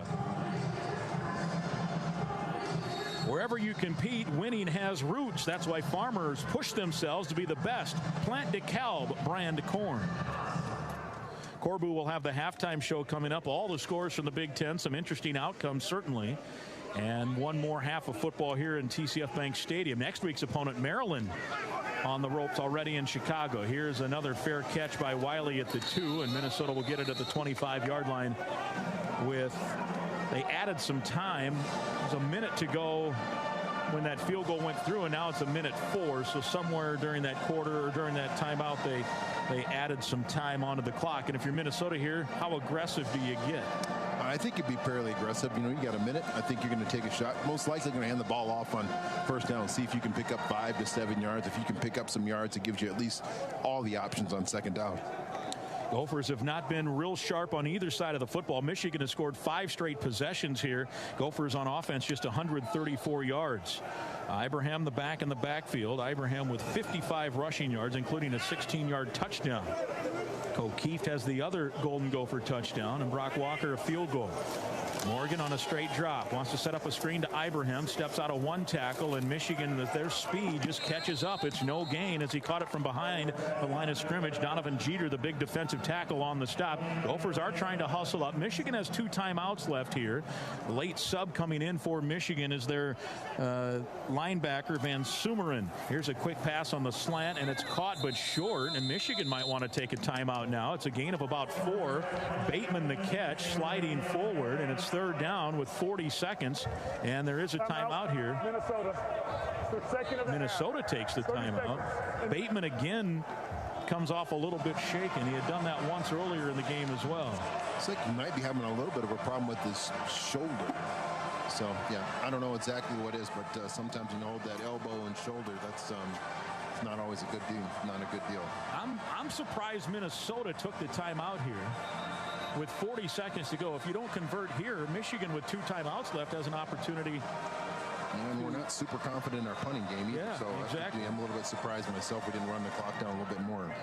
Just get out of here and get regrouped. Let's see what happens. Gophers, in fact, they want to run the trips right. They got Brevin Span-Ford along with Ottman Bell on the right side. 3 receivers that way, 2 left. No tight ends lined up tight. Span-Ford is mentioned more of in the slot position to the right. That's the wide side of the field. So 5 receivers set, including Ibraham.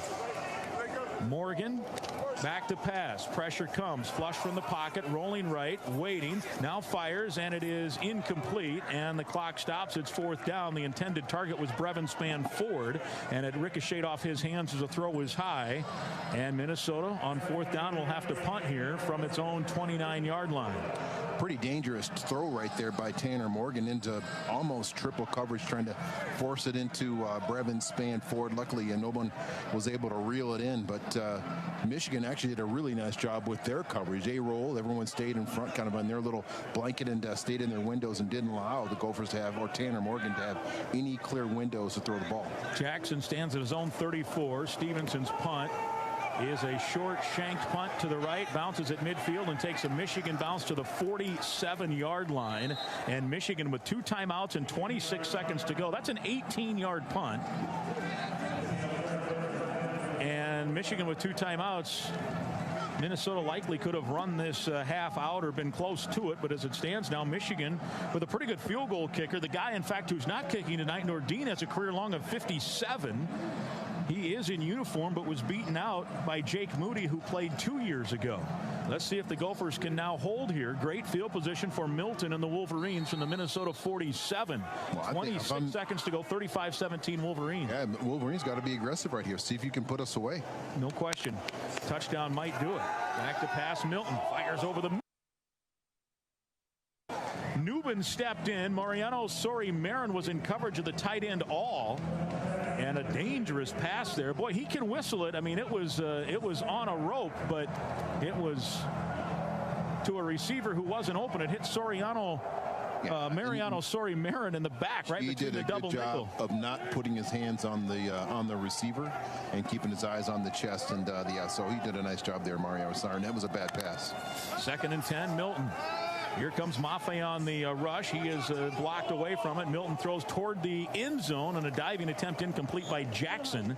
And it'll be 3rd down now for Michigan. And they were going for the jugular twice there. Howden, the closest man in coverage.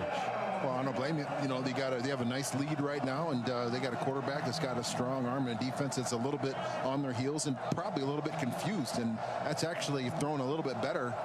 Almost a touchdown. Yeah, you're right. Donald Willis now, the redshirt freshman, in at one of the linebacker spots. Gophers go with the 3 linebackers. Boye Mafe, one of the ends. Thomas Rush, the other. 3rd down and 10. Plenty of time to snap here. 14 seconds left in the half. Michigan with the lead. Milton throws underneath. It's caught by Evans out of the backfield to the 40, and he's brought down near the sticks. Michigan takes a timeout with 7 seconds to play at the 37-yard line. From here, it'd be a 54-yard attempt or so. Timeout. Michigan. That is the second of the half. 30 seconds in length. So it'll be a 30-second timeout. It either is a 1st and 10 or a 4th and short. I don't know if that will. Well, if it's 1st and 10, they could try to throw a quick pass and gain a few yards because they do have a timeout left. If it's 4th down, then you're probably looking at maybe trying a long kick here. Let's see what they want to do with 7 seconds to go. Guardsy will have the halftime interview with head coach P.J. Fleck. Certainly a lot to discuss. And then Corbu will have scores, highlights, and more here. And they will send the offense back out. And they have, what have they done here? It is a 1st down, so it's 1st down. Milton with Charbonnet next to him. 7 seconds to go in the half. 35-17 Michigan from the Minnesota 37. Milton wants to throw, and he whips it on the far side, caught and out of bounds with 3 seconds at the 30, and that picked up another 7 yards, and now it will be a 47-yard attempt, and perfectly executed the last 2 plays there by the Wolverines. The kicker is Jake Moody. He's 0 for 1 tonight. He missed a relatively short shot earlier, and he'll have an opportunity here for what will be a 48-yard attempt.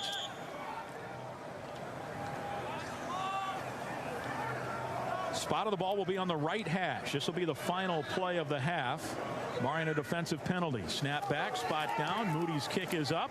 It's on the way, and it is no good. He hooked it left, and we have played 1 half of football. Michigan 35, Minnesota 17. Time to hear from head coach P.J. Fleck, sponsored by CenterPoint Energy. Turn to the experts at CenterPoint Energy for high-efficiency natural gas equipment rebates for your home and business. For more info, go to CenterPoint.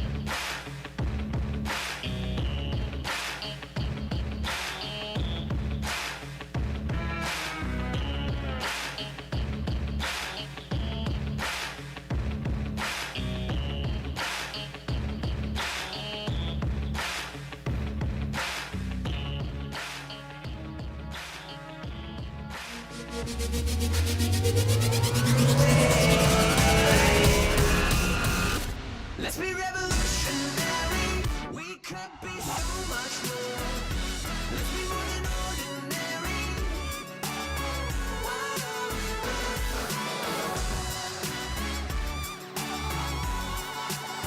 Let's be revolutionary.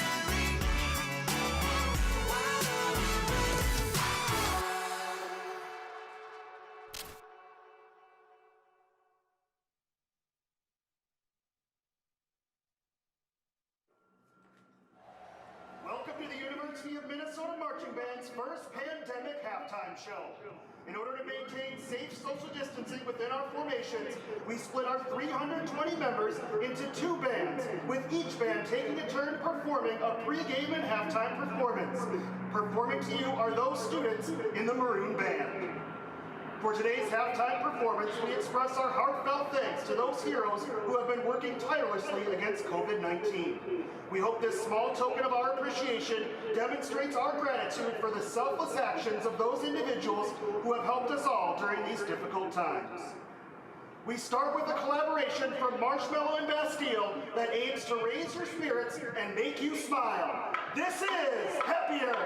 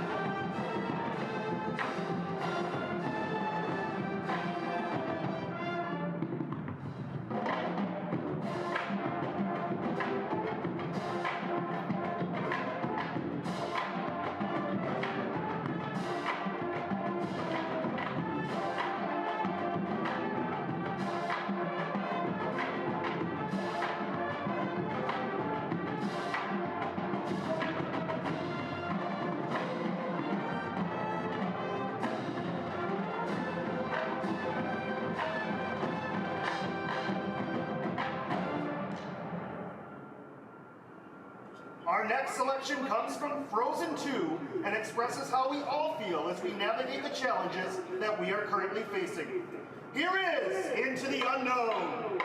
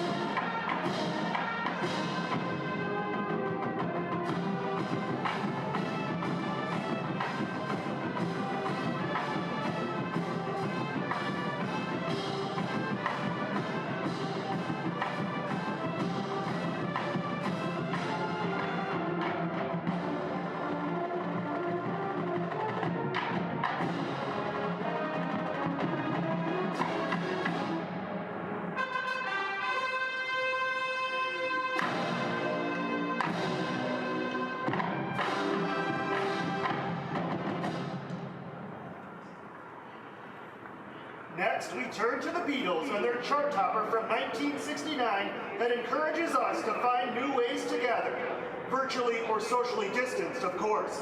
This is Come Together.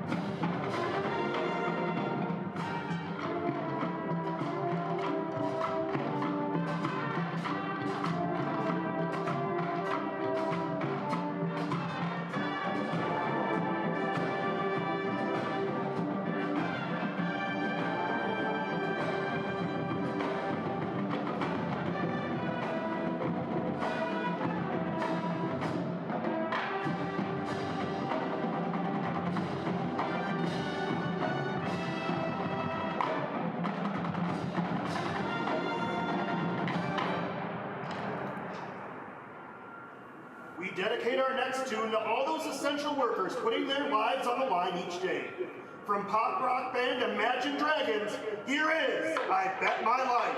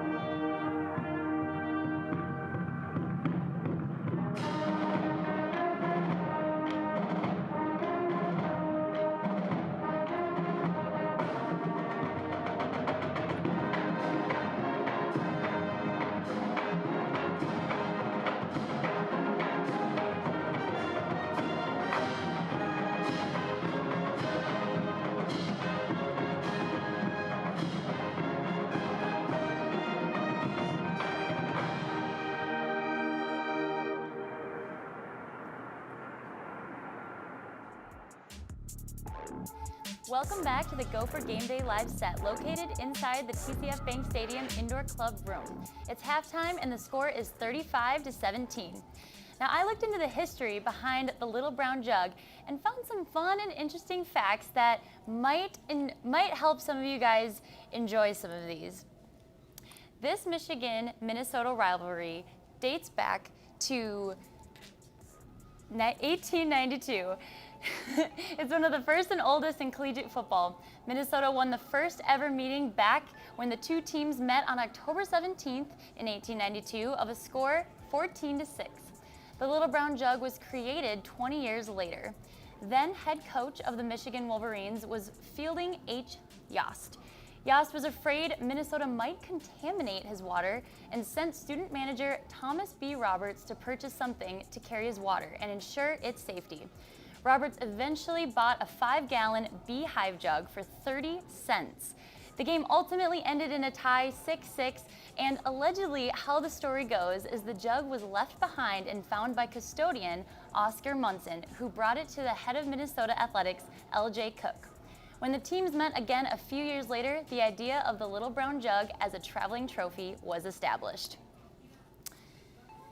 Now, let's hear from Quincy Lewis and the M Club with some notable Gopher alums. Just give some advice to any young Gopher fan, any student athlete that about being a Gopher and then who wants to be a coach and wants to play in the NBA or professionally. I would say number one, wanting to play in the NBA or be a professional athlete. I think the dedication and the work ethic has to outweigh any else and everybody else around you. I think that's one thing that allows professional athletes to be exceptionally well outside of the talent that they have is their work ethic and their dedication to their game. And I would answer the question about, being a Gopher. Enjoy the time that you're there, and don't be in a hurry to get out of there, because, the things that you can do, the connections you can make, the experiences you can have, the friendships you can build, it's almost 20 years later, for both you two that I've known you guys, Bobby Jack, I talked to you before I went to my visit to Minnesota to see what it was like. Quincy, you were my host on my visit when I was coming to the University of Minnesota. So there's experiences and friendships that you're going to gain that are going to last a lifetime because of it. So enjoy it. as much as you possibly can. And then, as far as the coaching piece and, playing in professional sports, find a way to get outside of yourself, right? Especially as a coach and you want to be a good teammate, like it can't be about you all the time. It has to be about something bigger than yourself. And I think that's the most important thing. Everyone in Minnesota and pretty much everyone around the sports world is sad from the passing of Sid Hartman. He would appreciate the sympathy, but we know his sense of humor. We know who he is. Do you have a Sid Hartman story you would like to share with us as we pay some homage to him? And I remember first meeting him. Coach introduced me to him, and Coach was like, "Hey, Sid, this kid's gonna be really good." Sid was like, "He played JUCO ball. What are you gonna help? How he gonna help us out?" I was like, "Okay." So those type of stories and the type of person he was beloved in the Twin Cities. Great heart. Great journalist in the sports world, and he's definitely gonna be missed by so many people. My story it's when I came back to the Timberwolves as an assistant coach, and we're doing a pre-draft workout, and he comes in about 15 minutes into the workout, and I'm on the court. There's general managers from all over the league, coaches. I'm working these college kids out. And he blurts out as he walked in, "Hey, Bickerstaff, who the hell let you back in this gym?" And, I'm trying to go through it and I'm trying to keep a straight face and I'm trying to, continue doing my work. And he just keeps hollering, "No, really? Who let you back in here? What is the state of affairs in basketball that you were here?" But it was all in jest. You know what I mean? And everybody in the building knew who he was and knew what to expect. So that's my story. And like we all said, he'll be missed here.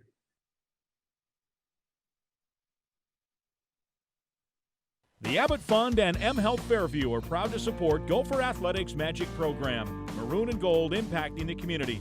Magic is specifically aimed to provide student athletes with engaging and meaningful community service opportunities. The program gives student athletes the chance to develop personal, professional, and leadership skills through outreach and serving the community. Thank you to the Abbott Fund and M Health Fairview for your support of Magic and Gopher Athletics.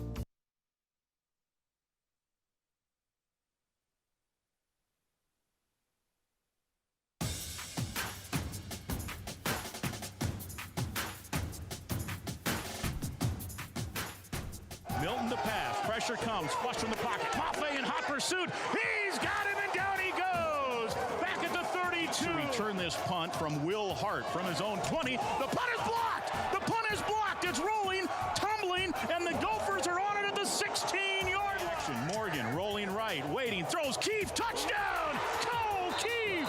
Gophers lead at 6-0. The throw on second down, wants to go deep. Going for Ottman Bell on the far sideline. Comes back for the ball and has it at the 40. Crossing field to midfield and tackled in Michigan territory at the 45-yard line. A gain of 45. To give to Ibraham. He's got a big hole right side 10. Cutting it out at the 5. Still on his feet to the 1. Did he get in? Yes! Touchdown! Minnesota Golden Gophers.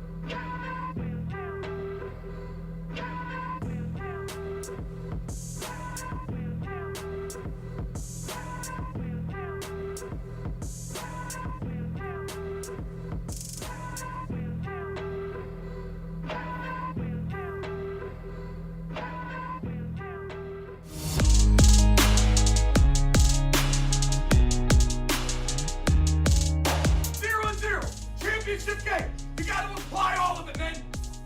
No matter what happens, you respond all night with our character and our culture that we brought you. The price of your greed is your son and your daughter. What you gonna do with this blood in the water? What is blood in the water?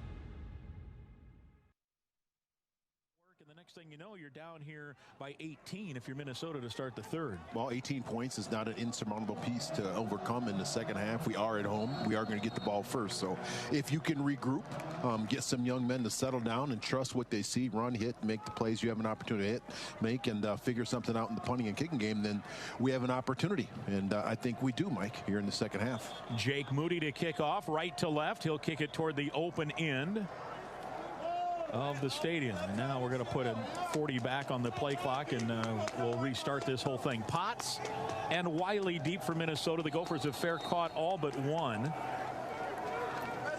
here in this game in terms of kickoffs. 35-17 Wolverines. Moody's kick.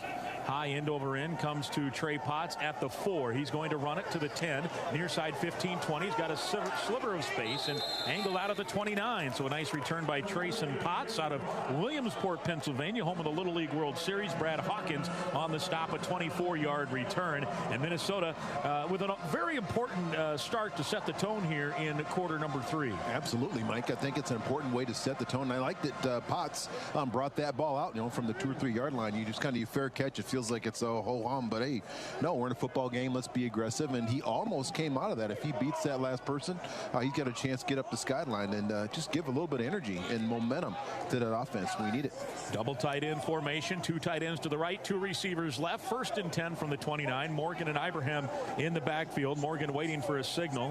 Holds his hands up like hurry up here with this. 15 to snap, so plenty of time from that standpoint. Michigan in its standard 4-3. It's a run pass option, double move. Working right is Morgan, under pressure, and he just has to throw it away. They came with a whole bunch of people up the middle. Pressure from Aiden Hutchinson, who a year ago had 14, make it 4.5 sacks, 10 tackles for a loss, and he was putting the heat on Morgan. They wanted a double move right off the bat, and Tanner had no chance to pull it off. No, and I think actually they didn't bite on the double move, or else he would have thrown it, a little bit later. So they're doing a good job sitting on, especially Rashad Bateman, and making sure he's not the one that kills him tonight. Ottman Bell has the one catch. It was a 45-yard hookup, and that is it tonight. Bateman with 6 catches. 3 of those, though, on the little shovel pass variety. Here's a handoff to Ibraham. He's got some room, spinning back into traffic across the 35 to the 36. Hawkins on the stop. It's a gain of 7. It'll bring up 3rd down and 3. Tonight's game between the Wolverines and Golden Gophers is presented by Northern Tool and Equipment. Quality tools for serious work. And a nice job by the offensive line giving Mo Ibraham that inside zone that Coach Fleck likes. That's kind of the base of his offense. Hands the ball off, and Muhammad makes a nice run with that spin move, picks up an extra yard. 4 receivers set, including the tight end. Brevin span forward, 3 receivers left. Jackson, Ottman, Bell, and Bateman. Morgan with Ibraham next to him on 3rd and 3. Down to 5 to snap. Morgan going to have to hurry here. 3 to snap. Needs to get it. And does right at 1 second. They give it to Ibraham, angling right, and he has the first down across the 40 to the 41. So they set up and spread the field a bit, Darrell, and that sets up some nice running lanes. Well, it sets up some nice running lanes, and when we run the ball, it actually runs the clock and allows us to not allow that Michigan offense to be on the field, let our defense rest, regroup, and hopefully we can put some points up on the board right here on this drive and let that defense regroup and hopefully force Michigan to punt, which I don't think we've done yet today. Brevin Spanford, just the first one they blocked. Brevin Spanford is on the right side as a wide receiver in a 3 receiver set. There is a tight end tight, that's Keith. Morgan looks to the sideline, waits, gets the signal on first down from their own 41. The Gophers with the give to Ibraham, steps out of 1 tackle, sidestepping a man, and got back to the line of scrimmage. Josh Ross, the linebacker there. 35-17, Michigan the lead. 13-13 to go 3rd quarter. Yeah, it looks like the Gophers here are content. They're going to hand the ball off on the inside, try to let that defense rest a little bit, and also let that offensive line go to work. They did improve in the 2nd quarter. Hopefully we can continue that in the 2nd half. 2nd down and 10. Ibraham the back in the backfield. Double tights again, 1 on each side. 2 receivers, 1 each side, both tight to the line of scrimmage. Ottman, Bell, and Jackson. Now Ibraham moves to the right with 9 to snap. Wide side of the field to the left. Morgan on run pass option, rolling right, waiting, looking, throws underneath, caught by Keith, who took a hard shot inside the 45 to the 43. Page on the stop, and that's a key first down, sponsored by Securian Financial. Securian Financial offering insurance, investment, and retirement solutions. Find out more at Securian.com. Tremendous catch by Keith on that play. He got held up in the hole by his quarterback Tanner Morgan and took a big shot into that play. Luckily, it didn't seem like it seemed like a targeting type of penalty, but no call because Keith got up quick and just pretty much shook it off. 14-yard, make it a 15-yard gain. Keith, 2 catches, 1 a touchdown. Ibraham in the backfield. He's got the handoff. He's got some space left side. Barrels his way inside the 40 to the 37. A gain of 7 on first down. Cameron McGrone on the stop for Michigan, the middle linebacker. He was one of their top players a year ago, and they really like what he is bringing here tonight as well. Had his arm in a little bit of a sling early in on the sideline on warm-ups, but he is in, and that arm is wrapped up on the left arm. You can see the tape around that wrist, but he is playing tonight. 2nd and 3 for the Gophers. Double tights to the right. Ibraham the back in the backfield. Morgan barking instructions here to his Gopher teammates. 37, make it 35-17. Here is Ibraham again left side and works his way toward the line to gain inside the 35 to the 33, and it's a first down for Minnesota. Another Securian first down. Find out more at Securian.com, offering financial solutions, insurance, investment, and retirement. Hinton on the stop. First down, Gophers. Clock winding, 11:05 to go 3rd quarter, and a good methodical drive here. This will be the 8th play of the drive. It's covered 38 yards so far. Potts now the back in the backfield, giving Ibraham a bit of a breather. 2 receivers right, Ottman, Bell, and Bateman. Double tights to the right, including Keith, who has a pair of grabs tonight. Here's run pass option over the middle into triple, almost quadruple coverage, and it should have been intercepted. Spanford was the intended target. Green got both hands on it and dropped it, the defensive back, and that should have been an INT and maybe could have gone the other way. Lucky break for the Gophers, and Morgan there at 2nd and 10. Yeah, trying to go for all the marbles right there and find Denard Span down the seam, but it looked like he might have had Rashad Bateman on a little bit closer underneath route to pick up the first down and move the sticks, but trying to get everything is what happens every once in a while. 4 down territory here, certainly.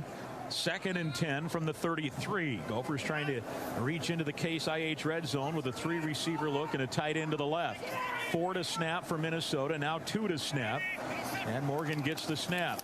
Play action on the slant, caught by Bateman. Reversing field to the outside, inside the 20, 15, 10, and inside the 10. Chopped down at the 8-yard line by Vincent Gray. And a nice change of direction there by Rashad Bateman. They're in the Case IH red zone. Well, it's also a great catch for him to go in there, catch that ball in traffic, stick your foot in the ground, and then go to the outside.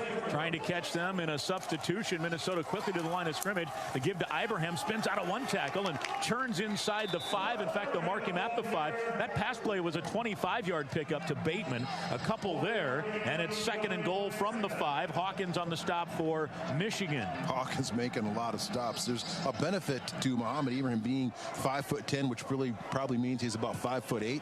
He is a low center of gravity. He's a load and does a really nice job with that low center of gravity, getting underneath hits and picking up extra yards. 35-17 Wolverines, under 10 to play, 3rd quarter. Gophers have it 2nd and goal from the 5. Ibraham the back in the backfield. He has a touchdown already tonight, hoping for number 2 if he gets a chance here.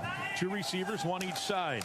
Ibraham on the handoff up the middle, and he dives into the end zone. Touchdown, Minnesota Golden Gophers. A beautiful drive to start half number 2. The Gophers have cut it to 12 with an extra point pending. A 12-play, 71-yard drive, and Minnesota has cut the lead here to 12 with the extra point coming. That is our Affinity Plus drive summary. With every scoring drive this season, Affinity Plus donates $150 to Special Olympics of Minnesota. 11 plays, 71 yards, 5 minutes, 10 seconds. Brock Walker on for the extra point out of the hold of Stevenson. Weeks is the center. Snap back, spot down, the kick is up, and it is good. Timeout on the field, and Minnesota has cut it to 11. 9:36 to go, 3rd quarter. Wolverines 35, Golden Gophers 24.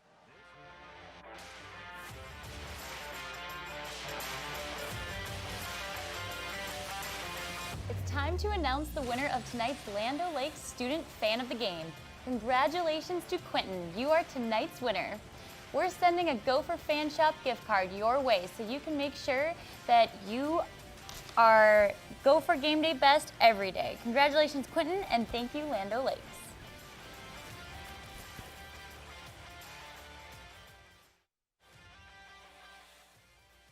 The expectations for Gopher football have never been higher thanks to the 2019 Gopher football team that took us all the way to an Outback Bowl victory to end the season.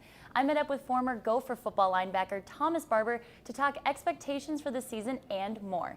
Check it out. So we are joined here with linebacker for the Golden Gophers from 2016 to 2019, Thomas Barber. It's good to have you, Thomas. How have you been doing? Good. Thanks for having me. It's a pleasure to be here. What's been new since winning the Outback Bowl back on New Year's Day? I found me a nice job, and now I'm coaching high school football. And now I'm just excited for today, Gopher Game Day. It's going to be weird not being, on the field for it, but I'm just excited to watch for the first time in 4 years. How would you say the extended offseason with COVID and all this uncertainty, how has that affected the team? Would you say it's a benefit or more of a challenge?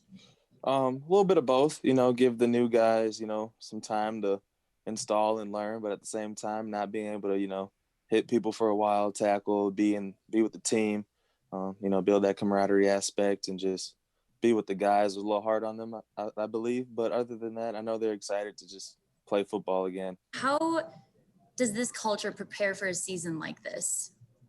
I know they're going to be well prepared no matter what. I know that Coach Fleck will have everything going for them. Everything will be perfect for them. I know that no circumstance will dictate their behavior and how they come out for this game, starting with Big Ten play or not, COVID or not, parking lot or field. I know that Coach Fleck will have them prepared and ready to play. So you spent 3 years in row the boat culture. How has that impacted you adapting to life in 2020? Just really, I take that, don't let circumstance dictate your behavior. I know that even with life, football didn't work out, couldn't sit around and wait and, hopefully get a call. I just kind of took that next step in my life, which was hard, but it was the right thing for me to do. And, but they're definitely enjoying it. Well, thanks, Thomas. It's been a pleasure having you on. We're glad and fortunate we were able to talk to you and do an interview going into the season. For sure. Thank you. Appreciate it. Thank you for your time. Thank you.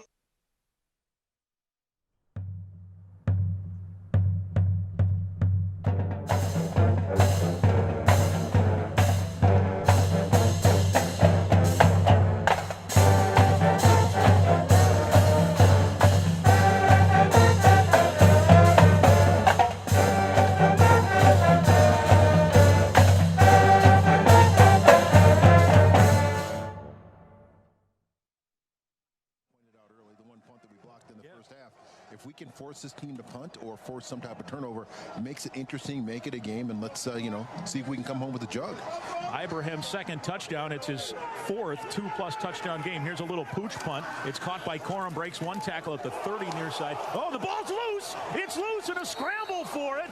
Corum lost it at the 31, and Michigan got it. Oh, man, that would have been huge if the Gophers could have pounced on it. Man, Corum took a hard shot on that little pooch kick up to the 28-yard line, but Michigan ends up with the football. That was Tyler Newbin, and man, the Gophers had it right there, and it just sneaked out of the arms of Bishop McDonald. Yeah, we just got to make forced it, and McDonald had it in his arms, and it just squeezed out, and Michigan got it at the 32. Go ahead, DT, sir. No, we need to have one of those plays come our way. I mean, that's where we're at right now with this, especially with our squib kicks. There are opportunities to make plays. First down, Milton, the quarterback, wants to throw, rolling right, waiting, fires, ball is batted in the air, but it's caught by Jackson on the run downfield, and a gain of 12 out of bounds to the 44. That ball was tipped and somehow ended up in Jackson's arms, flying across the field. Oh, man, I think Cody Lindstrom, he was the one that hit that ball in the air. And typically when you hit a ball in the air, it kind of goes down without anything happening. Unfortunately, that ball bounces right to a Michigan person. He picks up the first down. Josh Ani is in at linebacker, and Solomon Brown now playing that nickel spot in place of Justice Harris. Also, remember, the Gophers had a golden chance to pick up a fumble down near the goal line in the second quarter and couldn't, and Michigan ended up scoring then as well. 1st and 10 after the pickup. Here's a give to Charbonnet, and he barrels forward for a gain of a couple. The stack moves out. In fact, boy, they really did a nice job of moving the line of scrimmage out to the 48-yard line. A pickup of 4. Mariano Sori-Marin, the middle linebacker, was the first Gopher there. It's 2nd down and 6. Gophers down 11, 35-24. We're in the third, 8.5 to play. Well, this really leaves Josh Geddes, the offensive coordinator for Michigan, with the full playbook. Everything he wants to do right here. He's got a quarterback that's flexible and is kind of hot so far tonight. He's had success even with the tip pass on that last one. Solomon Brown is from Florida. Here's a little screen to the tight end underneath. This is all, and he is hit near midfield and works his way toward the first down marker. It's a gain of about 6, and they will move the sticks. Solomon Brown was one of the Gophers there. Jordan Howden also there. But it is a first down, and you're right, Darrell. The Michigan in no rush, but they have the full playbook, no question about it. For Charbonnet, it's been an interesting game. He had the 70-yard run. He had one other run for -6 yards, and now he has one carry here in this third quarter. Blake Corum is now in for him, and he's lined up as a receiver right. He's the freshman running back out of Virginia that was much ballyhooed when he signed with Michigan. Milton wants to run all the way, trying the right side, and he has the corner, and he has 9 yards out of bounds at the 38. Just the whole line of scrimmage moved downfield, and nobody could establish the edge for Minnesota. Yeah, no one could really establish it. And I think that Milton's a little bit faster than they think he is. And I think we just got to figure out a way to get a little bit more pressure on him, and we haven't really figured that out. 2nd and 1 after the pickup of 9 to the 37. Corum stays in at running back. He's lined up to the left now of his quarterback, wide side of the field. 3 receivers that way. Michigan now with 142 rushing yards in this game. Corum goes in motion, and it's a handoff on a little counter play to Corum, and he is inside the 30-yard line of the 29. Solomon Brown on the stop for Minnesota. They'll say he's down at the 30, 1st and 10 there. Well, the key is that they got the first down, and that's what you want to do. And I think Michigan is unfortunately having their way. We are seeming to win the battle in the trenches with our offensive line, and they're winning the battle with their offensive line. They're having their way, and they're just methodically picking up yards and taking time off the clock. Johnson and Bell wide to the left for Michigan. One of the receivers went out to the right and then just left the field, so they at one point subbed in and out for somebody there. 2 receivers left. The tight end is to the right. 8 to snap. Milton out of the pistol. Charbonnet next to him. Milton wants to throw and throws over the middle. Has a man behind the defense. It's dropped. Incomplete. He had it for a touchdown and all dropped it. Hit the ground, bounced back up in. He was hoping to sell that he caught it and dropped it, but it was a flat-out drop by all. Incomplete, and a break for Minnesota as the tight end got behind the defense. They sucked in the linebackers and got past the safety. And that's what happens when you have success running the ball. Linebackers come up and try to make plays. Tight ends act like he's going to make a little bit of block. Slips him, comes right up the seam down the middle. And fortunate for us, he dropped that ball. 2nd down and 10 is a lot better than a touchdown. Yep, it would have been a touchdown. 2nd and 10 from the 30. Milton wants to throw again. Running left, throws to all the tight end. Lot of space to the 20, to the 15, to the 10, to the 5, and down to the 3. 27-yard pickup. Eric All, his first catch of the night. Now confusion. The Gophers trying to send in a tank goal line defense here. 1st and goal for the Wolverines. Michigan trying to score for a 6th straight possession. Gophers confused on defense. Snap ahead of that anyway. Give is to the running back Evans, and he doesn't get much. Maybe a yard. 2nd and goal from the 2. Mariano Sori-Marin, the first Golden Gopher there to stand up the stack. Nice job by Mariano Sori-Marin. Also, nice job by the defensive line. Few more stalemates, holding your positions at that point of attack. Bell wide right. They're getting All. That's A-L-L. Eric All into the offense here in this half. Lone back is the quarterback, Milton. He wants to run from the get-go. Waits, turns it up. Touchdown, Michigan. And unfortunately, that was a pretty easy scoring drive for the Michigan Wolverines right down the field. And it's 41-24 Wolverines. That's the 6th, make it 7th straight scoring drive now for the Michigan Wolverines. Well, Mike, you think about it, on the kickoff, there was an opportunity to get a fumble, and there was also the drop on this drive, and then the tip pass that unfortunately went to the Michigan receiver. We need to have one of those opportunities come our way, which you have to make your breaks. You always got to make your breaks, but we got to figure a way to make our break and make our breaks, score here on the next drive, and stop them next time they get the ball. Jake Moody's extra point is up and good, and a timeout on the field. Michigan 42, Minnesota 24. 5 minutes, 20 seconds to go in this third quarter. This is Golden Gopher Football.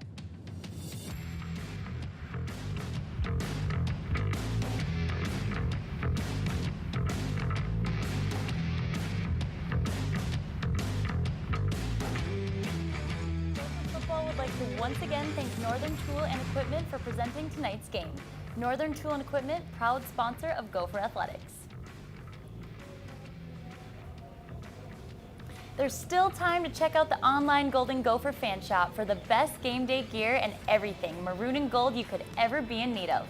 Log on before those game day deals expire at shop.gophersports.com.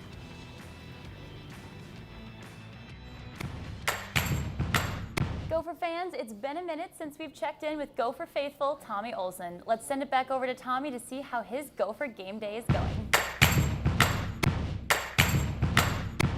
All right, thanks, Jen, for knocking it back. But yeah, hey, it was a good first half. Just had a couple unfortunate plays. Just knocking the rust off. We're going to be just fine. I can't wait to come see what we're doing in the second half. We're going to go out there, keep doing what we're doing. Just going to knock the rust off and see how the second half ends. I can't wait to keep watching. Let's have some fun and keep going with Gopher Gameday Live. Roll the boat, sky your mom, go Gophers.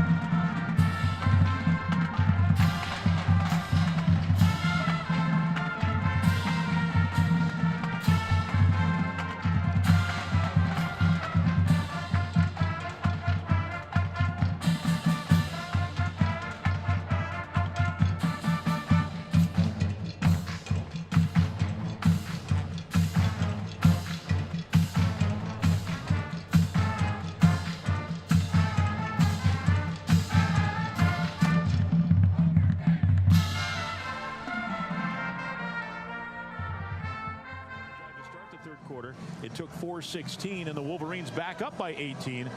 42-24. 2 scoring drives here, one for Minnesota, one for Michigan, and all of a sudden only 5:20 left to go here in the third quarter. Yeah, it took time off that clock too as well. That 4.5-minute drive by Michigan also was a backbreaker besides just a score. Here's the kick coming to Cam Wiley near side at the 5-yard line to the 10, 15, stutter steps and hit at the 18.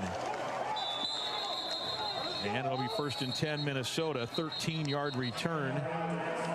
You can see Wiley, just my observation, Daryl, Wiley just not as decisive as Potts the last time, just to find, you can't stutter step around, right, on a kick return? No, the kickoff return is pretty much just get up to full speed as fast as you can and make a decision and hope that you don't get wiped out. But he'll learn, hopefully. Ottman-Bell wide left for Minnesota. Bateman that side as well. Double tights to the right. Minnesota mostly gone with this formation. The 2 tights one side and the 2 receivers on the other. Morgan on the night, 14-19, 124 yards and a touchdown. And he gives to Ibraham on a bit of a cutback. Bounces it outside to the 20. Breaks the tackle 25-30, 35-40. And finally ushered out of bounds by Josh Ross, the linebacker, out across the 43-yard line. And a nice gain there of 25 yards for Minnesota. And that's a Securian moment that counts. Securian Financial offering insurance, investment, and retirement solutions, helping you make every moment count. Find out more at Securian.com. Well, that was almost all Mohamed Ibrahim. There are a couple stalemates on that scrimmage, and he stiff arms and outruns a defender, and a nice stiff arm at the end of that play. But that play was all Mohamed. 1st down and 10, Gophers, 4:40 to go, third quarter, down 42-24. Needing points and needing stops. Play action. Morgan wants to throw. Waits, goes for the home run ball. Down the center of the field. Bateman there, backpedaling, makes the catch. Tumbles, flags fly. Bateman talking with the defensive back, Vincent Gray. And I've got to believe this will be interference on Michigan, and the Gophers will get it at the 20, where backpedaling, he made the catch and fell backwards. Pass interference. Defense, number 4. The ruling on the field was a completion, therefore the penalty declined. 1st down. 37-yard pickup, and now Bateman with 8 catches with that pickup and 51 yards. 1st down, Gophers now in the Case IH red zone, needing to stack up. They had stacked the box, Daryl, and Minnesota decided to make them pay. 8 catches now for Bateman. Here is a handoff to Ibraham, and he works his way, weaving inside and then back toward the out to the 16-yard line. Bateman, 8 catches, 89 yards.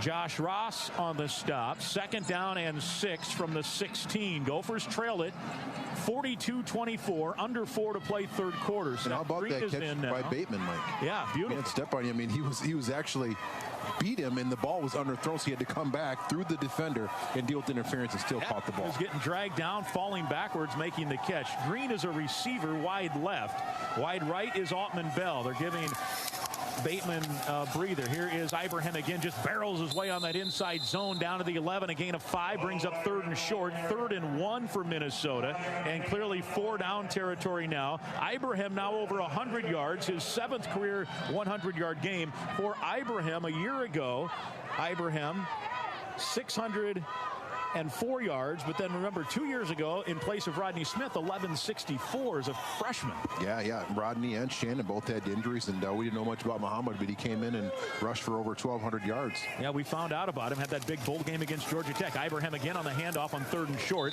and he stumbles forward inside the 10 to the 8. It'll be 1st and goal from there, and that's another Securian 1st down. Find out more at Securian.com. I like that Bateman's back in the game, and I wouldn't mind seeing Chris Ottman-Bell get an opportunity here. He's got a tremendous grip when he gets a chance to get that ball, and not Michigan, is spending a lot of energy making sure that Rashad Bateman is not the target. Ottman-Bell with 1 catch tonight for 47 yards. He is in single coverage on the far side, the Michigan side of the sidelines. And Morgan now calling plays with Bateman the slot left, double tights to the right, Ibrahim the running back right. It is a give to Ibrahim.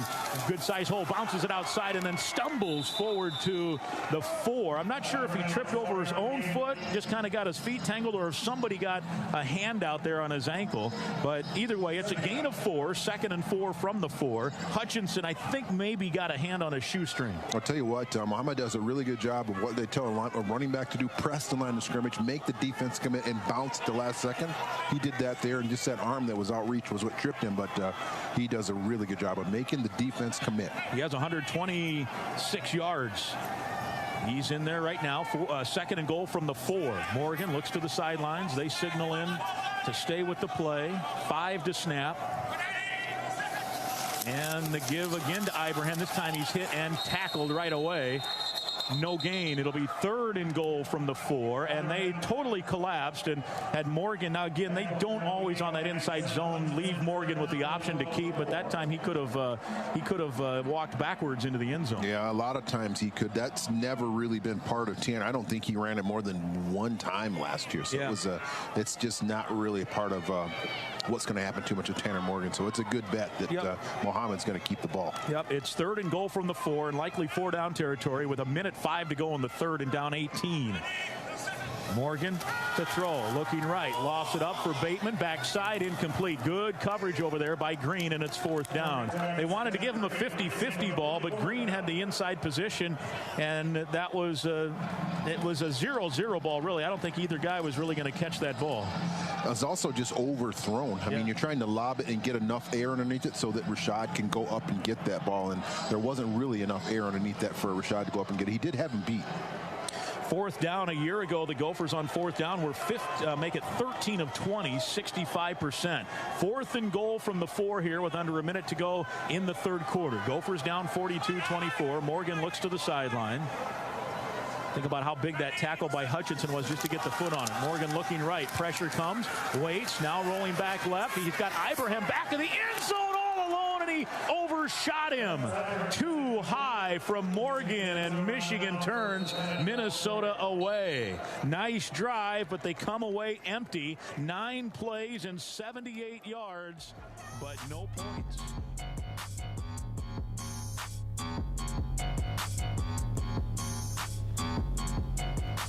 We are back to you live from TCF Bank Stadium, where hundreds of Gopher fans made it into the stands with a Gopher fan cutout.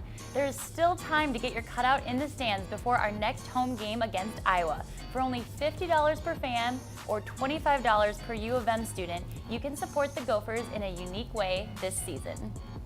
Check out gophersports.com to purchase yours now or for more details.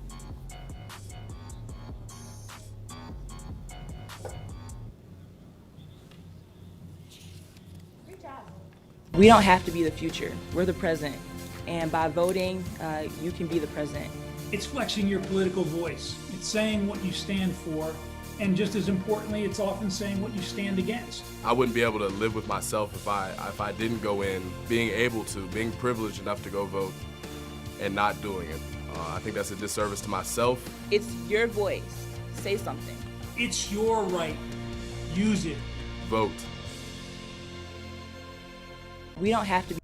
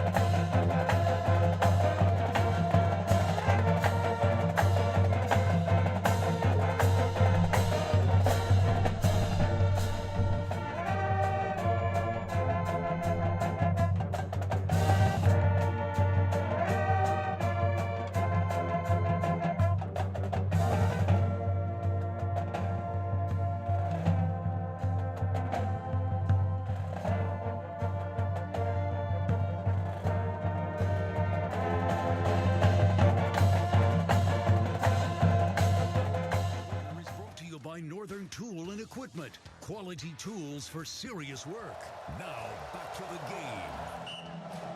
Michigan 42, Minnesota 24. Wolverines now backed up after the Gophers turned it over on downs at the 4-yard line. So the Wolverines from their own 4. They have scored on 7 straight possessions to build an 18-point lead here.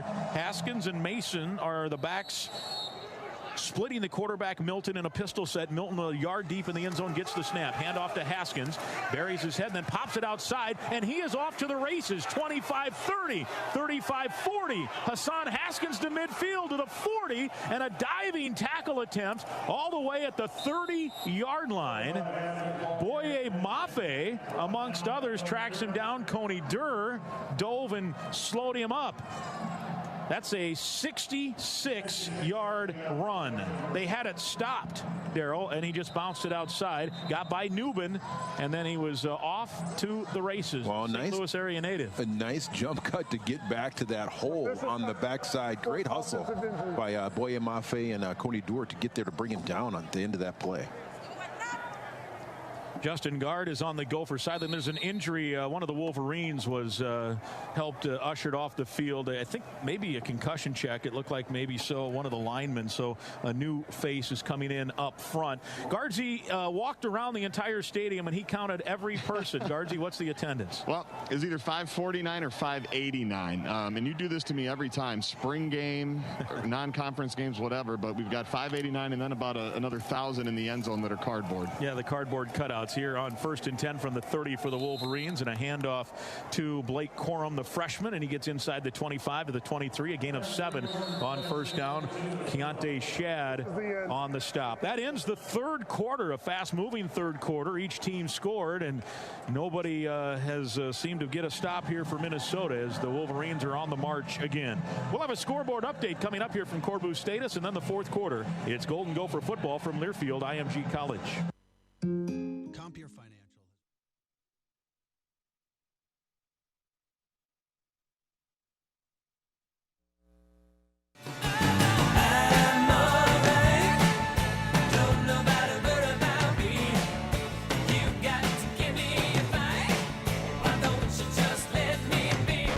I want you, and I want you. Do the Gopher. Come on, you can do it. Come on.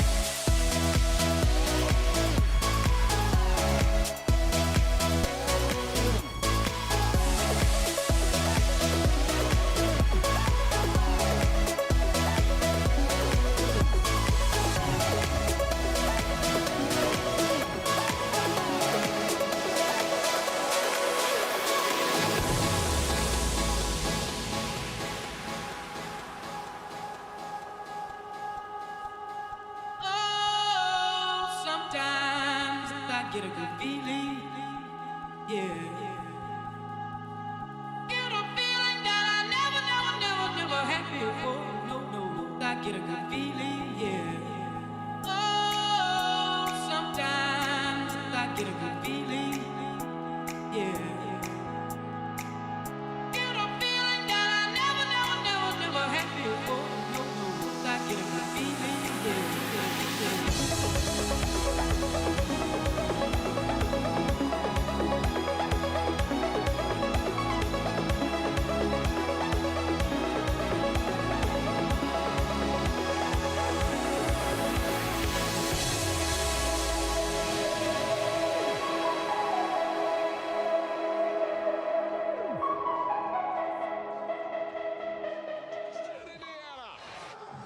Touchdown Indiana indeed. The Hoosier Radio Network with that brief call. And they would get the 2-point conversion to tie it at 28. And then in overtime, after Penn State scored, Indiana would score and go for 2. They would get it after review, and they get the win, upsetting number 8 Penn State 36-35. And the other game going on right now, Northwestern blowing out Maryland 43-3 with 8:30 to play in the fourth. Mike Grimm, it's all yours. All right, thank you, Corbu. Corbu will have a scoreboard update in the post game as well, and get all those finals final. We'll keep an eye on that Maryland game. Minnesota going there next week, Friday. Daryl and Guardsy and I will be down there along with Dan Robotham in College Park to bring you the action next Friday. Here's Milton on second and short, throws on a slant, caught on the run, and it's inside. It's Wilson inside the 10 to the 6 as he got in front of Howden, the safety, in the middle of the field, and it's first and goal for Michigan, trying to score after a 17-yard pickup there, trying to score for what would be a 9th straight drive. Yeah, and you can see Joel Milton just growing in confidence over the course of this game, sitting back, throwing balls, and right there, very nice ball on that slant. Here's a give right side. Charbonnet hit at the line of scrimmage and works forward for a couple from the 8 down to about the 5-yard line. Tyler Newbin, the safety, out of St. Charles, Illinois. He, of course, trying to fill the shoes of Antoine Winfield Jr., which, you know, no one's going to be able to do that. And Newbin is a highly recruited player out of Illinois. And you know what? When you're starting for the first time, you're probably going to take a lump or two. And I think when you watch how he plays and watch his instincts and size, he's going to be a really good player, and he's working at it right now. No, I agree, Mike. I agree. I think he's going to be a very, very good player. And you're right. Winfield is a tremendous talent to replace. But I think Newbin will grow into it. Evans trying to get outside, turns it up, spins out of a tackle. Touchdown, Wolverines. Newbin was there but couldn't complete the tackle at about the 3, and Evans spun out of it and got the touchdown, and it's 48-24. The Wolverines have doubled up the Gophers with an extra point pending. 13:51 to play in the football game. Very tough when you let him out of the cellar. Had that opportunity when we couldn't get in the end zone, and we had him back there. Actually had the running back dead to rights in the backfield, and he kind of double jump cut and made that 63-yard run, and that took the wind out of the sails at this Gopher defense, who has not really established an identity yet for itself. 5 plays, 96 yards. It took 158. The extra point kick is up and good. Timeout on the field. Want to remind you that you can make room for a little fun at the Courtyard Minneapolis downtown, conveniently located near campus. Book your 15% off University Friends and Family right now. Courtyard Minneapolis.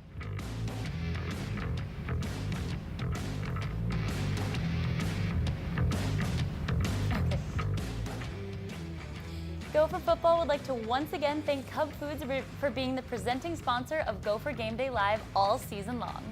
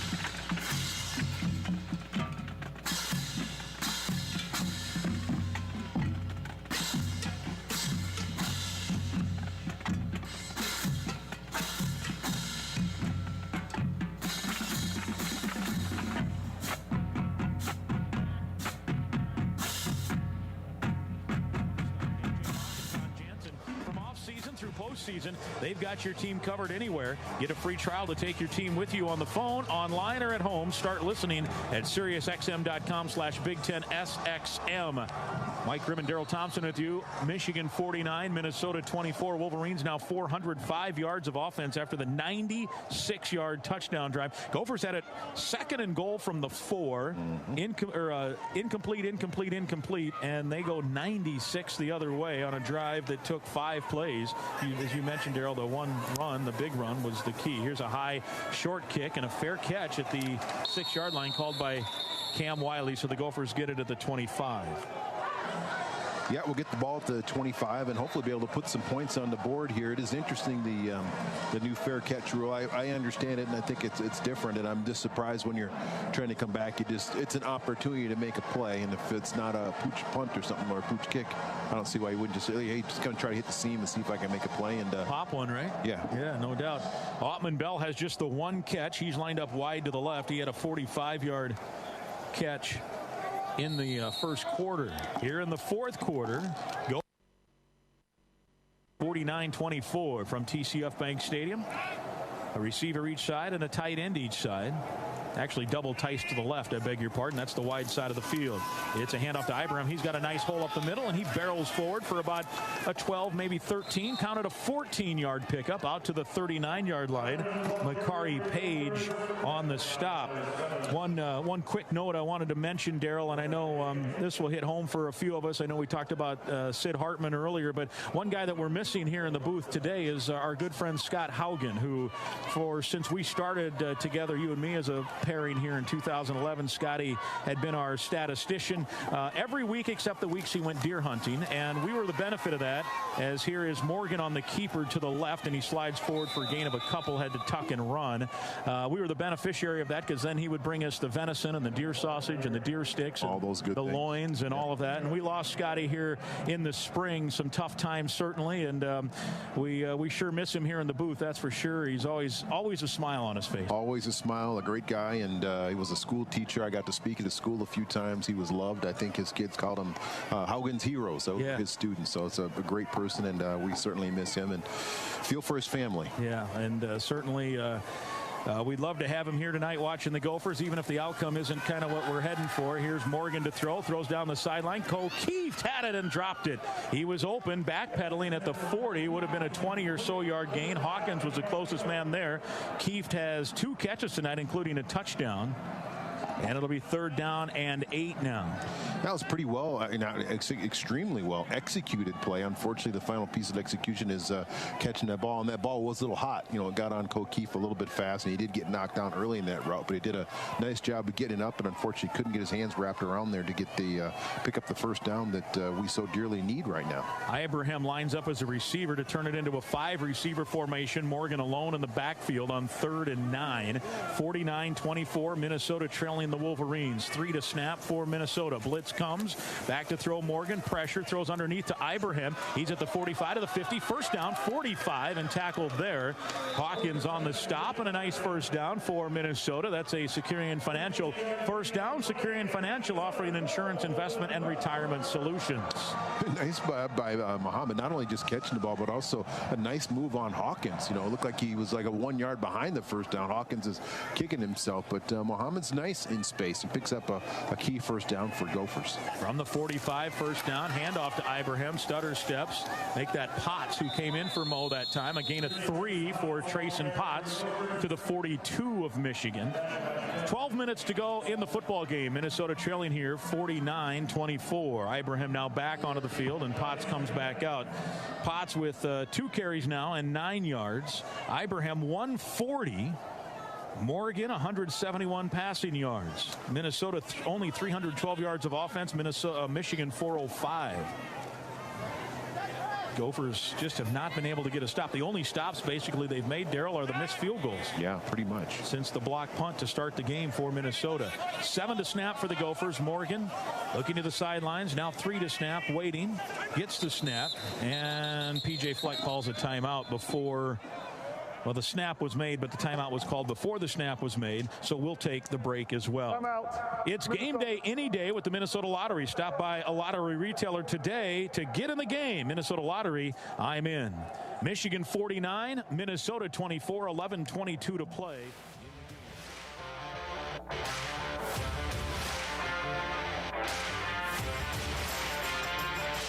Our friends at the Courtyard Minneapolis downtown are ready to give away a free staycation right here in the Twin Cities.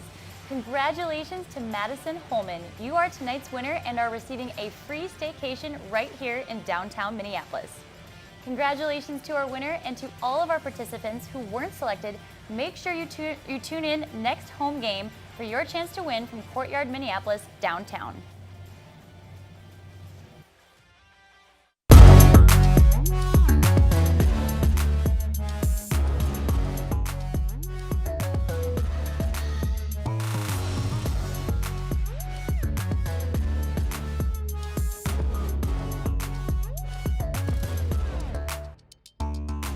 The official Golden Gopher fan shop is here. Grab the latest apparel, accessories, and more at shop.gophersports.com.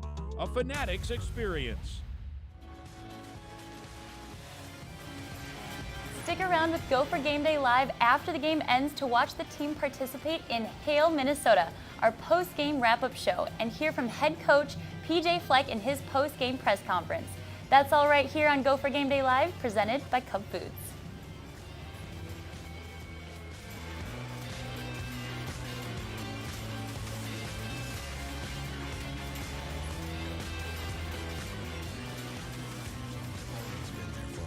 And communities in any situation, and our support continues today. Whether it's providing financial services to our local farmers or responding to the funding needs of our community partners, we're here to help. To learn more, give us a call at 844-426-6733 or visit Compeer.com today. Compeer Financial ACA is an equal credit opportunity lender and provider. Copyright 2020. All rights reserved. Gopher football on the Fan. Michigan 49, Minnesota 24. Gophers have a second down and 7 from the 42 of Michigan. 11:22 to go, fourth quarter. Potts is in at running back. Ibraham with 140 rushing yards tonight. Gophers coming up on Friday night will be at Maryland. Maryland getting trounced in Chicago tonight by Northwestern 45-3. So we'll see what next Friday night brings. Morgan, wide side to the right. Gophers again almost all night have been in double tight end, 2 tight ends, 2 receivers, a very few 3 or 4 receiver sets. They've gone to a couple 5 receiver sets, which included a tight end and a running back. Here is the give to Potts outside. Boy, they press the line of scrimmage and he'll lose yardage. Back to the 46, and it'll be 3rd down and 10. Kwity Paye, the all-conference defensive end, brings down the ball carrier Potts. Well, Kwity Paye does a nice job of setting the edge on that play. Potts tries to bounce to the outside. Had no choice. He had inside pressure as well. So Kwity's able to bring him down just for a 1-yard loss. But I do like the decisiveness of Trey Potts. He decides what he's going to do. He's going to take it. And if there was no option, you get inside pressure, inside out, you got to bounce and hope you can outrun that defensive end. And unfortunately, the defensive end was there and this boundary was there too. So not much room to run for Trey. Ibraham back in, and again now a 5 receiver set, which includes a tight end and a running back.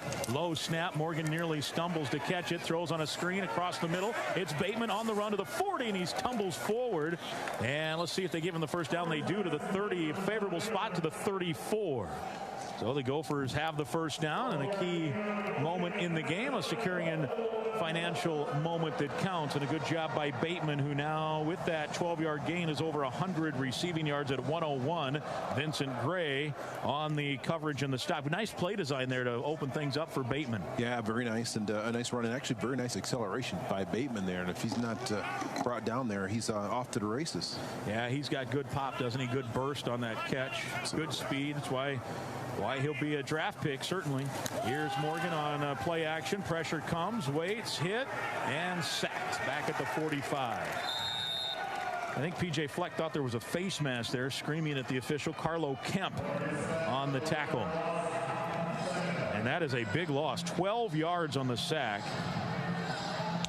And that was a coverage sack right there, Mac. It looked like Mike, he had an opportunity to get the ball downfield. 2 receivers were out, and really nobody was open on that play. Yeah, and it was the angle was weird, because normally you'd say an experienced quarterback like that would just flush and throw it away, but the way he was getting pressured, he was kind of entrapped there. He couldn't do anything, because if you throw it away from in the tackle box, it's a grounding anyway. So, and looking at the replay, I see why PJ thought it was a face mask, but it was definitely a shoulder grab, not a face mask. So second and a long way, 2nd and 21 here, and PJ takes another timeout as the play clock was winding down to 0, and we will take the break as well. Timeout on the field, 9:05 to play in the game. Michigan 49 and Minnesota 24. This is Golden Gopher football.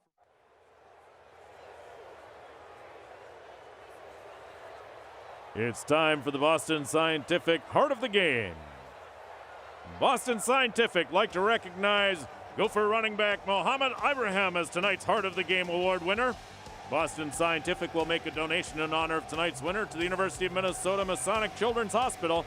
Thank you, Boston Scientific, for your support of Gopher football and the University of Minnesota Masonic Children's Hospital. And congratulations, Mo Ibraham, the Heart of the Game.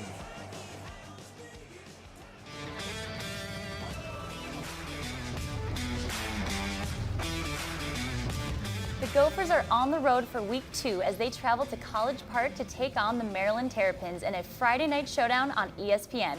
Be sure to tune in to watch the Gophers shell shock the Terps next Friday at 6:30 p.m. Gopher Game Day Live returns on Friday, November 13th, when your Golden Gophers host the Iowa Hawkeyes right here in TCF Bank Stadium. Kickoff is set for 6 p.m. and you can catch the game on FS1, and of course, Gopher Game Day Live presented by Cub Foods will go live for free beginning 2 hours prior to kickoff.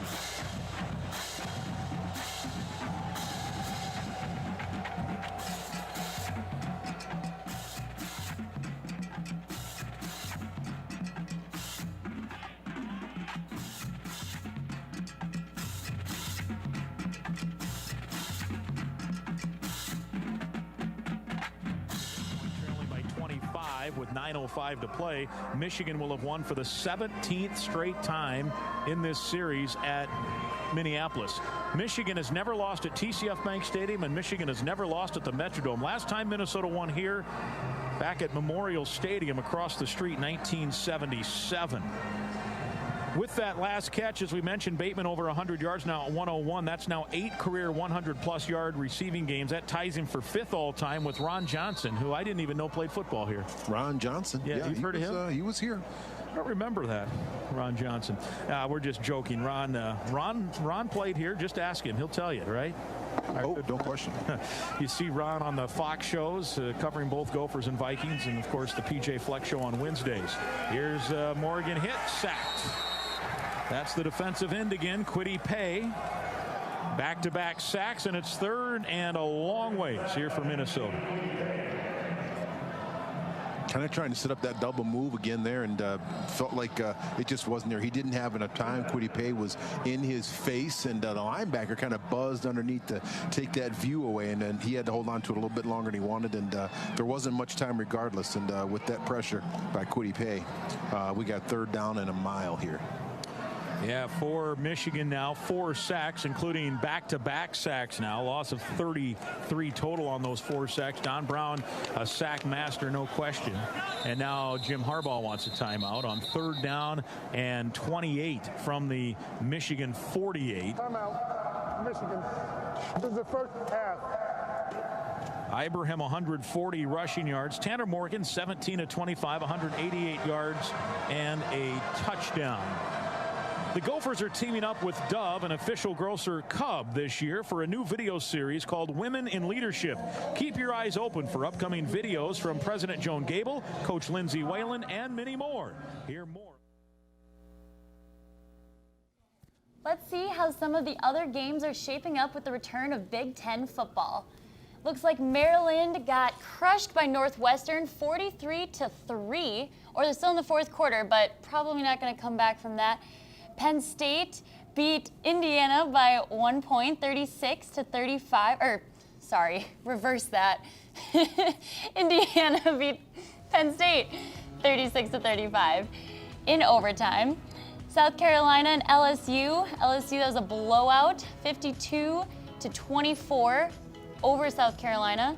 We have Texas Tech and West Virginia. Texas Tech took it down on this one, 34-27 over West Virginia. Then we have Wyoming and Nevada. Nevada took it 31-28. Miami and Virginia. Miami is winning 13-7 right now. Iowa and Purdue. Iowa fell to Purdue 24-20. And SMU and Cincinnati 14-10. Cincinnati takes that one.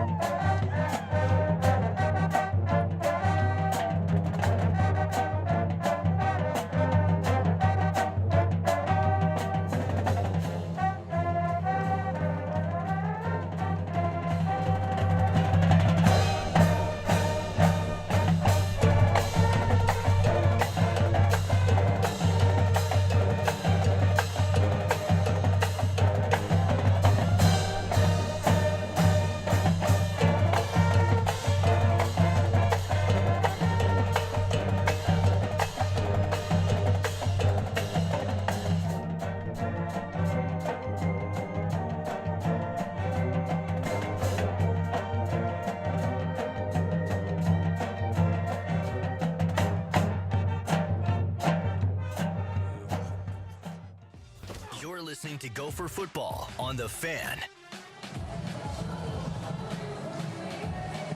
Minnesota has it 3rd and a mile here, 3rd and 28, trailing at 49-24, back-to-back sacks. Michigan takes the timeout, and Tanner Morgan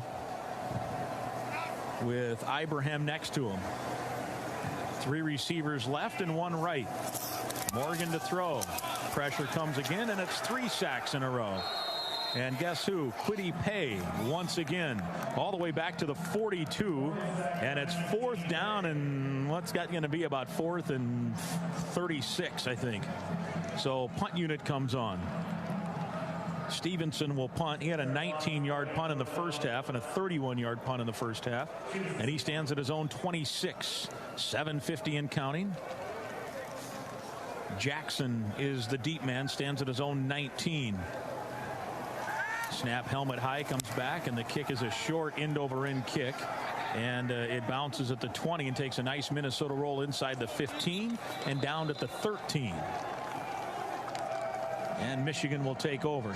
45-yard punt, no return. Nice roll there for the Gophers. And Minnesota, the only stops in essence, Darryl, that they've had on this Michigan team on the 2 missed field goals. Otherwise, Michigan has scored outside of that very first block punt. Well, there'll be a lot of teaching moments in the film room tomorrow. A lot of young guys that haven't played, haven't seen things, and haven't played at the speed. You go full speed in practice. You have yelling, you have coach, all these different things. Yep. There's a different thing between game speed and practice speed, and the different looks you're going to get. So there will be an improvement from this week to next week in Maryland. Joe Milton, 13 and 19, 160 yards, a little reverse. And coming out on the left side is Henning, turns it up at the 15, and a good job that time staying home. Asezia Tomewa, the left defensive end, he makes the stop at the Minnesota, make it the Michigan 19, a gain of about 7. We'll call it 6. It'll be 2nd down and 4. Yeah, Eustasia is one of those guys too he'll be better next week, sitting behind Winston Bellatobadir and also Carter Coughlin. Those young men at that front four, I think, have a lot of upside potential. They just need more games, more reps, and to see the reverses, to see the twists and the stunts, and taking on backs and everything else. So there'll be an improvement for next week, Mike. Yeah, right now we've seen kind of a rotation of Thomas Rush, Boye Mafe, Asezia Tomewa at those defensive end spots. MJ Anderson also had been in a little bit. Here's a quick hitting pass to Ronnie Bell, and he's got a first down. Steps out of a tackle at the 30, 40, almost to midfield. Good job there as he stepped out of a Newbin tackle. I beg your pardon. Newbin made the stop. He stepped out of a Benjamin St. Just tackle, and it's a pickup of 30 out to the 49-yard line. Yes, also I think one of the things you learn, I saw it on that plan, I don't see it very much out of Coach Fleck teams, is where people don't run to the ball. And I think a lot of times you don't feel like it, and then that play right there is a perfect example of why you always run and hustle to the ball and to the whistle. Yeah. Because someone miss right there, and they pick up an extra 15 or 20 yards. Michigan obviously taking some time here, leading 49-24. 5 to snap now for Joe Milton, who's been good, 14 of 20 and 190 yards. He hasn't had to throw much. He wants to throw now, and he rifles it over the middle. Caught on the run by Bell. He's behind the defense to the 20 and stumbled over the 20-yard line. He tripped over the 20-yard line, looked a little bit like Daniel Jones the other night as he was off to the races, and he's down at the 16. A Gopher may have had an angle to catch him. I don't know if it would have been a touchdown, but St. Just was in hot pursuit amongst others. It almost looked like he pulled a hamstring or something like that, the way that he went down. So looks like he kind of jogged off the field all right. So hopefully he's all right, or it just might have been the turf monster who got him. But Benjamin was able to bring him down. But again, it's just the angles and the tackling of being in the right place at the right time. And now the quarterback, he got things rolling. Milton is comfortable throwing the ball wherever he wants to throw the ball. That's 35 yards on that pickup, so 2 plays, 65 yards on the last 2 passes. Here's a handoff, and this is Corum, and he breaks out of a tackle. He was stood up at the point of attack and then sprung it out for a pickup of a couple. Stop made by Josh Ani, St. Paul native. 2nd down 7 after pickup of 3 down to the 13-yard line. Michigan trying to get over 50 here in the season opener. There'd been talk with the Jim Harbaugh situation, and he really has. This is the first quarterback that he started on a regular basis that he recruited out of high school in his time at Michigan. The rest have all been through transfers, or he inherited early in his tenure. And, there's some folks disgruntled a little bit at Michigan, thinking they should be at a higher level than maybe they have been. They're at 9 or 10 wins most years here in the Harbaugh era. They want to beat Ohio State. Here's a handoff to Corum, and this time he is stood up by Micah Treadway, lost a yard back to the 15. And some people say maybe Joe Milton's a guy that can elevate, and it's hard to really judge on week 1. He looked good, but is he a guy, do you think, at first glance, can get this team to Pasadena or someplace higher? At first glance, he can get you there. Yeah. I mean, when you're 6'4", 243 pounds, and he does have a cannon of an arm. He's got some tools around him, and he has proven to throw some balls with some accuracy tonight a little bit. Now, I don't think he's extremely accurate. He's not Russell Wilson or accurate or the young man that's over at Wisconsin right now, but he looks pretty good. Back to pass. Milton throws into the corner of the end zone, incomplete, overshot Bell. Let's go to JG. Well, that's the throw right there that all the Michigan people will tell you Milton has to work on, right? We've seen him zip those slants in. We've seen him throw those real bullets in those ropes, but it's the touch, it's the loft. Those are the ones that he's had issues with and that they've continued to work on him with. He does. That back shoulder there, Justin, good point, but he also missed it in the right spot, too. So you want to be smart with it, and being high and on the outside is better than being high and on the inside where the defensive back can pick it off. But that's the type of pass he's got to improve on. Field goal attempt to put him over 50, and it's no good. He is 0 for 3. Jake Moody. He had beaten out Quinn Nordine, who a year ago was 10 of 13. This kid is 0 for 3 tonight, Jake Moody, and that would have put him over 50. So 4:30 to play in the game. Minnesota will get the ball back, trailing 49-24. Stick around for the post-game show. JG will talk with PJ Fleck and get his thoughts on this game and where the improvement needs to come. Minnesota will be at Maryland. Corbu's in Scoreboard Central. Let's get a Maryland update to find out what the Gophers will be looking at here next week, Corbu. Well, it looks like they'll be looking at a team licking their wounds. Northwestern pounds them 43-3. Thank you. And we'll be in Maryland next week, 43-3. Northwestern with Peyton Ramsey. Here's Morgan. The handoff is to Cam Wiley, and a little hesitation near the line of scrimmage, and then lowers his shoulder and gets 3 out to the 23. Josh Ross on the tackle for the Wolverines, who will go to 1-0. And the Michigan Wolverines next week will host in-state rival Michigan.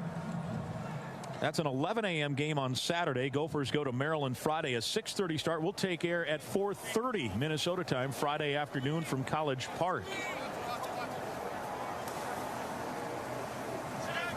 Second and 7 here for Minnesota.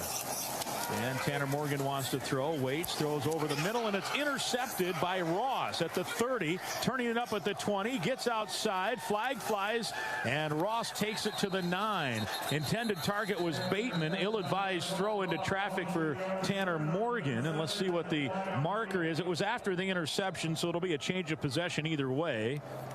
And with 2:49, Michigan can still punch it up over 50 now. Yeah, it's unfortunate. Just another learning moment. Take what you see right in front of you, and unfortunately.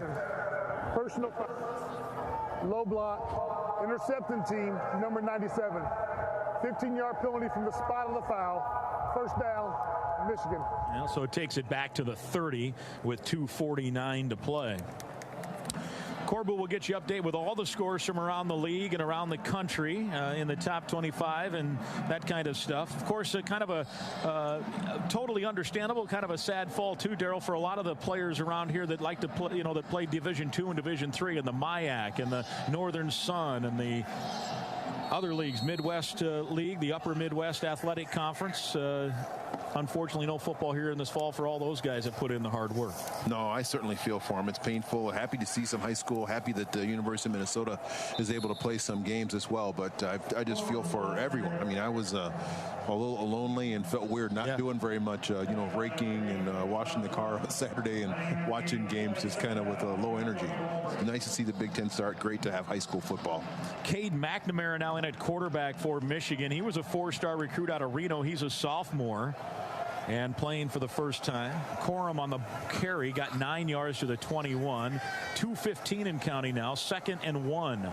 Offset pistol formation. Corum again, a freshman. No, it's a keeper. And now a throw to Mason out of the backfield, complete inside the 20. Coney Durr tackles the pass catcher at about the 17-yard line. First down, Michigan. And now a penalty, a late marker on the far side. And I think this might be too many men in the backfield. Usually when a marker's like that sitting there, it's either offsides or a too many men in the backfield call. Yeah. Just laid out there by the field judge on that far side. Now they're going to check with the line judge to make sure that he saw what the other guy saw. Here's Larry Smith. The ruling on the field is the ball was touched beyond the line of scrimmage. The eligible receiver downfield by the offense. 5-yard penalty for first down. All right, so it was because the the pass catcher was past the line of scrimmage, the lineman cannot get downfield, so they'll move it back, and it will be 2nd down. Larry said first down, but it'll be second. It was 2nd and 1, so it becomes 2nd and 6 here.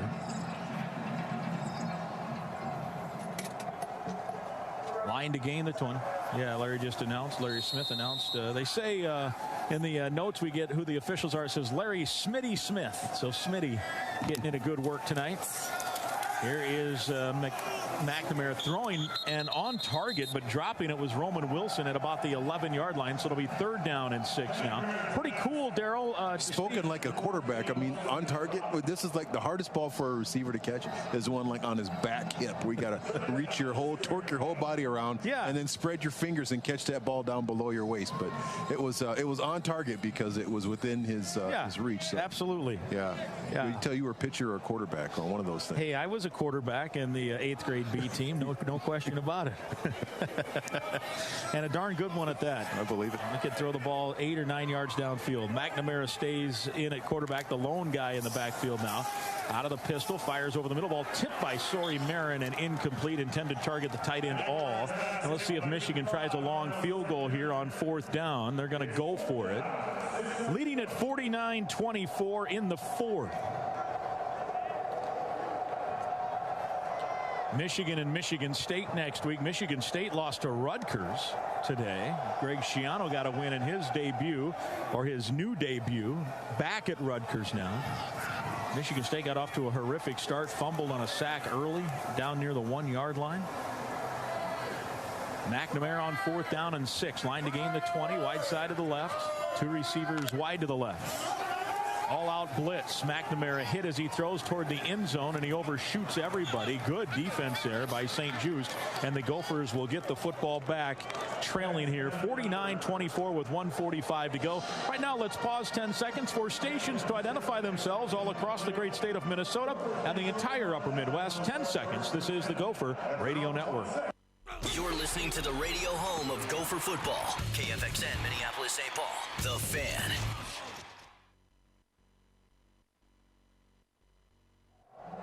Our affiliate salute, sponsored by All Energy Solar. Visit allenergysolar.com for all the info about going solar.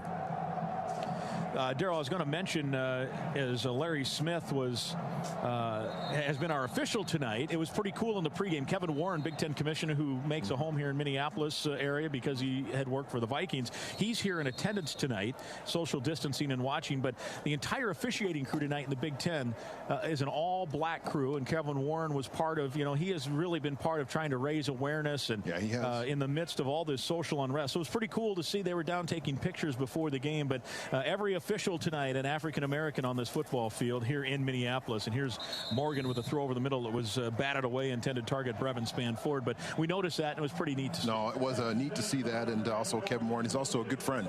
He was really good to us at Boulder Options. Just a great guy all around. He actually asked me to join the Anti-Hate Commission. So I've been a few extra Zoom calls every month for the Anti-Hate Commission here that the Big Ten is working on, trying to help and work on a lot of social justice issues. Yeah, and of course, you're part of hosting our new pregame feature, the We All Belong segment, and Boulder Options getting some money from Blue Cross Blue Shield as part of that as well. And we'll ask you about Boulder Options here in a second and ask about how the summer has gone, given everything. Here's a ball batted in the air again. Second tip ball on this drive.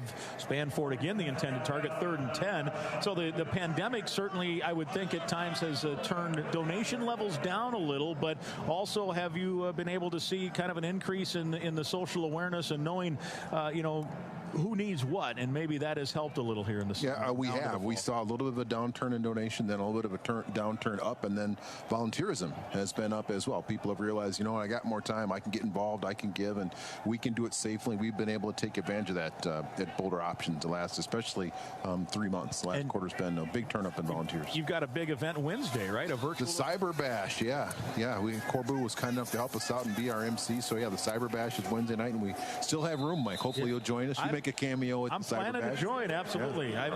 I've videotaped my passing of the boulder and helping out with that. Yeah. So how can people get more info on Boulder Options? Just go to the website, and you can sign up to come to our virtual gala for free on Wednesday, and it's a half hour. Yeah. So it's my kind of event, short and sweet. Get right to it. Yep. No doubt about it. Trey Potts caught a pass out of the backfield, picked up 8. Make it 9. It'll be 4th and 1 from the 35, and Seth Green is in now on 4th and 1 with 1:27 to go.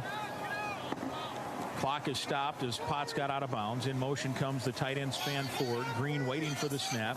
And the snap is straight to Ibraham instead, and he barrels forward. And I don't know. It's right at the marker. He did get the first down. He'll move the stick. So the snap went straight to Ibrahim, who now has 141 yards. What's the web page for Boulder Options to sign up and get all the info? BoulderOptions.org. Boulder without a U. BoulderOptions.org. BOLDER. Very good. Well, we'll look forward to seeing everybody on Wednesday night. You know what, Mike? I think will be also an improvement next week. You know, Mike Sanford, he didn't have spring with these guys. He didn't have fall with these guys. You got COVID, testing, moving your family here. First game's Michigan, no non-conference games. Michigan has the second charge. 30 seconds. He will, I'm not to say he's bad, he will improve. Yeah. He'll have a chance to see his guys, get used to them, be around them, say, okay, now I kind of know, I've called a game, we know each other. I've worked with, the other coaches. Coach Simon, he can sit down and say, okay, here's how we can be better. Here's where we're struggling. No doubt. Here's what I need to talk about. And it's going to happen on offense. And yes, it definitely stinks to lose 49-24, especially when you feel like you have, a better team than you had last year. At least a team that on paper could potentially be better. And right now you're not. But it's going to be. I think next week will be better. Yeah, and we knew there'd be some question marks on defense with all the graduations and the losses and all of that. Losses to graduation and guys going to the NFL. And I think we thought the offense would have to hold up its bargain a little bit longer. And they were okay at times tonight. They put 24 up, got helped by a short field on the block punt. But there were, like you said, times even where the timing, like PJ had to take a couple of timeouts in the third quarter because the play's not in. Tanner a couple times looked to the sidelines, kind of raised his hands like, come on, let's get, give me the signal since we got to get going. So I think all of that will certainly get better. Well, yeah, all that and the fact that it still is the first game. It stinks. And you start with the rival game first game. Yeah. You never do that. You might start with a tough game first game, but you don't usually start out with your, one of your big, rivals that you rarely beat. And this is one of those times that you do. So it's been hopefully we learned a lot tonight.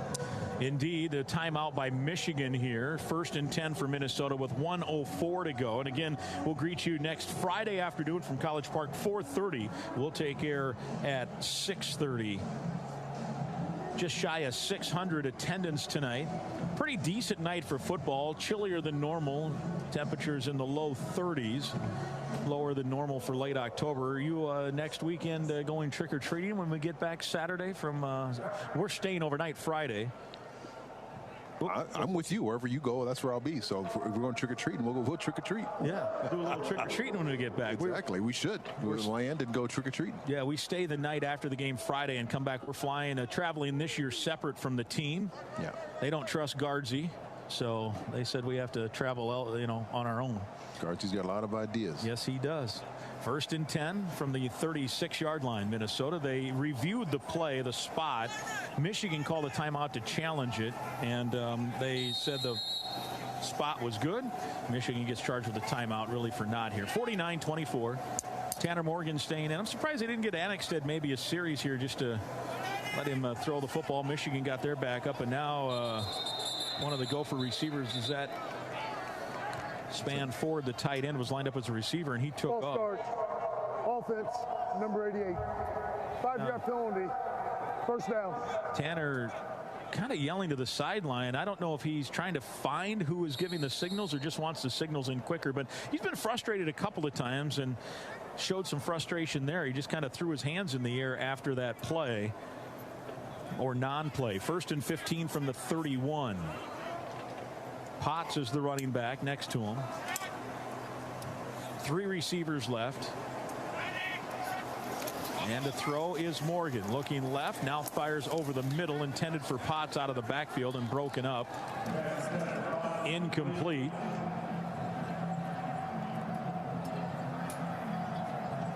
Yeah, pretty darn nice coverage by that inside linebacker there. I think it's Kaylee Mullins on that play on Trey Potts. Really, Potts did a good job trying to get across his face, and Mullins closed and able to bat that ball down. Nice man-to-man coverage. That is a very, very difficult thing for an outside linebacker, inside linebacker to do, to cover back coming out of the backfield on the option route. Mike Brown-Stevens, Daniel Jackson, and Clay Geary now in at receiver. Trey Potts, the running back. Brevin Spanford lined up as a receiver on the narrow side of the field. Morgan to throw. Looks, blitz comes, throws behind the intended target. Geary nearly intercepted. That was Green again. Green has dropped 2 interceptions in this game. Morgan now 18 of 30, 197, a touchdown and an interception. Gophers trailing 49-24. Post-game show coming up. 56 seconds to go, and it's 3rd and 15 now for the Golden Gophers. A 100-yard receiving game for Rashad Bateman, 9 catches and 101 yards. But the bottom line is neither side of the football nor the special teams played great. In fact, Michigan on rushing downs, 8.7 yards per rush tonight. That's a big number. Yeah, it'll be something that I'm sure that Coach Fleck and Coach Rossi are going to look at, just their ability to stop, fit in the right gaps, wrap people up and bring them down, take the right angles to the ball, all things that will improve from week 1 to week 2, because they got to cut that in half at a minimum. Yeah, no question about it. There's a run by Potts, got about 8 out of bounds, stopped the clock, 4th down, 48 seconds to go. And the punt team comes on.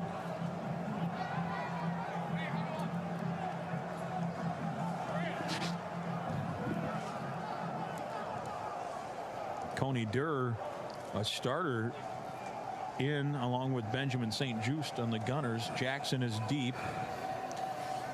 Jackson is about 35 yards past the line of scrimmage. The kick by Stevenson again is short, bounces at the 28, takes a nice Minnesota roll inside the 20, inside the 14, and St. Just scooped it up while it was still rolling. It's a 46-yard punt, and with 38 seconds left, Michigan can take a knee, and we are headed home here soon. The post-game show coming up. We'll hear from P.J. Fleck. We'll hear the highlights, we'll hear the scores, and we'll preview Maryland. That's all straight ahead here in the post-game show. Glad you are staying with us here on this Saturday night from TCF Bank Stadium. Victory formation here for the Wolverines, who will start 1-0. Michigan hosting Michigan State next Saturday. Gophers will be 0-1. There's a snap to Milton. He'll take a knee, and Minnesota certainly won't take a timeout here. They won't need to snap again. P.J. Fleck and Jim Harbaugh.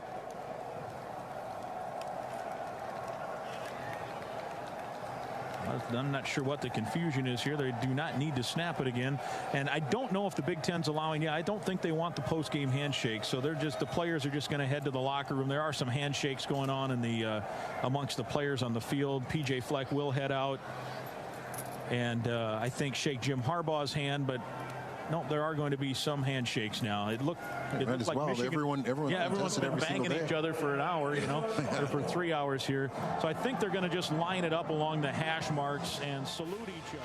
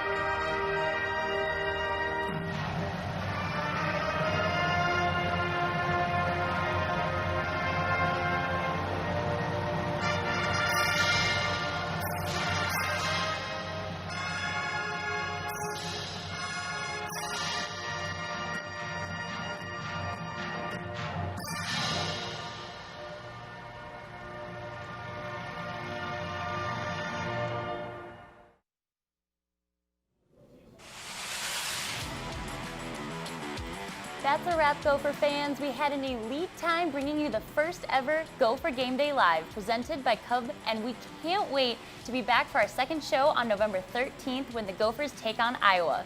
I'm Jen Halverson, and for everyone at Gopher Athletics, we appreciate you tuning in and spending this unique game day with us. Head coach PJ Fleck's post-game press conference is up next, but we're all done here. Until next time, Gopher fans, row the boat, Skyuma, go Gophers.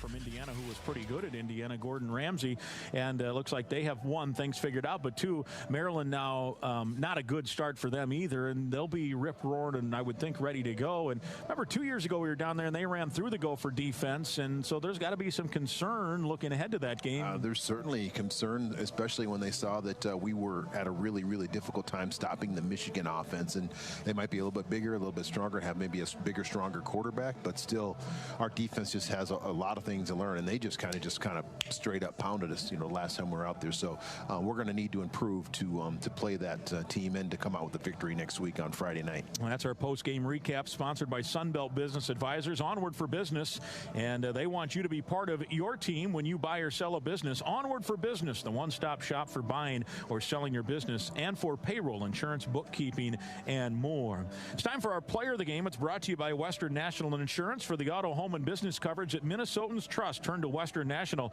Ask for your independent insurance agent and ask him or her about Western National today. Who do you have for our Player of the Game, DT? Well, you know what? I liked what Rashad Bateman did today. Started out slow, finished up strong with over 100 yards receiving. But for the Player of the Game, I've got to go in the backfield. Mo Ibraham, 140 yards on 26 carries, 2 touchdowns, 17 yards reception on 4 receptions. So he had a really, really stellar game, and wish he would have been able to kept his feet on that one last period and get in the end zone. I think it might have been, probably wouldn't have changed the outcome of the game, but it would have made it more interesting. It would have changed it a little bit, and certainly Hutchinson just getting that shoelace. And Mo goes home next week to Maryland. He's from Olney, Maryland, so he'll be looking to put up a big number next Friday. Well, he can have like an extra 2 people in the stadium, so it'll be hopefully he can get a few more family members in the stadium. Indeed. Well, great job tonight. At the end of the day, win or lose, it's just fun that these kids get a chance to play, and your son's part of this on this team. So I know you're thrilled that he's getting the chance. I mean, as far as we go, I'm thrilled that we're getting the chance as well, but I'm really happy for the players that they're getting to play here, and hopefully everyone stays safe and all of this stuff goes well. But from that side of it, tip of the cap to the Big Ten for getting this thing rolling tonight. Yeah, tip of the cap to Kevin Warren, the presidents, and the Big Ten and the ADs, to make it as safe as possible and they have games. It's great that the Big Ten started yesterday. No doubt. Well, we will see you in Maryland. Good work tonight. Stay warm on your drive home. I look forward to it. I will. All right, sounds good. We'll have the scoreboard update when we come back. We'll hear from head coach PJ Fleck. That is all straight ahead. This is Golden Gopher football from Learfield IMG College. We are professionals. We are family and friends. We are volunteers. We are community partners. We are a team dedicated to helping you succeed. We help protect and serve America's businesses. When you need us, we're here to help. At Federated Mutual Insurance Company, it's our business to protect yours. Rated A+ Superior by AM Best Company. With CenterPoint Energy, it's easy to save energy and money. Thanks to CenterPoint Energy's low-cost, no-cost, and long-term solutions, I have an energy efficiency plan and can get rebates on high-efficiency natural gas heating systems, water heaters, programmable thermostats, washers and dryers, fireplaces, and air sealing and insulation upgrades. Even my business benefited from rebates. See how you can save at centerpointenergy.com/Gopher rebates. CenterPoint Energy. Always there. Proud partner of the Minnesota Gophers. Golden Gopher football all season long. From Learfield IMG College. It's fun to watch kids act out their dreams, even if it's just in the backyard. Hey, Mom, watch this. Imagining themselves as champions, winning it all. They're on top of the world, and you're right there with them. Securian Financial offers insurance, investment, and retirement solutions that give you the confidence to enjoy your here and now, so you can make every moment count. Find out more at Securian.com. Insurance issued by affiliated companies. Securian Financial Services. Member FINRA SIPC. Hunters and sportsmen, fall hunting season is here, and sportsmansguide.com is the place to go for all your hunting gear and accessories. From deer stands to duck blinds, Sportsman's Guide has you covered with the name brand gear at unbeatable prices. They live and breathe hunting, just like you. Plus, they carry a huge selection of ice fishing gear, from clam, fraybill, Eskimo, and more. Before you head outdoors, head to sportsmansguide.com. Gopher Football on the Fan.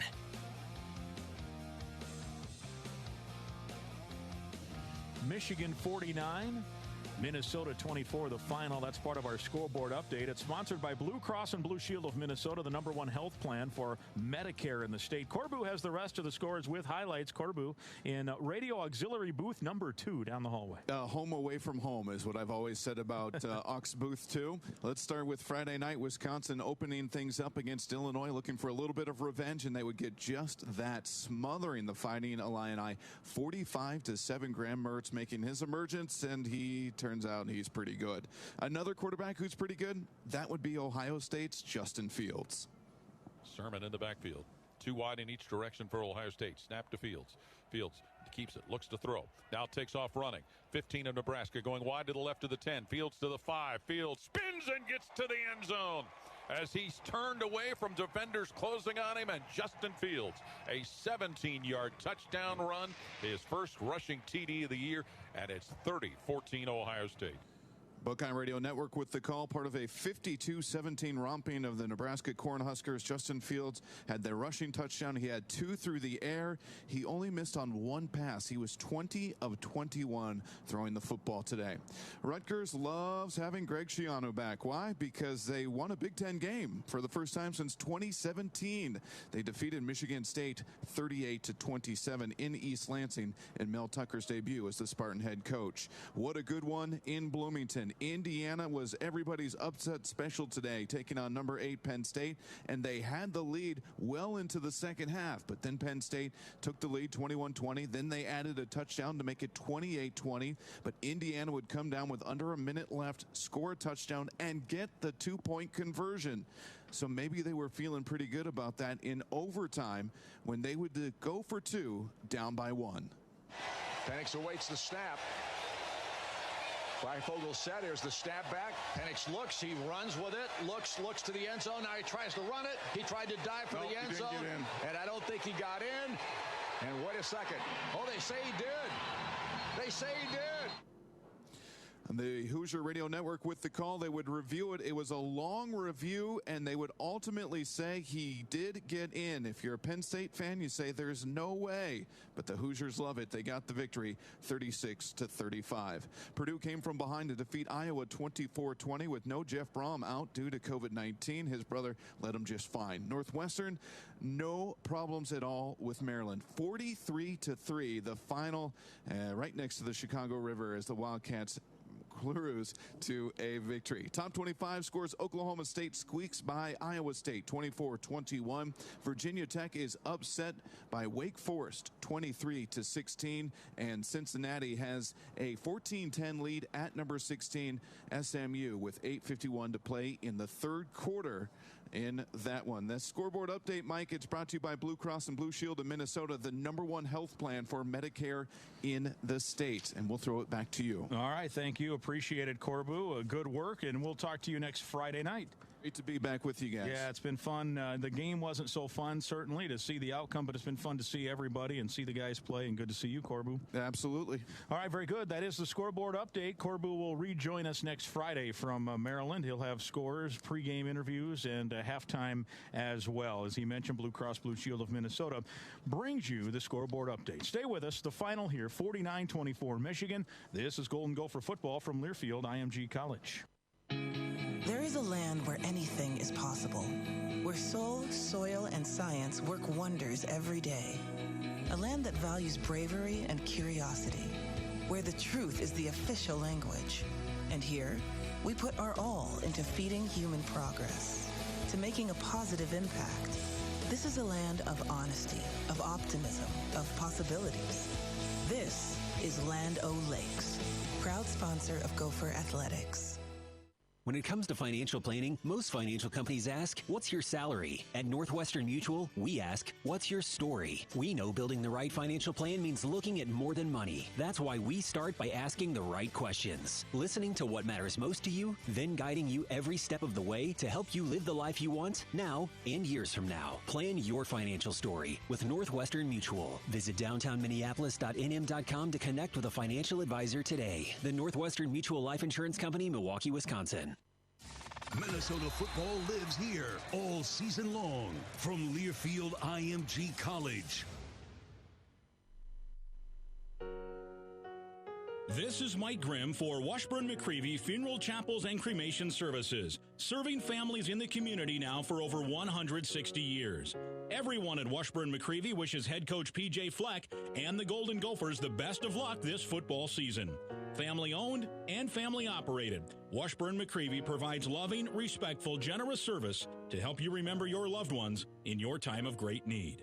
Visit washburnmccreevy.com. Gopher fans, Midland Hills is well known as one of the finest private golf clubs in the Twin Cities. The club is putting the finishing touches on a renovation of its classic Seth Rayner designed course, and it's absolutely spectacular. Midland Hills is conveniently located in Roseville, just 10 minutes from either downtown. A limited number of memberships are available. Visit midlandhillscc.org. If you love great golf, you'll love Midland Hills.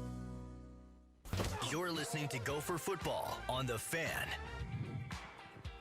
Michigan 49, Minnesota 24. Time to hear from head coach P.J. Fleck, sponsored by Washburn-McCreevy Funeral Chapels and Cremation Services. With the head coach, here's Justin Guard. Thanks, Grimmer. Coach, obviously not the result anybody down there wanted on the first game here against Michigan. How did you summarize it or break it down with the team?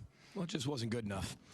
At all in any phase, offense, defense, or special teams. You got to give Michigan a lot of credit. Really good football team. Very good on defense all night, creating different looks, confusing, disguising. And that's what Don Brown defenses do. That's why they're so hard, especially when you don't have any film of what they're going to do for 2020 so far. You got to give them a lot of credit. They're a good football team. It's game one. And we weren't able to go 1-0 in the season. There are a lot of positives to take from this game. Remember, completely different football team from last year. A lot of inexperienced young guys on defense who are getting critical playing time, failing and growing, having a little bit of success here and there. I just felt like it was we fought and fought and fought, got ourselves in a hole, fought out of the hole, got ourselves back in a hole, fought out of the hole, and then we just couldn't get back out of the hole that was deeper. The sack fumble, a touchdown hurt us. Yep.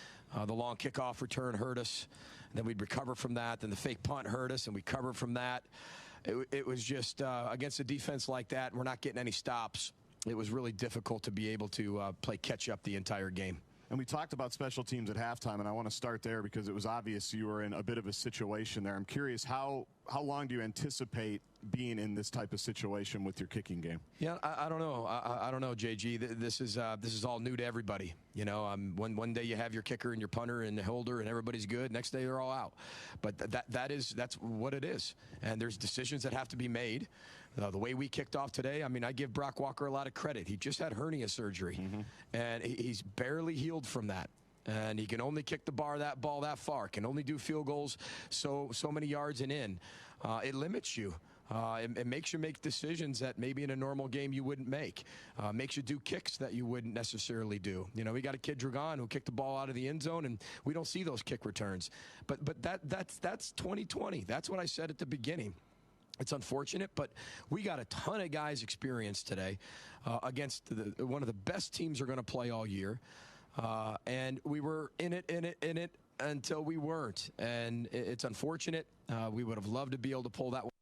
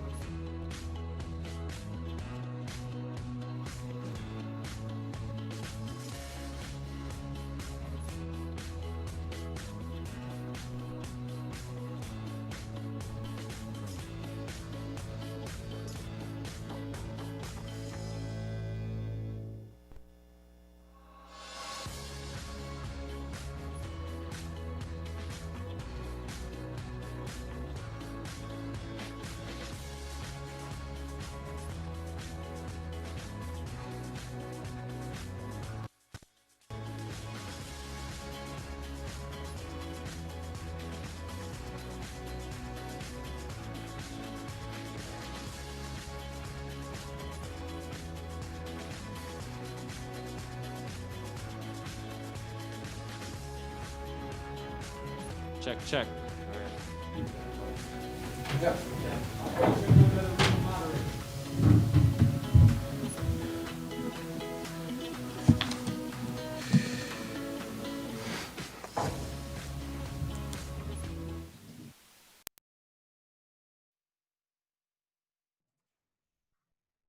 right, just want to thank everyone for joining us. If you have a question for Coach, we'll go right to questions. Send me a message in chat, and we'll get started. Yeah, we'll just open up for questions. Congratulations to Michigan on keeping the Little Brown Jug. Played really well, really good football team, and we got a lot of work to do. So we'll open up. Again, send me a message in chat if you have a question. They can't just ask them. John Krasinski, go ahead. Sorry, Coach. We'll go with John Krasinski. Hey, PJ, Hi, John. Wondering if how much of the losses that you had on the offensive line affected what you were able to do, especially in the passing game down the field in the first half tonight? It's a combination. No excuses whatsoever. I mean, it's 2020. Everybody's playing with what you have. Some have it worse than others, but there's no excuses whatsoever. Those are two guys that have started last year. They're not there. That's hard, but the other guys got to step in and step up. The way we're recruiting and how we're recruiting, I mean, the program's going like that. But you still got to be able to create that depth, and I still think we're a year away from that type of depth where if 2 linemen go down, you can fill 2 linemen.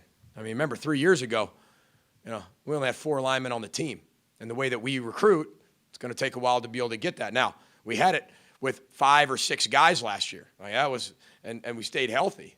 And that's the key to it. And if we didn't, we had 1 other guy that could sub in, and we were good with 5. And for the year, we had 5. Well, when you lose 2 of those, right, and you sit there and look at who's next, and then you lose another guy who gets hurt, other guys got to step in and go. No excuses whatsoever, though. We got to be better. All right, thank you, Coach. Let's go to Andy Greeter, St. Paul Pioneer Press. PJ, defensively, did you feel like it was schemed? Did you feel like it was personnel, especially on the ground?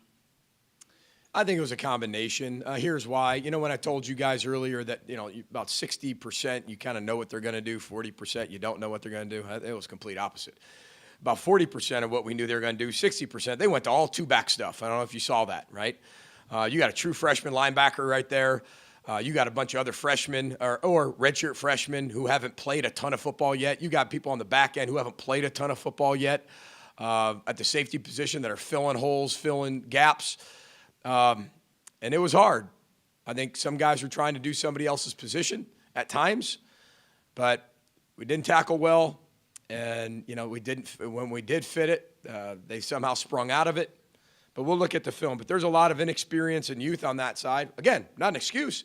We just have to be able to coach it better. And it starts with me. We got to get it better. And I know we will as we continue to go through the year. Let's go to Chip Scoggins, Star Tribune. PJ, can you take us through what happened to all your punters and kickers there? Yeah, I'm not going to get in specifics of why they missed the game, but you can probably imagine. Yeah, I mean, it's kind of hit the specialists pretty hard, and they hit them at different times. This is, if somebody ever tests positive, they got to be out 3 weeks. So they could be a week apart, 3 days apart, 2 weeks apart, but it still gets you for 3 weeks. When you're talking about your, first-team kicker, third-team kicker, and then you're talking about your second-string kicker just had sports hernia surgery, and he's not really necessarily full go, so we couldn't kick full go unless it was under a certain amount of yardage for field goals. And then kickoffs, we had to do what we could with them. And then your punter has it. Your kickoff guy has it. That's hard. That's why there's certain decisions made that maybe people agree with, maybe they don't agree with, but at the time, they seemed like the best decision. I mean, we had a 14-yard punt at one point, and then you got to make decisions. I think that we were playing catch-up, Chip. It was 7-0 and 7-7. Then it was 14-7. Then we had the penalty on the 1-2 yard line. Then it went to 14-10. Then it went to 21-10. Then we went to 21-17. Then they went to 28-17. We weren't stopping anybody. And at the time, that's when I sat there and said, well, we better fake a punt because the other one didn't go very far. So I either give him the ball at the 50 or we take a shot and give him at the 35. And we didn't execute it well enough. It was there, I felt, but I didn't think we executed it well enough. So, again, it's a difficult challenge, but everybody has challenges in 2020. And I didn't handle the challenges well enough. Simple as that. Let's go to Dave Campbell, Associated Press. PJ, on the fake, was it also a way to maybe take some pressure off your defense if you're going to be able to convert and just be able to keep them out the field a little bit. 100%. It's exactly why you call it. Going into the situation, you didn't know what was going on, but I knew what was going on, and you're constantly debating what you're going to do, and you let everybody evaluate, or you go through the first few series and you evaluate the talent and see what's going on, and at that particular time, I felt it was a perfect call because it was 28-17. If you get them the ball back and they score, it's 35-17, and that's exactly what happened. But if we punted it, that's how I felt. And if we faked it, then the worst-case scenario is going to be 35-17 if the punt didn't go very far. So that's why I called it. I think we had a really good look for it. I haven't seen it from above, but we'll have to be able to correct that. And, again, good call if it works, horrible call if it doesn't work. So we'll call it a horrible call. Go to Randy Johnson, Star Tribune. Yeah, hi, PJ. What do you feel about Tanner's play tonight? How do you feel he came out of the game? I think there was some really good. I think there was some really bad. I think there was some inconsistency. But, the fumble's not necessarily on him, except there's a few different reads that we've got to make better. I didn't think we protected well tonight. I'm going to go back through and look at the protection. But again, nobody protects really well. I think the one team that protected really well against Michigan was Alabama and Ohio State. I think those are the two people I've watched protect well against that front, against the Don Brown defense. They're very difficult because, again, you're planning for what you think and what you see is very different. And they play hard, and they've got great players. And there was a point in the game that I thought we could possibly get it going back with the sky kick, and it was fumbled, and that's the one. And you need plays like that. You need an interception from somebody. You need a fumble like that, and we needed that. And we weren't able to get it. I thought if we could get that, we had an opportunity. But when you look at Tanner, I thought it was inconsistent. I wouldn't call it bad. I wouldn't call it great. I would call it just inconsistent. And I know he wants to be a lot better, but there was a lot on got to give Michigan credit. That's what they do. I said that in the beginning. What's going to be the issue for this is Don Brown's defense does everything they can to confuse the quarterback. And with no game data, that's very difficult. And, we weren't able to execute well enough. And just a reminder, send a message in chat if you have a question. We'll go to Daniel House. Hey, Coach, with so much to clean up after this game, where do you start on a short week here? Well, we're going to spend a lot of time. We'll be in the office early tomorrow morning, and we're going to get right on the film, even tonight. And then we're going to have a long meeting with them. It's going to be more a long meeting, do a walkthrough, and then get them out of there. Get their bodies healed. There's no use crying over spilled milk. This one's over. It's done with. We went 0-1 in the Michigan season. We got a chance to go 1-0 in the Maryland season. That's all going to be our focus, leaving that facility tomorrow night because Monday is a Tuesday practice. You guys haven't asked me. The block punt was pretty good.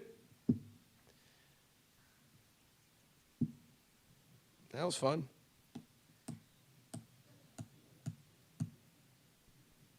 I guess not. Coach, I don't see, I actually see one more question from John Krasinski. Go ahead, John.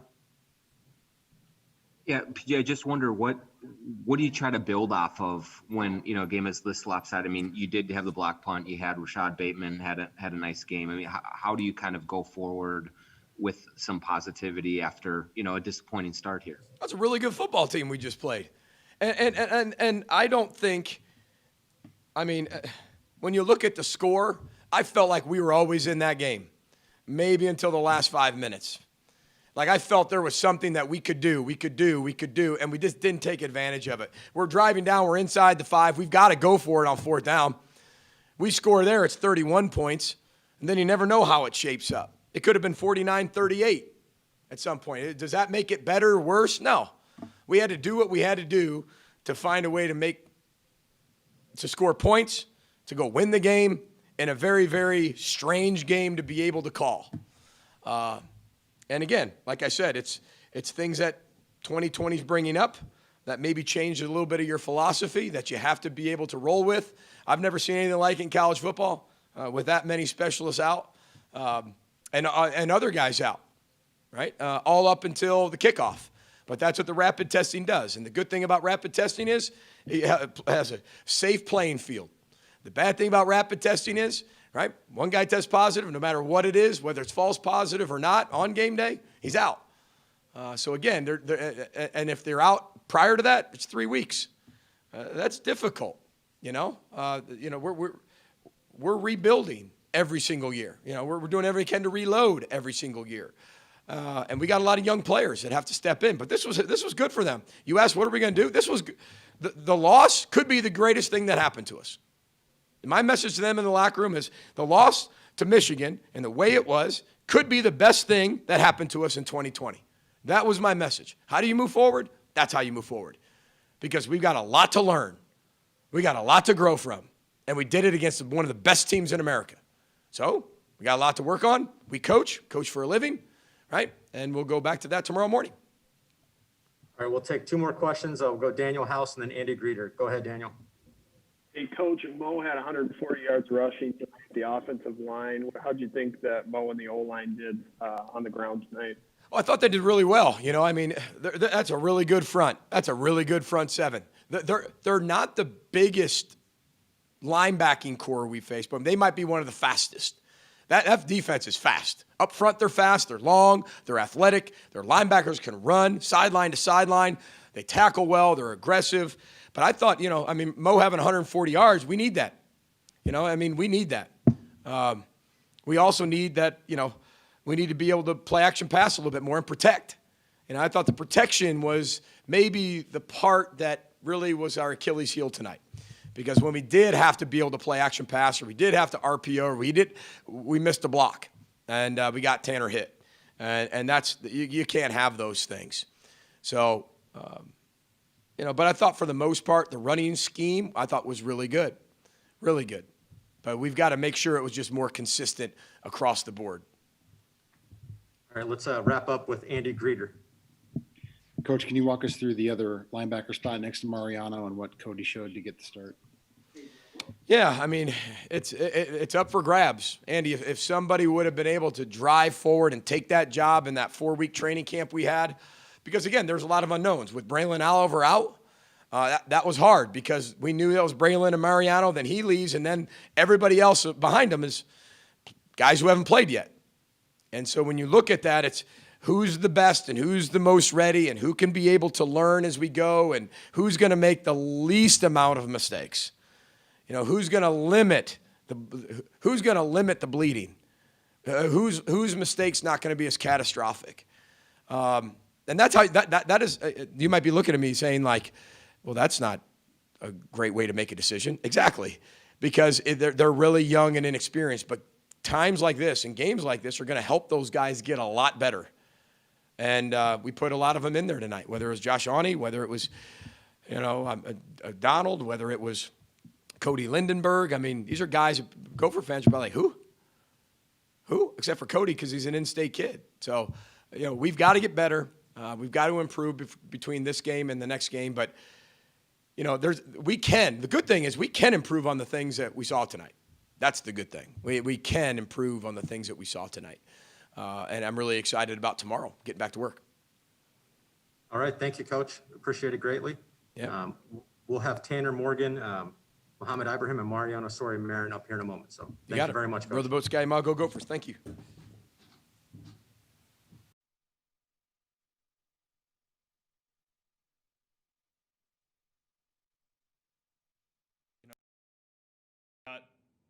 This guy hasn't fallen, on the season or anything. We don't look at it like that. It's one game. We got to be better. We will be better.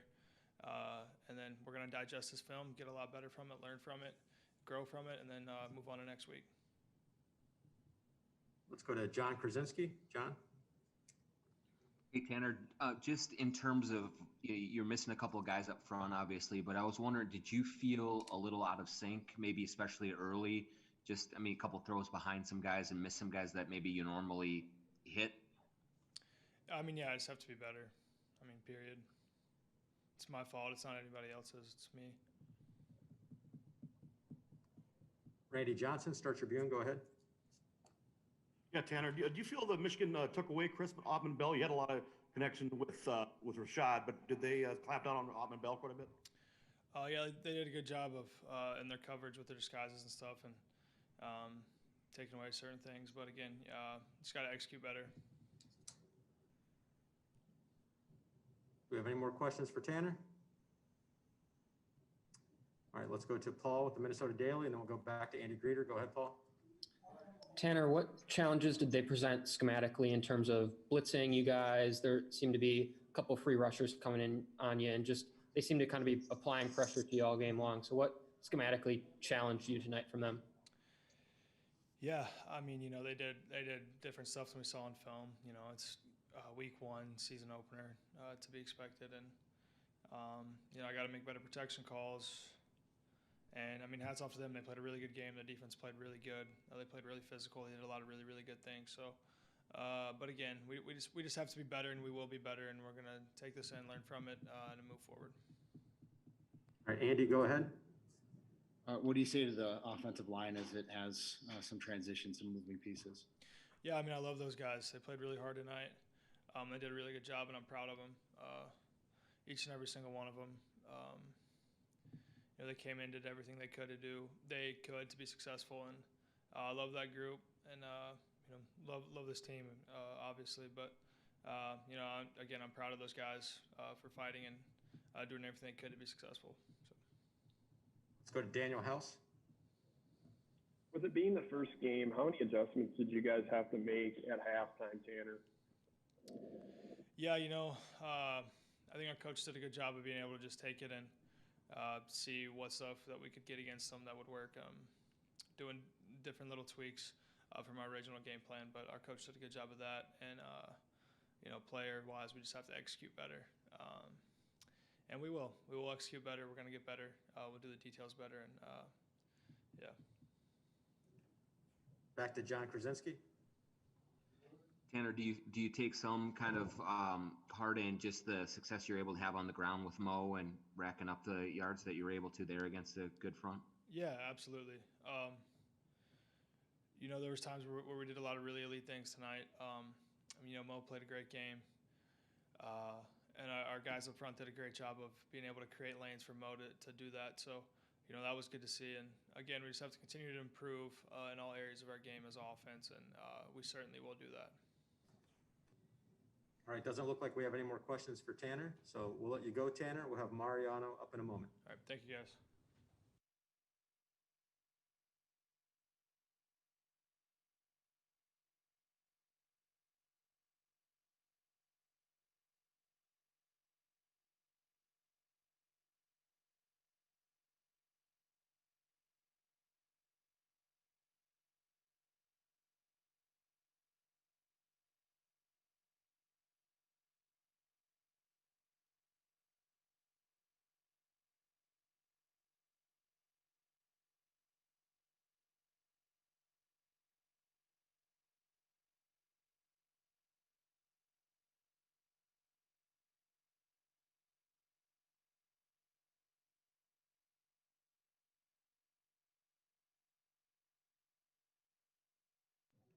All right, Mariano's up there now. If you have a question for him, go ahead and send me a message.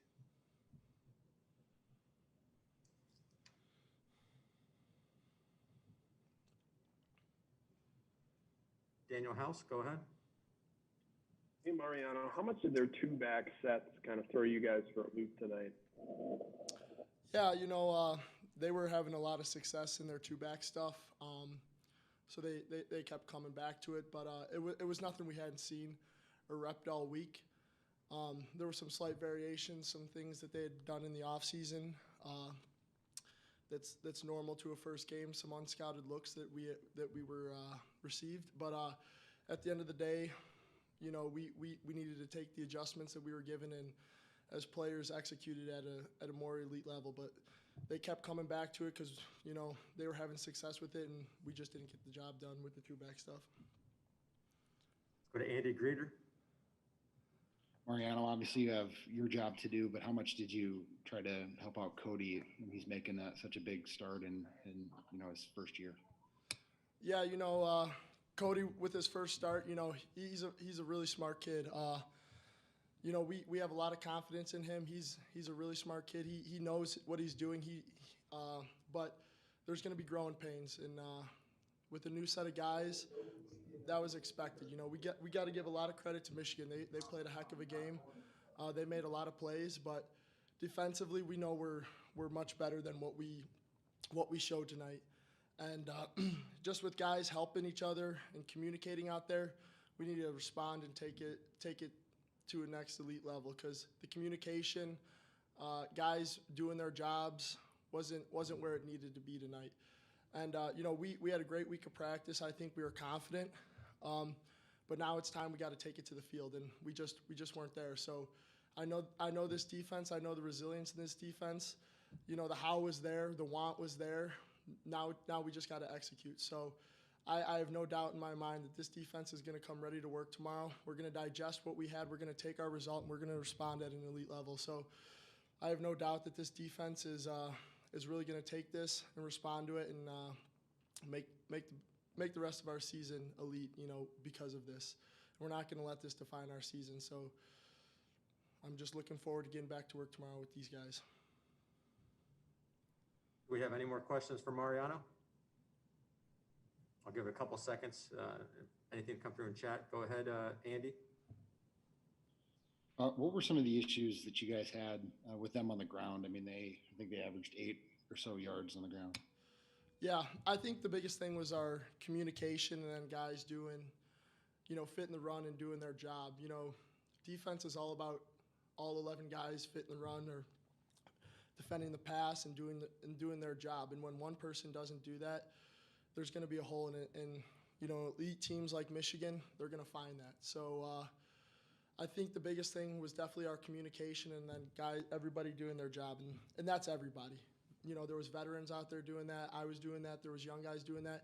So we're going to take all that. We're going to absorb it, and then we're going to get back to work and find a way to respond and make sure that our communication's at elite level. Everybody's doing their job, and take this result and really grow from it. Looks like we have one more. We'll go back to Daniel House. What types of challenges do the designed runs present for the defense, like Joe Milton had tonight? Yeah, he's a heck of a quarterback. He was all over the place. Obviously, we didn't fit the run like we needed to, but it presents a lot of challenges. And our coaches, they do an elite job of putting us in the right place and scheming us to put us in the right place. But now as players, we just have to go out there and execute. And, it's one thing to do it in practice and, prepare and watch on film and say, oh, yeah, I'm going to fit that gap. And it's another thing to go out on the field and actually do it. So I think that's some of the growing pain that we experienced tonight. But, I was proud of the way that this defense continued to fight throughout the end of the game. I didn't see guys, hanging their heads. We continued to respond and fight to the very last play. So obviously we were presented with some challenges that we didn't execute on, but I have no doubt in my mind that this defense is going to come back more together, more connected because of this, and continue to grow throughout this season. All right, Mariano, thank you very much. Thank you, guys. We'll have Mohamed Ibrahim up here in a moment. Thank you.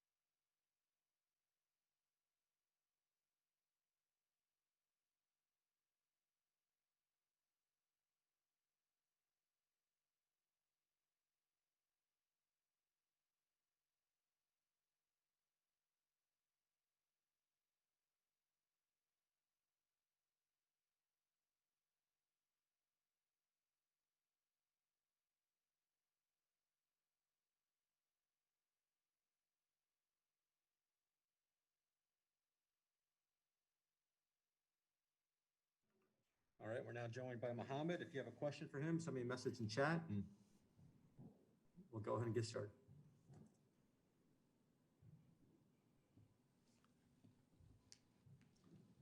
Andy Greeter and then John Krasinski. Go ahead, Andy. Mo, obviously you guys have high expectations based on what happened last year. How do you kind of assess this one and the way it went down? Well, first, by saying that every year is his own individual year. This year, we faced some challenges, but it was a tough game. Give everything up to Michigan. They played a great game. They came out with their hair on fire, and we didn't respond the way we wanted to. But that's on the leadership of this team. We got to grow from that. We got to learn from our mistakes, and we got to change our best next week. John, go ahead. Hey, Mo, you had some changes up front, obviously. What allowed you guys to still have some success running the ball at least and getting going that way? You can really put anybody up there. The whole O-line, we got like eight, seven dudes up there that can always go in, and they can go to different spots.